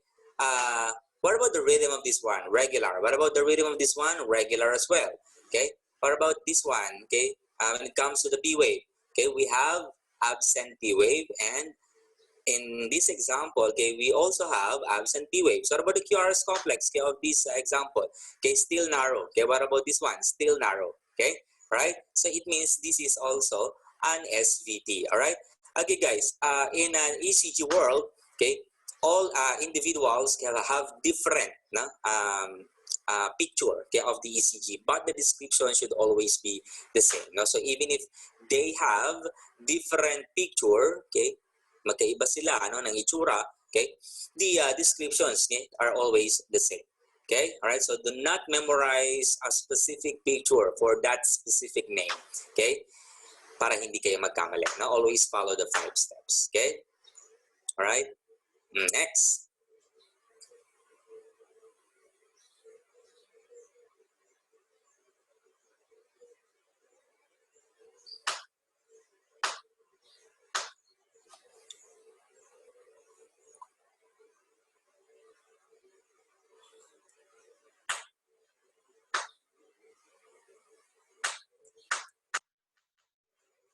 Atrial flutter, okay, yes, Jebeth, no, Jebeth Relioso. Okay, this is atrial flutter. All right. The rate is, ilan ba to? 1, 2, 3, 4, 5, 6, 7, 8. No? Okay, that is 100 to 150. Okay, irregular. Okay, as you can see here, no? Irregular. Okay, we have a flutter characteristics of the P wave, the sawtooth appearance of the P wave. Okay, and the QRS complex are still narrow. Okay, so what will be the origin? Okay, the origin, okay, will come, the identification of the origin again will come from the P wave, since we have different P waves and still narrow ang QRS, nasa taas pa siya. Okay, so since magkakaiba tayo ng P wave, okay, we have the atrial in origin. Okay, right, so our first word will be atrial. Okay, and since the descriptions, I mean the characteristics of the P waves are sawtooth in appearance, okay, it is a flutter, no? Okay, atrial flutter. Okay, yes, Jebeth and Ian. No? All right, now, okay, we have two types of atrial flutter. If the rate is more than 100, okay, we have to add, okay, an RVR term, okay, or rapid ventricular rate. Okay, so if this atrial flutter is slow, okay, then we will change this to slow ventricular rate. Okay, again, okay, you have to identify the two, okay, or you have to completely, no, name, okay, the two, kasi we do not give any anti-dystrhythmia medication for slow ventricular rate. Okay, all right. Next.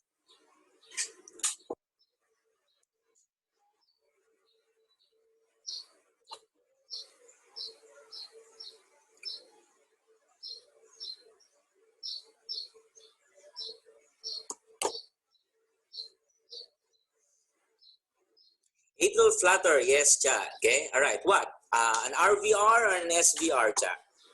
Yeah. You have to include, okay, the type. Is it an RVR or an SVR?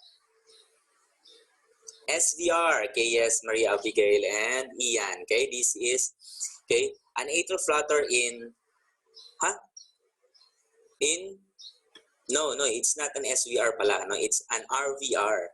Okay, RVR yan, kasi 1, 2, 3, 4, 5, 6, 7 times 2, no, 140. Yes, MJ, it's an RVR. Okay, all right, what about this one?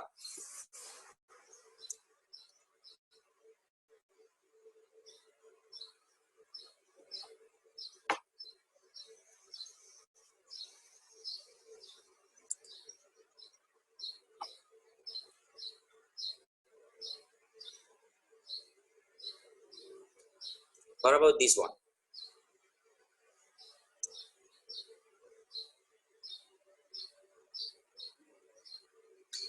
Yes, MJ, it's an atrial flutter, okay, slow ventricular rate. Yes, Rachel. Okay, it's an atrial flutter and slow ventricular rate. Okay, the rate is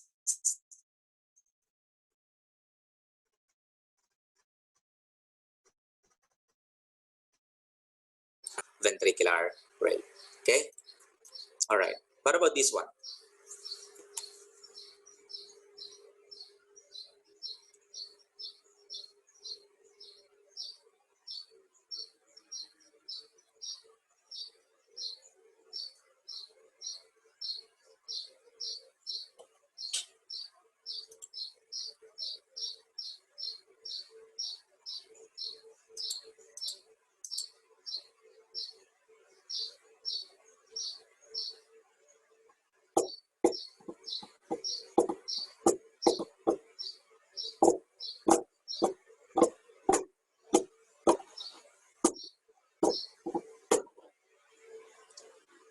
Atrial fibrillation, yes, Rachel, Naasaron, okay? Atrial fibrillation, okay? All right, this is an atrial fibrillation in rapid ventricular rate, okay? That it's the same with atrial flutter, no? With types, no? Slow or rapid ventricular rate, okay? All right, if you try to imagine this, no? Try to imagine, okay, to remove the QRS complexes and connect, no? Okay, the baseline, okay?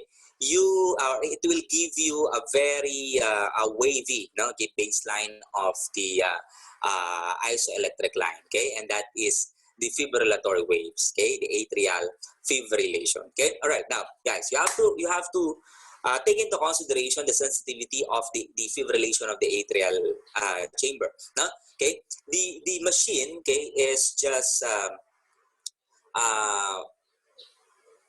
deflecting, okay, what the sensitivity na, okay, that the machine is getting, no, in the atrial chamber. Kung nanginginig lang din yung recording natin, okay? But there are times na yung panginginig ni atria sobrang hina na to the point na we cannot able to identify, no, even, no, a fibrillatory wave. So in atrial fibrillation, okay, there could be a fibrillatory waves, a wavy baseline, or, okay, no baseline at all, no?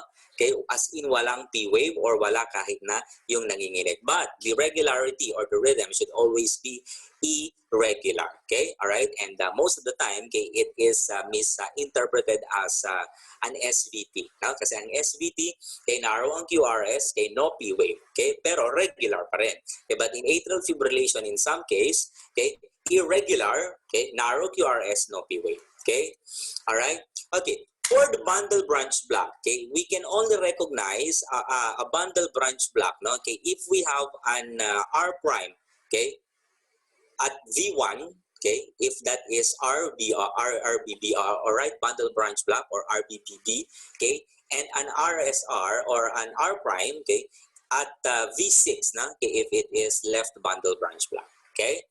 All right, and that is not included, okay, in the basic, discrete recognition. Okay, all right. I hope I am being clear with that. Okay, Mr. Ian. Okay, all right. Next.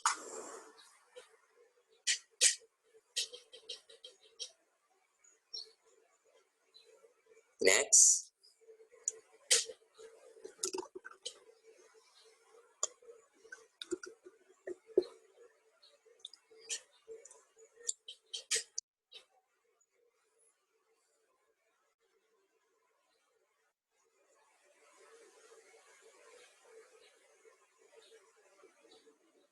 Atrial fibrillation, okay, yes, Rachel, and yes, Ian, okay? But give me the type, no? RVR or SVR?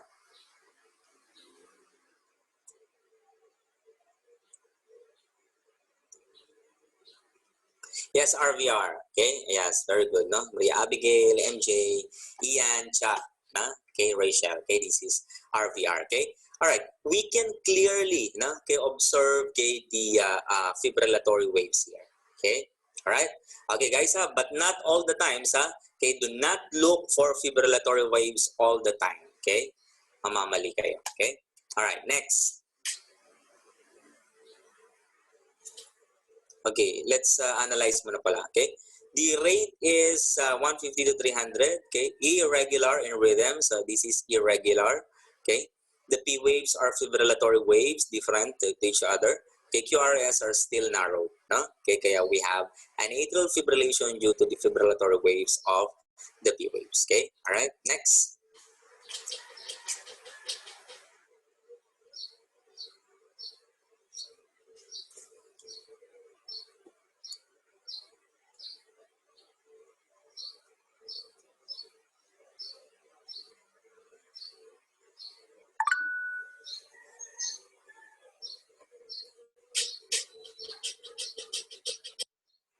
Anyone?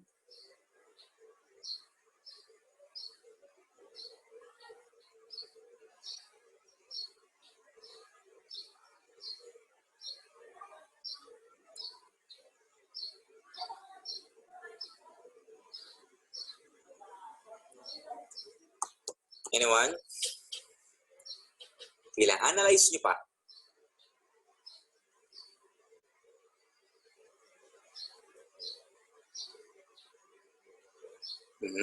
Analyze nyo pa.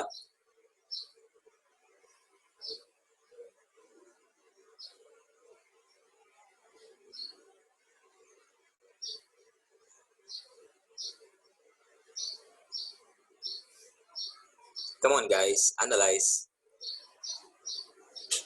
The rate is 150 to 300. The rhythm is irregular, okay? Yes, it's irregular, okay? So if you can observe, okay, this the pattern, okay? All right, this is more wider, okay, than this one, okay, right?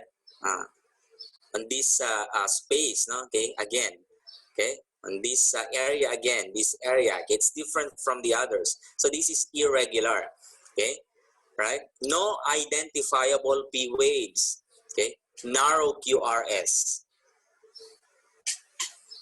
Irregular in rhythm, irregular in rhythm. This is AFib. Okay, yes, Rachel Asaron. Okay, AFib in what type? With RVR, yes. Okay, yes, very good, Rachel. Okay, it is an atrial fib, no? Okay, in rapid ventricular rate. Okay, it can never become SVT because it is irregular, no? Okay, sabi natin the SVT should always be regular. Okay, all right. Okay, I emphasize okay, the regularity kanina, no? Even without the P waves. Okay, all right. All right. What about this one?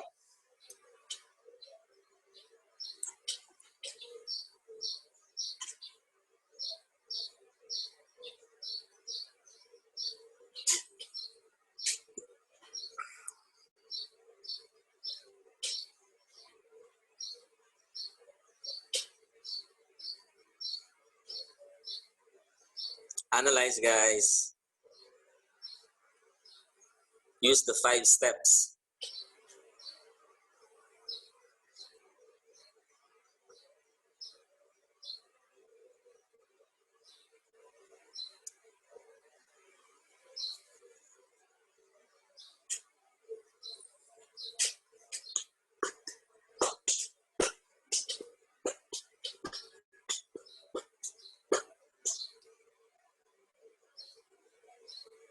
Analyze. Analyze, guys. It's the 5 steps. Atrial fibrillation in slow ventricular rate, yes, Miss Rachel. Okay, AFib slow, yes, Miss Chat, na, camera bancos. Okay, all right. Okay, the rate is 30 to 40. Okay, irregular. Okay, so that is the reason why it can never become sinus bradycardia, because sinus bradycardia is always regular. Okay. All right, there are no P waves seen, no? Okay, no identifiable P waves actually, okay? And the QR is still narrow, okay? So what will be the origin? Okay, since we do not have a P wave, okay, but the QR is still narrow, so most probably nasa taas siya, okay? All right, so we have atrial in origin. So atrial what? Irregular, no? Okay, no identifiable P wave, okay? So that is, okay, a fibrillation, okay? All right, this is an atrial fibrillation in slow ventricular rate. All right, next.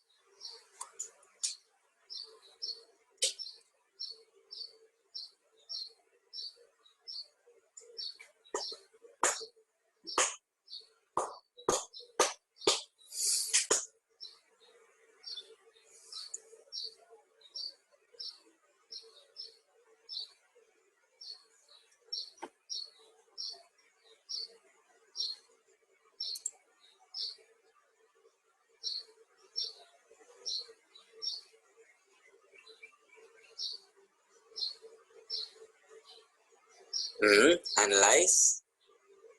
Analyze again.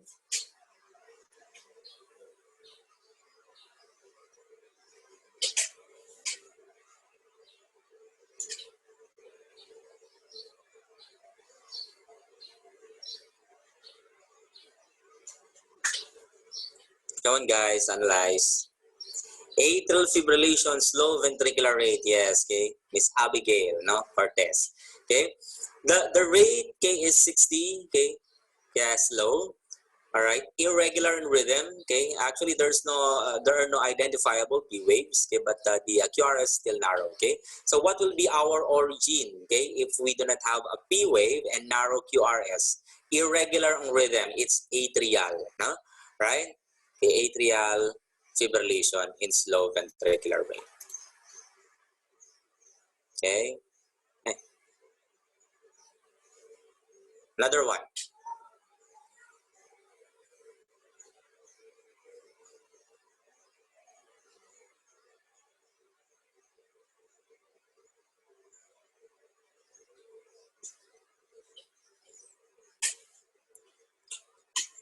Yes, AFib slow, no? E andante. Okay, all right. So another example of AFib. Okay, all right. What about this one?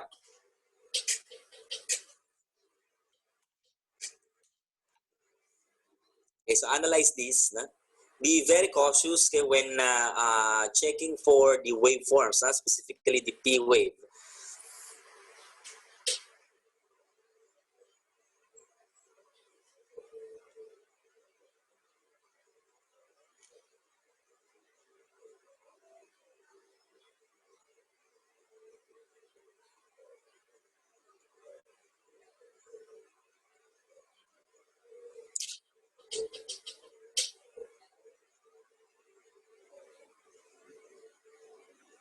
Analyze. Junctional rhythm, yes, Rachel, na Asarot, okay? All right. The rate is less than 60, okay, regular in rhythm, okay, the P waves are inverted, okay, or negative in deflection, okay, and while the QRS complexes are narrow, okay. So what is the origin for the an inverted or a negative P wave? Automatically we have junctional, okay, right? So this is a junctional rhythm. This is the rhythm of a patient, okay, with and without functional, no, SA node, okay, right? So ito na, no, yung nagiging rhythm natin, okay. All right, initially we can give a medication, okay, to increase the heart rate kasi this rate may not be tolerable by the body, no, okay. So once it becomes normal in rate, wala na tayong magiging problem, okay, right? Wala yan. Next.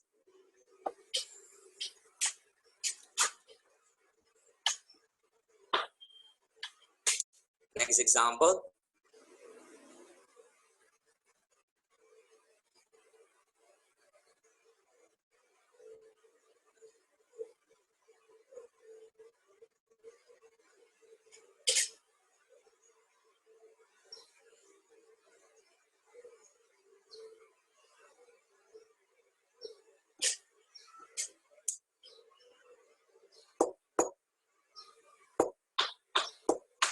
Junctional rhythm.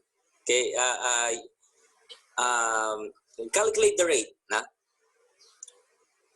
Rachel,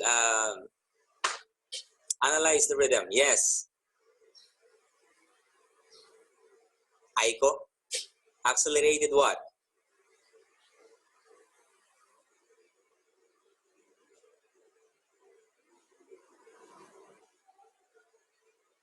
Accelerated junctional rhythm, yes, Aiko. Kasi this rate is 80, no? Right? If we're talking about the acceleration, okay, it is, if you're talking about a rhythm only, junctional rhythm, okay, it is only, no, less than 60, okay? Yes, Rachel, okay, it's accelerated junctional rhythm, okay? See the inversion of the P wave here, okay, we have accelerated junctional rhythm, okay? Now, okay, it is an accelerated version of the junctional rhythm. Okay, rate, no, okay, becomes normal. Okay, so the pain may not become asymptomatic or may become asymptomatic here, no? Right? Okay, next. Next.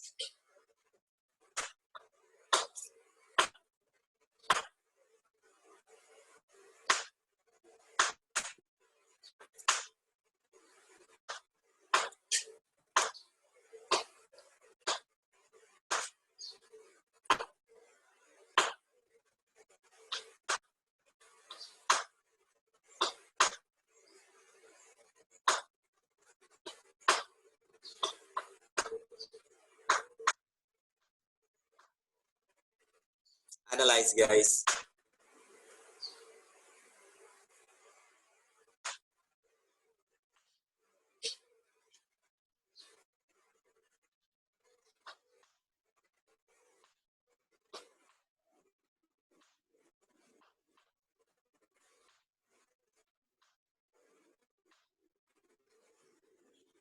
Are you still there? Analyze this one.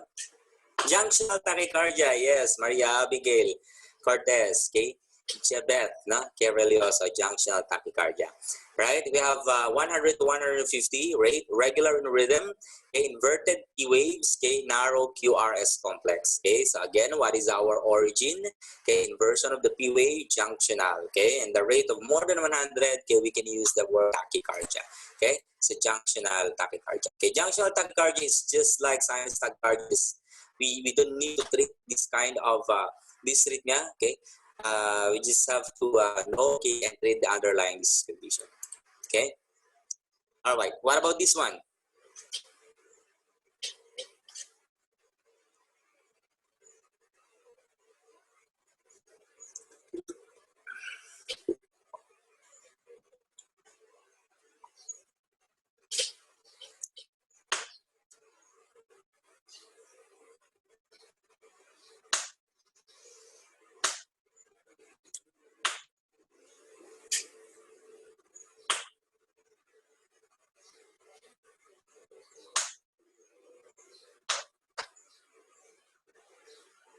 Analyze.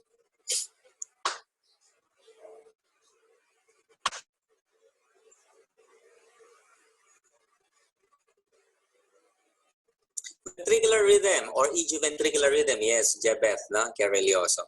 Okay, all right. So the rate is 20 to 30, okay, regular in rhythm, okay, absent P waves, okay, wide QRS. Okay, ano sabi natin, if we have a wide QRS, automatically we have ventricular, no, in origins. Okay, all right. So since the rate follows the inherent rate of the His/Purkinje, we have rhythm, no? Okay, as the second term. Okay, ventricular rhythm is also called anagonal rhythm. Okay, so sobrang unstable na ang patient natin dito.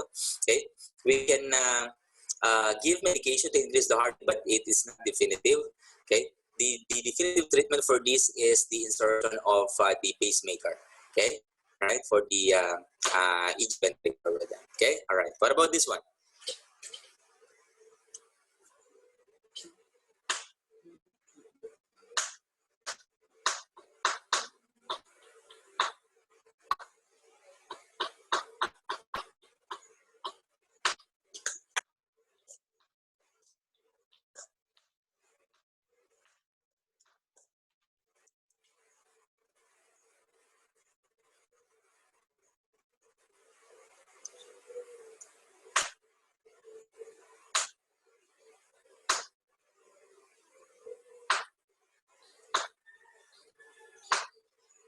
Analyze, guys.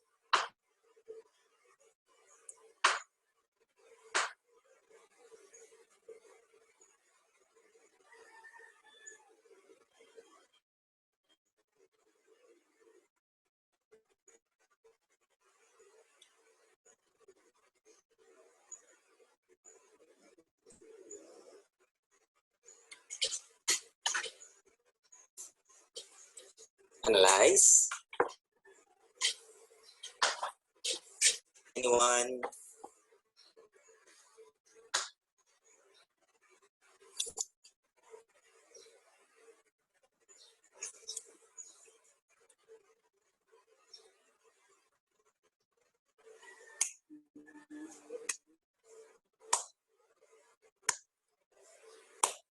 Okay, what is your rate? Huh? You have to take note of the rate.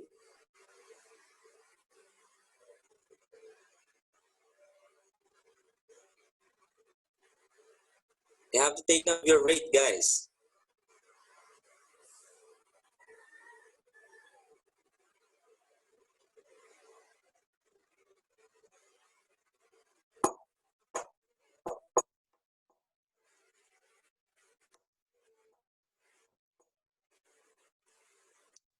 What is the rate, okay, of this tracing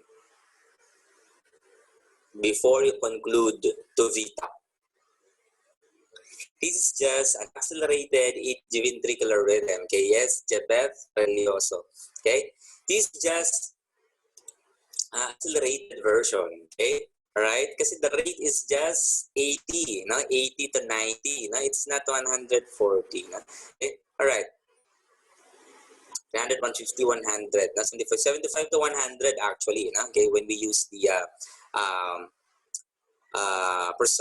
rule of 300, no, and 90, 1, 2, 3, 4, no, okay, that is 80 only, okay, for the precise rate calculation. Okay, YQRS is accelerated EG ventricular rhythm. Okay, guys, you have to follow 5 steps. Else, okay, no? Okay, next.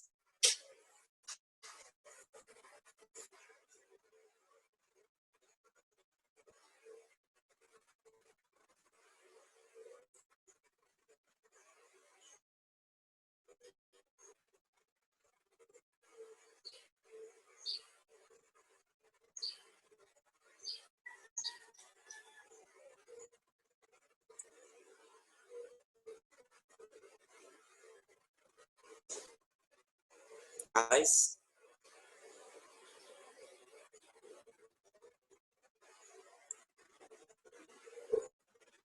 that is Vita. Yes, okay.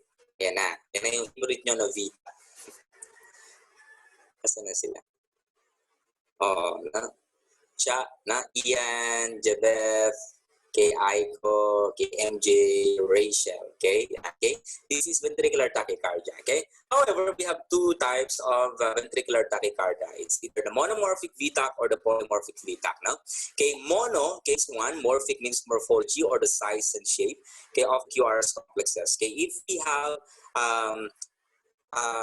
the same, no, size and shape of the QRS complexes, we have the monomorphic ventricular tachycardia like this, okay?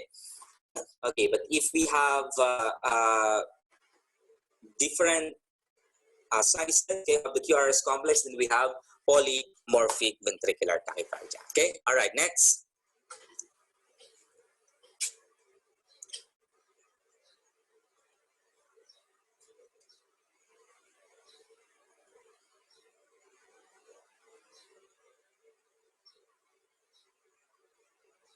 VTAC, yes, Rachel, okay, Saran, okay, VTAC. Siya, nanduan yan, okay, VTAC, monomorphic, yes. Okay, this is another example of a monomorphic ventricular tachycardia. Okay, yes, MJ, okay, yes, Maria Abigail. Okay, what about this one?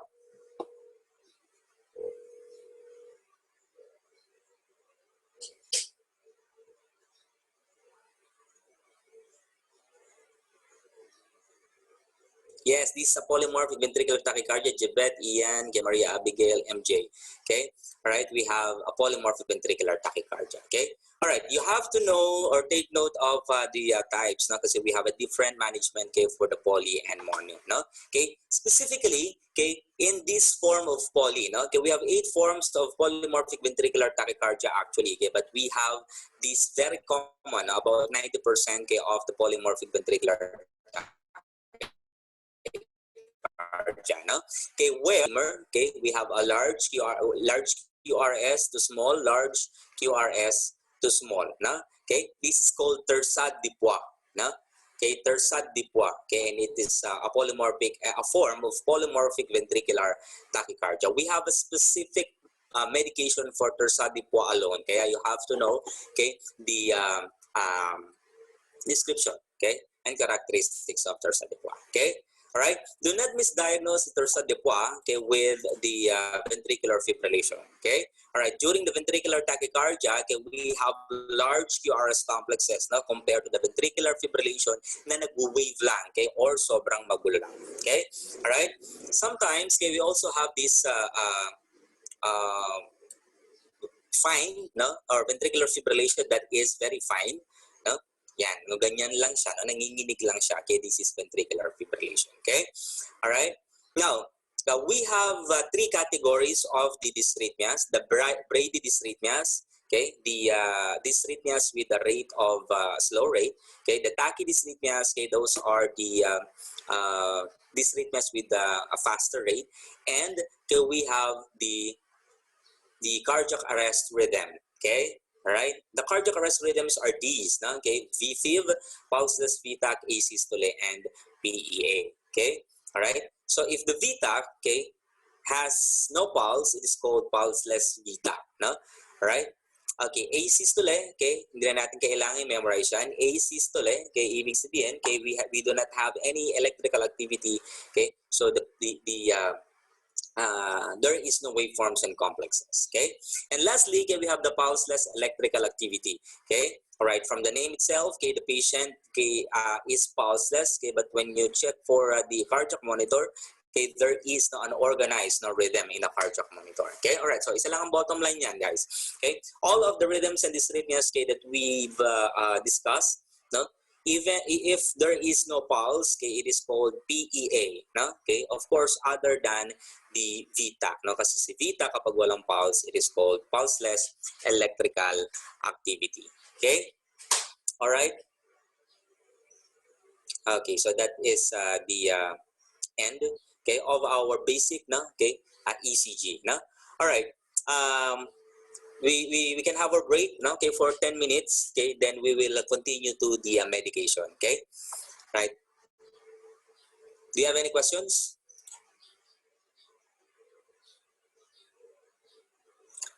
Questions, guys? Gising pa ba?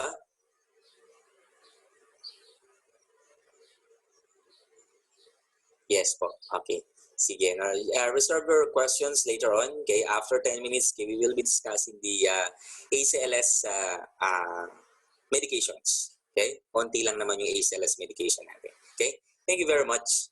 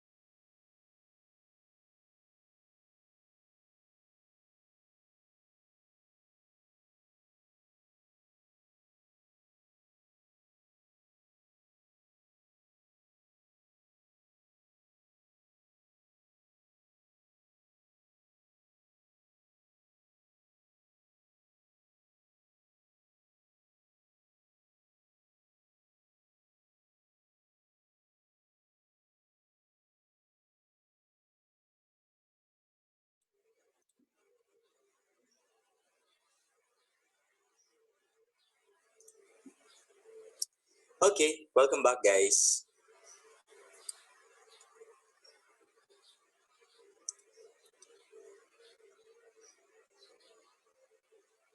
All right, let's discuss the therapies, no, okay, of the cases in ACLS. Okay, right, in ACLS, okay, we have basically three therapies. Okay, the mechanical therapy, okay, the pharmacological therapy, and the electrical therapy. Okay, in mechanical therapy, okay, what we do is to provide na CPR. Okay, that is during the basic life support in cardiac arrest. No? Okay. The pharmacological therapy are the use of the emergency medications, and the electrical therapy is the use of electrical shock. No? Okay, the defibrillation or uh, the cardioversion. Okay, all right. After we check for the status of the patient, okay, we can come up with the two, no, okay, status, okay, the stable and unstable. Okay, if the patient is still stable, okay, we have to give pharmacological therapy. Okay, but if the patient is still unstable, okay, the management should be the electrical therapy already. Okay, but there are doctors, okay, that are choosing the pharmacological therapy first, okay, or they try the pharmacological therapy first, okay, before trying the electrical therapy. Okay, all right. So we just have few electrical therapies, okay, for the advanced cardiac life support. Okay, and it is categorized also, no, into three. No, okay, we have the medication for symptomatic bradycardia. Okay, we have medication for tachydysrhythmias, and we have medications for the cardiac arrest. Okay, all right, let's start, okay, with the management of symptomatic bradycardia. Okay, all right, the first line of treatment for the symptomatic bradycardia is the atropine, right? Okay, the dosage, okay, for atropine, okay, is 0.5 milligram, okay, every 3 to 5 minutes, a total dose of 3 milligrams. Okay, so the stock dose is 1 milligram per ml. Okay, so we can consume up to 3 ml. Okay, that is the 3 milligrams. Okay, right, for just for the symptomatic bradycardia. Okay, all right, now for the pedia, okay, we have 0.02 milligram per kilogram IV or IO. Now IO, okay, is an intraosseous access, okay, of the IV line. Okay, we use the intraosseous needle and we puncture the bone, okay, below the knee. Okay, that will serve as our temporary line. Okay, it must be in place, okay, for 5 to 6 hours only. Otherwise, the bone marrow, okay, will get damaged. No, right. For the endotracheal tube, okay, if we do not have a choice, okay, we cannot obtain a line. Okay, we can give the medication through endotracheal tube. Okay, and the principle of the dosage is it must be 2 to 2.5 times, okay, the regular dose. Okay, so if we have 0.5 milligrams, okay, through endotracheal, okay, we can give 1 now milligram, okay, of atropine sulfate. Okay, all right. Okay, the mechanism of action is primarily to increase the heart rate and increase the conduction velocity of the electrical impulse. Okay, okay. Precautions: okay, do not use slowly, okay, or do not push slowly or in smaller than recommended dose. Because in smaller, if we give smaller than recommended dose, okay, it will have an effect of it will slow down the heart rate further. No? Do not use this drug. The use of this drug may result in tachycardia, okay, and palpitation, okay, kasi this is tachyarrhythmic as well, right? So we have to be very cautious now when giving this medication. Okay, all right. If the atropine, okay, or if you already consume the atropine or as a temporizing measure for the management of symptomatic bradycardia that has not responded to atropine or for which atropine is inappropriate while waiting for a pacemaker, epinephrine can be used, right? It can also be used for cardiac arrest, okay? The cardiac arrest rhythms, okay, that we have, okay, the VFib, the pulses VTAC, the AC and the pulse electrical activity, but in different dosage. Okay, all right. For symptomatic bradycardia, okay, this is our dosage 2 to 10 microgram per minute. Okay, this is infusion. Now, okay, and for pedia, okay, we have 0.3 microgram per kilogram per minute. Okay, so I included the pedia dose. Okay, if ever we have a participant na sa pedia ward, okay, or mga pediatricians. Okay? Alright, for cardiac arrest, okay, we will give the 1 milligram, okay, followed with 10 to 20 ml of flushing, okay, para ma-push natin, no, okay, doon sa mismong circulation. Okay? We can repeat the 1 milligram dose every 3 to 5 minutes. So if the doctor or the team leader, okay, orders to give the epinephrine, no, during resuscitation, okay, dapat automatic na yun, no, na after 3 to 5 minutes we give the 1 milligram epinephrine. Okay? Tracheal dose is 2.2 to 2.2 2 to 2.5 milligrams. Okay, all right. For the pedia, okay, this is the pedia dose, 0.01 milligram per kilogram. Okay, or 0.1 milligram per kilogram for endotracheal tube.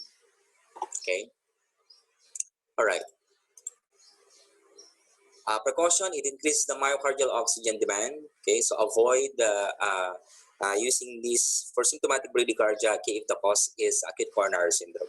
Okay, all right. Do not mix this with sodium bicarbonate. It will decrease the potency. All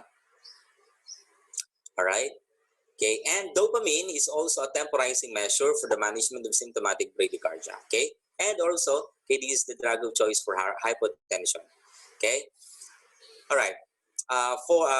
For dosing, we have the 5 to 10 microgram per kilogram per minute, okay, for the symptomatic bradycardia. Okay, 5 to 10 microgram per kilogram per minute. Okay. All right. So precaution, okay, if the hypotension is caused by hypovolemia, okay, we have to treat first, okay, the hypovolemia by the fluid resuscitation, okay, kasi okay, it will not become potent, okay, to hypotension caused by hypovolemia. Okay, we should administer this via infusion pump, okay, to prevent the accidental rapid regulation.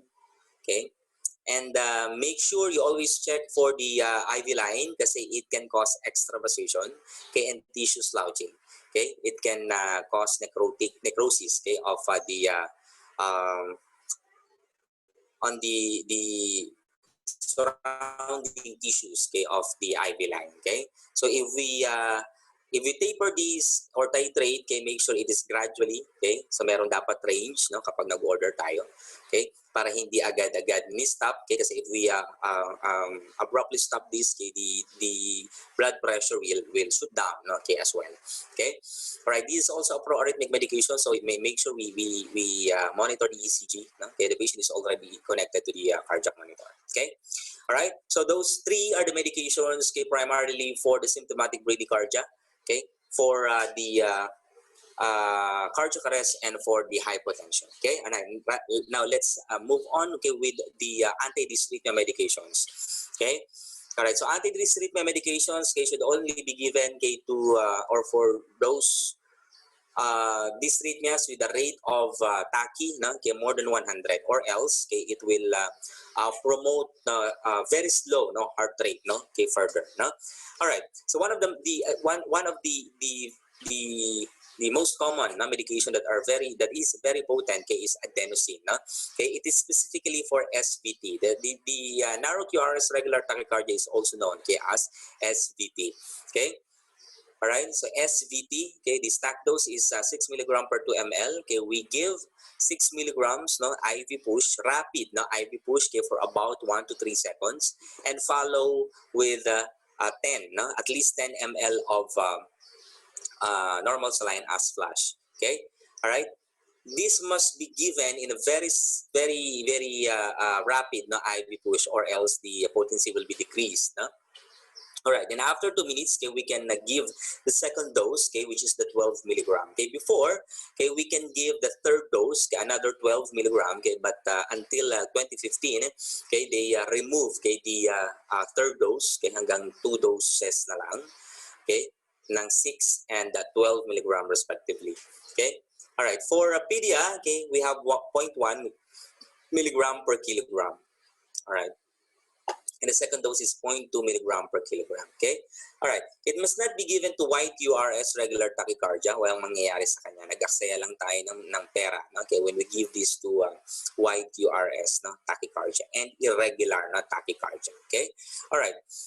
This is the only anti-dyspnea medication, okay, that has a very few, no, side effect or adverse effect. Actually, the only adverse effect, okay, that the patient may feel, no, okay, as recorded, okay, is the burning sensation of the chest, okay, that can be resolved after 1 to 2 minutes. No? Okay, so we can assure the patient that the burning sensation of the chest, okay, will last for 1 to 2 minutes only.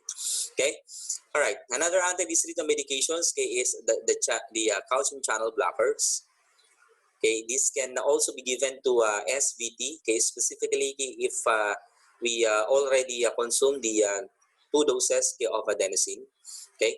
It can also be given to irregular, okay, narrow QRS tachycardia, okay, the atrial fibrillation and atrial flutter in rapid ventricular rate. Okay, so again, it can also be given to SVT, no, okay, AFib and a flutter, no, both regular and irregular, but only narrow QRS regular tachycardia. Okay. All right, examples of calcium channel blockers, the most common, okay, are the diltiazem and the verapamil. Okay, diltiazem dosing, okay, is 0.25 milligram per kilogram, okay, and it must be administered via slow IV push. Okay, the adenosine is the only anti-dyspnea medication that we should give in a very rapid IV push. All other anti-dyspnea medications should be given in slow IV push. That is minimum of 2 minutes. No? Okay, and then the adenosine is the only medication that has only 2 minutes, no, interval, okay, before the next assessment. Okay, all other anti-dyspnea medications must be followed, okay, with another, okay, dose after 15 to 30 minutes, okay, of assessment. Okay, all right. So the second dose, okay, of diltiazem, okay, after 50 minutes, okay, that we assess the patient is 0.35 milligram per kilogram.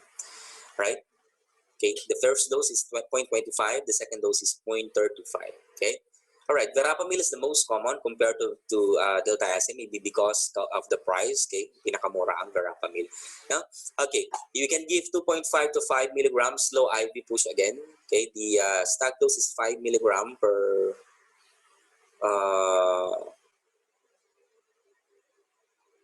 or 2.5 milligram per ml. That is 5 milligram per 2 ml.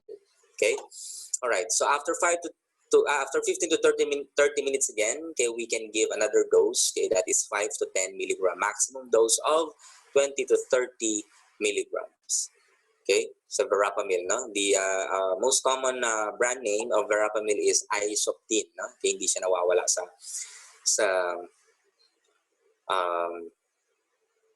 e-card, okay, ng e-card. All right, so precaution, it can worsen the hypotension. Okay, so watch out for the blood pressure. Okay, avoid, okay, using this calcium channel blockers in wide QRS tachycardia. Okay, it's only for narrow QRS. Okay, kasi it can precipitate ventricular fibrillation in wide QRS. Let's say, for example, the patient has a ventricular tachycardia. If you use the calcium channel blocker, it will progress to ventricular fibrillation. Okay. All right, beta blockers, okay, is also given, okay, for both narrow, okay, narrow, both regular and irregular, okay, tachycardia, okay, so for SVT, okay, or atrial flutter and atrial fibrillation, okay, these are the olols, no, okay, the metoprolol, okay, atenolol, esmolol, propanolol, okay. But the most common is metoprolol, okay, which has a dosing of 5 milligram over 1 to 2 minutes again. Okay, then after 15 minutes, okay, we can give, okay, another dose, maximum dose of 15 milligrams. Okay, watch out for the hypotension again. All right. Okay, and the procainamide, okay, this is for the white QRS naman. Okay. Kung yung tatlo, okay, the adenosine, okay, the calcium channel blockers and the beta blockers are, okay, for the narrow QRS, both regular and irregular. Procainamide is for the YQRS tachycardia or VTAC. No, however, no, wala tayong propanamide here in the Philippines, but if ever you encounter no, outside the country, okay, the dosage is 20 milligrams per minute, okay, IV push, or 100 milligrams every 5 minutes, okay, so infusion to, no, right, okay. Next is the sikat na sikat, amiodarone, okay, the indication is for all, no. Okay, it can be given for all tachydysrhythmias, not for this low ventricular rate. Okay, all right. So this is the cheapest, no? Okay, anti-dysrhythmia medication. Mas mura pa, I guess, kay isoptine or verapamil. No? Okay, so dosage. Okay, we have a loading dose of 150 milligram. Okay, IV bolus over 10 minutes. This is very slow. No. Okay, 10 for 10 minutes, no? Okay, the 150 milligrams. Okay, usually the dosage is 150 milligram per 3 ml. Okay, all right. So you can repeat every after 10 to 15 minutes. Okay, but the most common preparation for this is the cumulative dose is 2.2 grams. Okay, so if we already give 150 or 300, 2.2 grams minus 300 milligrams, that should be consumed, okay, for 24 hours. Okay, so the cardiologist has or have computation for this. Okay, for pedia, okay, we have 5 milligram per kilogram IV or IO. Okay, may repeat twice up to 15 milligram per kilogram, maximum single dose of 300 milligrams. Okay, all right. This is also given, okay, for a refractory cardiac arrest shockable rhythm. So, pag sinabi natin na refractory, ito yung nakatatlong administration na tayo ng electrical shock. Hindi pa rin nawawala, no, yung shockable rhythms natin. Okay, we can give, no, okay, a 300 milligram dosage, okay, of or bolus, okay, of the amiodarone, okay, right after the third attempt, no, okay, of the electrical shock or defibrillation. Okay, so amiodarone. All right. Okay, another medication, another precaution. Okay, if we give this in slow, no, okay, IV push, okay, it can give hypotension, no, and it can slow the heart rate, okay, further, right? So slow the infusion rate or discontinue the medication, okay, if these are seen. Now, vasopressin is not anymore included in the 2015 guidelines. Okay. Lidocaine, okay, is given also, okay, for a VTAC, no? Or a pulse VTAC or VF that persists after defibrillation, okay, and vasopressor administrator, okay, or if the or if the amiodarone is not available, no? Okay, the dosage is 1 to 1.5 milligram per kilogram, and a repeat dose of 0.5 to 0.75 milligram per kilogram after 5 to 10 minutes. No? Sometimes they give this, no, to infusion for 24 hours, a cumulative dose of 3 milligram per kilogram. Right? It can also be given tracheally, okay, 2 to 3 milligram per kilogram. Okay? All right, so we just have 4 medications to give endotracheally. Okay? We have the epinephrine, atropine, lidocaine, and the naloxone. Okay, ito lang 4 na to. No? Other than that, amiodarone or the adenosine or the other anti-dysrhythmia medications must not be given endotracheally. Okay, all right. And the last medication that we have, no, in as our emergency medication is the magnesium sulfate. Okay, this is specifically for the tersa de poix. No, okay. Take note yun na, okay? Magnesium sulfate is specifically for tersa de poix. Now, okay, the tersa de poix has a pulse, okay? We dilute the 1 to 2 grams in 50 to 100 respectively, okay, of D5 water over 15 minutes. So, medyo ito yung pinakamatagal, no? 15 minutes, okay? Kasi mainit to, no, and mahapde sa ugat, no? But if the patient is pulseless or the tersa de poix is pulseless, the 1 to 2 grams should be diluted in 10 ml only. Rapid IV push na siya. Okay? All right. So for the pedia, okay, it's 25 to 50 milligrams per kilogram over 10 to 20 minutes. Okay, mas matagal pa sa 15 minutes with a maximum dose, okay, of 2 grams. Okay, for single dose. Okay. Precaution, okay, with the patient For patients who are receiving digitalis, mga digoxin, okay, it can prolong okay, the QT interval. Therefore, okay, it will progress to ventricular fibrillation. Okay, all right. For patients who has impaired renal function, okay, it is contraindicated as well. Kasi it will become a toxic substance in the blood. Right? Okay, question? Nah. Okay. All right. I just have another inclusion, okay, or a supplemental topic okay, for the ECG. Okay, these are the AV blocks. Okay, before we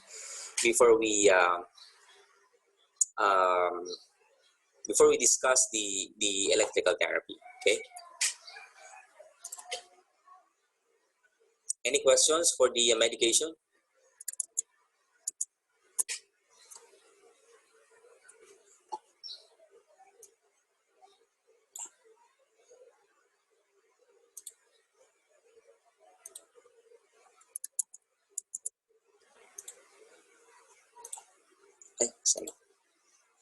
Okay, let's discuss the AV blocks. No? Okay, this is a part of the Brady dysrhythmias. Okay, that is treated by the medications for symptomatic bradycardia. Okay, nasan? Nawala.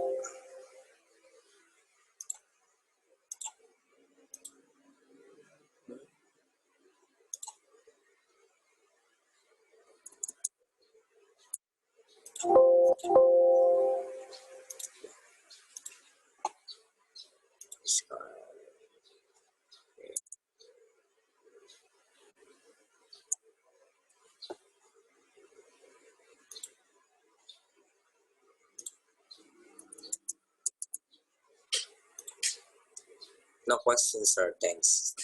Okay. Alam niyo, bilis-bilis natin kasi wala kayong questions. Bukas hanggang half day na lang tayo. Kasi wala kayong questions.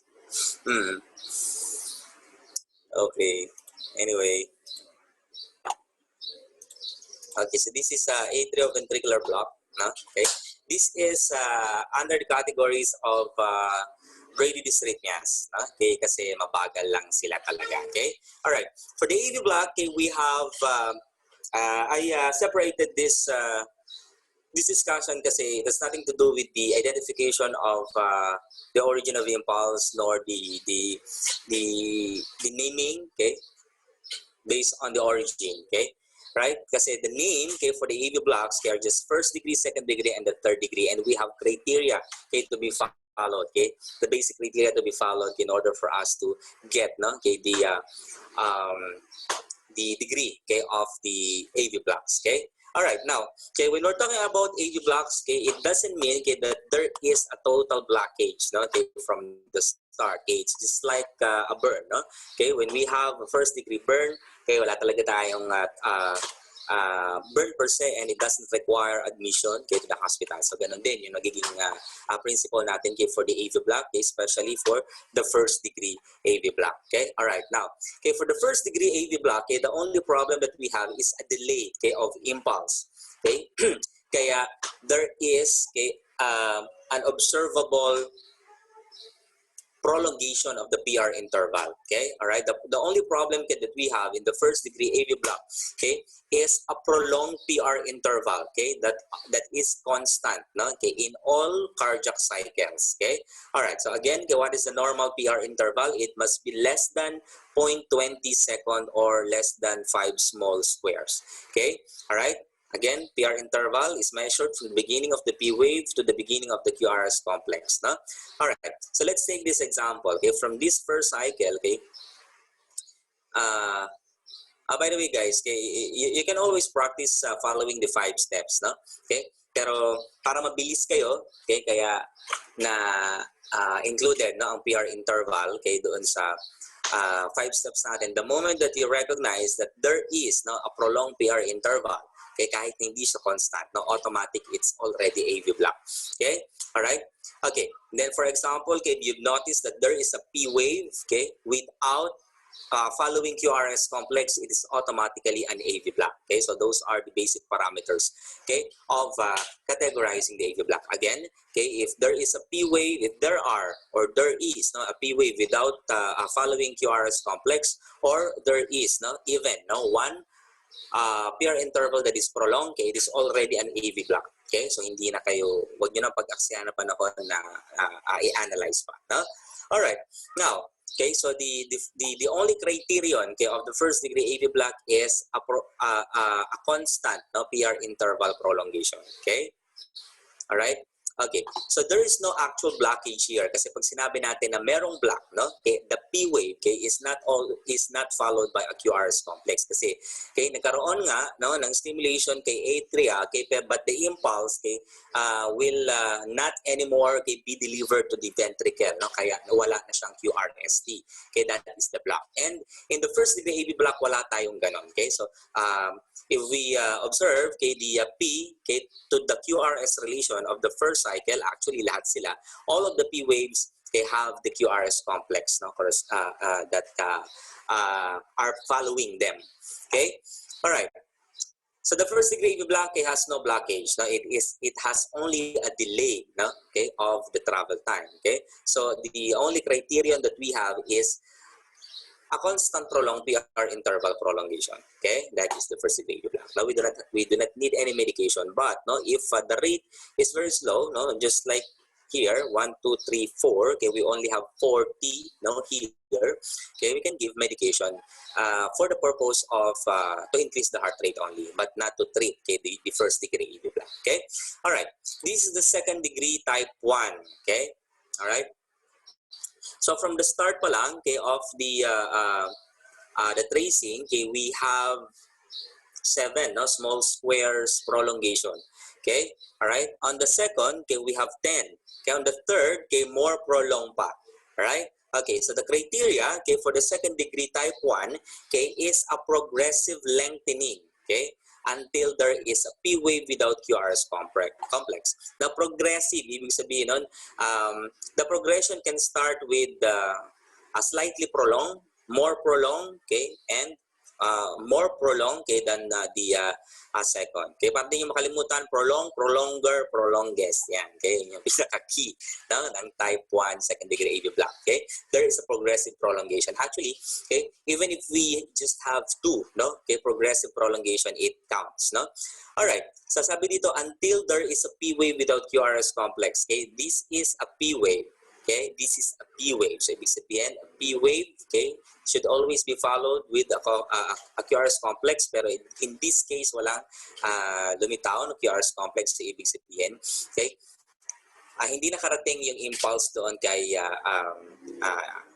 ventricle, naunahan na siya ng another set, okay, of regular impulses. Okay, all right, that is the second degree AV block type 1. Okay, however, okay, in type 1, okay, we still have no medication to use. Okay, it can resolve on its own, okay, by or in time. Okay, all right, that is the second degree type 1. All right, this is an example of a second degree type 2. Okay, all right. As we can observe here, okay, the PR interval is normal, okay, and the next cardiac cycle, the PR interval is normal again, okay, and normal again, okay, but we can notice, okay, a frequent, block, okay, or what we call the drop beat, okay. A P wave without QRS complex is called a drop beat, okay. All right, so this is the criteria, okay, for the second degree type 2, okay. We can have either a normal or slightly prolonged PR interval that are constant. Okay, they must be constant. With okay, drop beats. Okay, or many P waves without QRS complex. A frequent drop beats. Na ibig sabihin nun, okay, this P wave has no QRS. This P wave has no QRS. Ibig sabihin, dumadalas na, yung hindi pagka-deliver ni impulse kay ventricle. Okay, that is the second degree AV block type 2. But not all, okay, have this same pattern. Okay, right? Walang pattern, okay, ang type 2 natin. Okay, basta the criteria, okay, will be there are frequent drop beats, okay, with constant PR interval. Okay, and this is the start, okay, of the problem of the patient. Okay, this is already a candidate, okay, for the insertion, okay, of pacemaker. Okay, all right. Another type of the second degree is the 2:1. Right? Kaya siya tinawag na 2:1. Okay, the criteria is there should be, okay, a drop beat, okay, every successful beat. Okay. Alright, so merong drop beat dito, then normal, PQRST, then another drop beat, and PQRST. Okay, so tinawag na 2:1, there are 2 P waves, 1, 2, in 1 QRS complex, so 2:1. Okay, alright. So the pattern is repeating. Okay, there are always 2 P waves in 1 QRS. Okay, again, okay, this is a problem. Okay, it requires insertion, okay, of the pacemaker. Okay, all right, and the last, okay, is the complete block, no? Okay, or the third degree AV block. In third degree AV block, okay, there is a blockage na, no, in the major conducting pathways, no? Ano yun? Okay, or ano yun? That is the bundle of His. Okay, all right. Okay, if there is a blockage, no, in the bundle of His, okay, the impulse, okay, that originates supraventricularly, okay, will not be delivered anymore to the ventricle. Okay, all right. Now, if these both bundle branches are blocked, then we have a complete heart block. Okay, but if, okay, the right bundle branch is only the block, has only the blockage, then we will call that as RBBB. Okay, and that is not a part of AV block. Okay, if the left bundle branch block now is being blocked now only, okay, that is called left bundle branch block. Again, it's not a part, okay, of an AV block. Okay, all right, kasi may dinadaanan pa sila. Okay, all right, now, okay, if we have a blockage here, okay, the impulse coming from the SA node, okay, will depolarize the atria, no, in regular basis, no, as represented by the P's. Okay, yan, regular yan, pare-pareho ng sukat. Okay, pero, okay, since we have a blockage here, no, in between, okay, the His Purkinje will not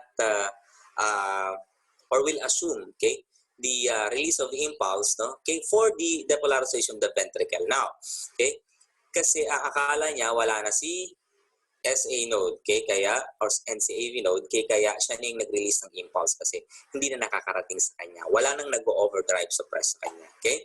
So as you can notice here in our diagram, okay, the QRS complexes, okay, are dissociated with the P wave. Okay? Ibig sabihin may sariling mundo si P wave kung kailan siya lumalabas, and may sariling mundo rin si QRS complex kung kailan siya lumalabas. Okay? All right, this is the hardest part, okay, to recognize. Okay? Pero, okay, the most or the easiest, okay, technique, okay, to recognize the AV block, okay, is the rule of elimination. Okay? Right? For example, no, in this example, okay, you have to start, okay, from the first degrees up to the second degree in order for you to know, no, okay, kung ano ito. Okay? For example, you will give the criteria of each, no, degree. Okay?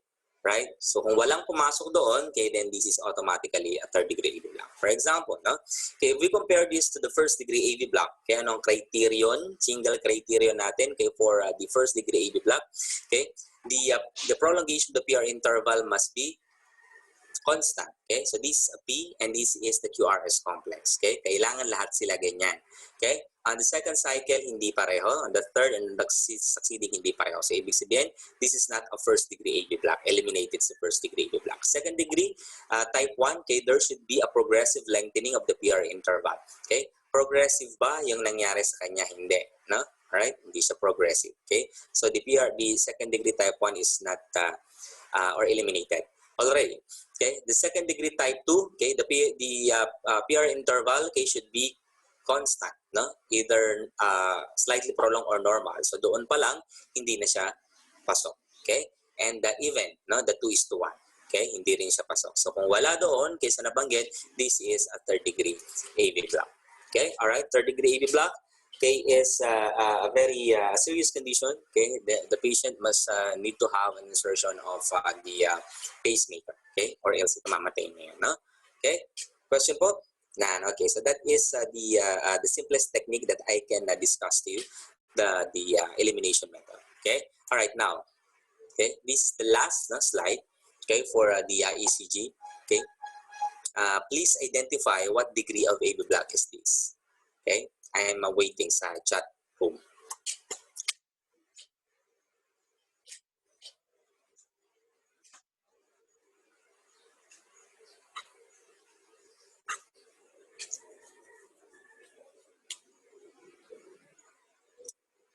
Analyze, guys.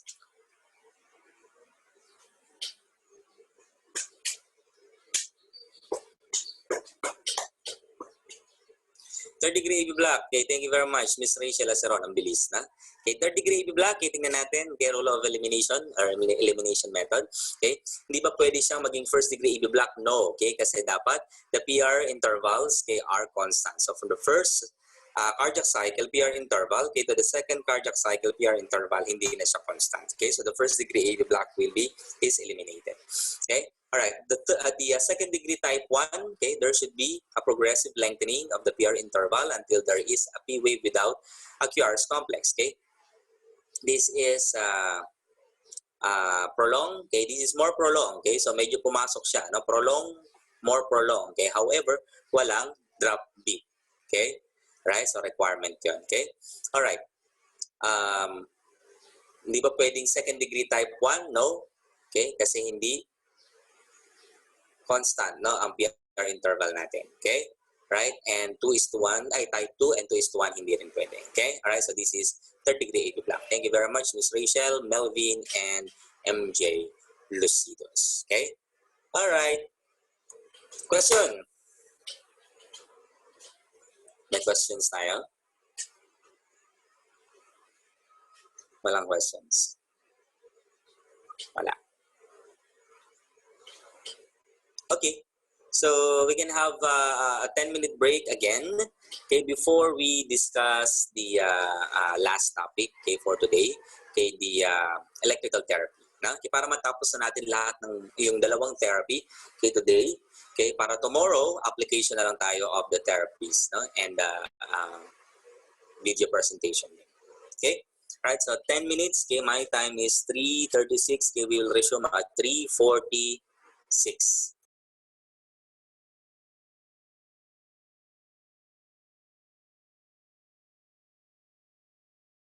MJ, Rachel, Ivy, Abigail, Lizelle. Okay, thank you very much sa lahat. Okay. Thank you, sir. Thank you. Sir Paul, is there any another link that will be sent, or ito na yung link na yun for tomorrow? Sir Paul? Yung nasend namin, sir, na link is ano po yun, for the BLS exam po. I mean yung link ng training tomorrow, ng meeting tomorrow.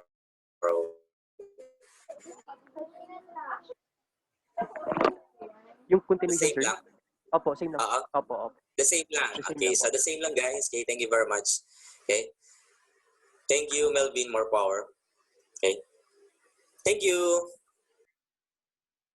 Thank you. Thank you so much.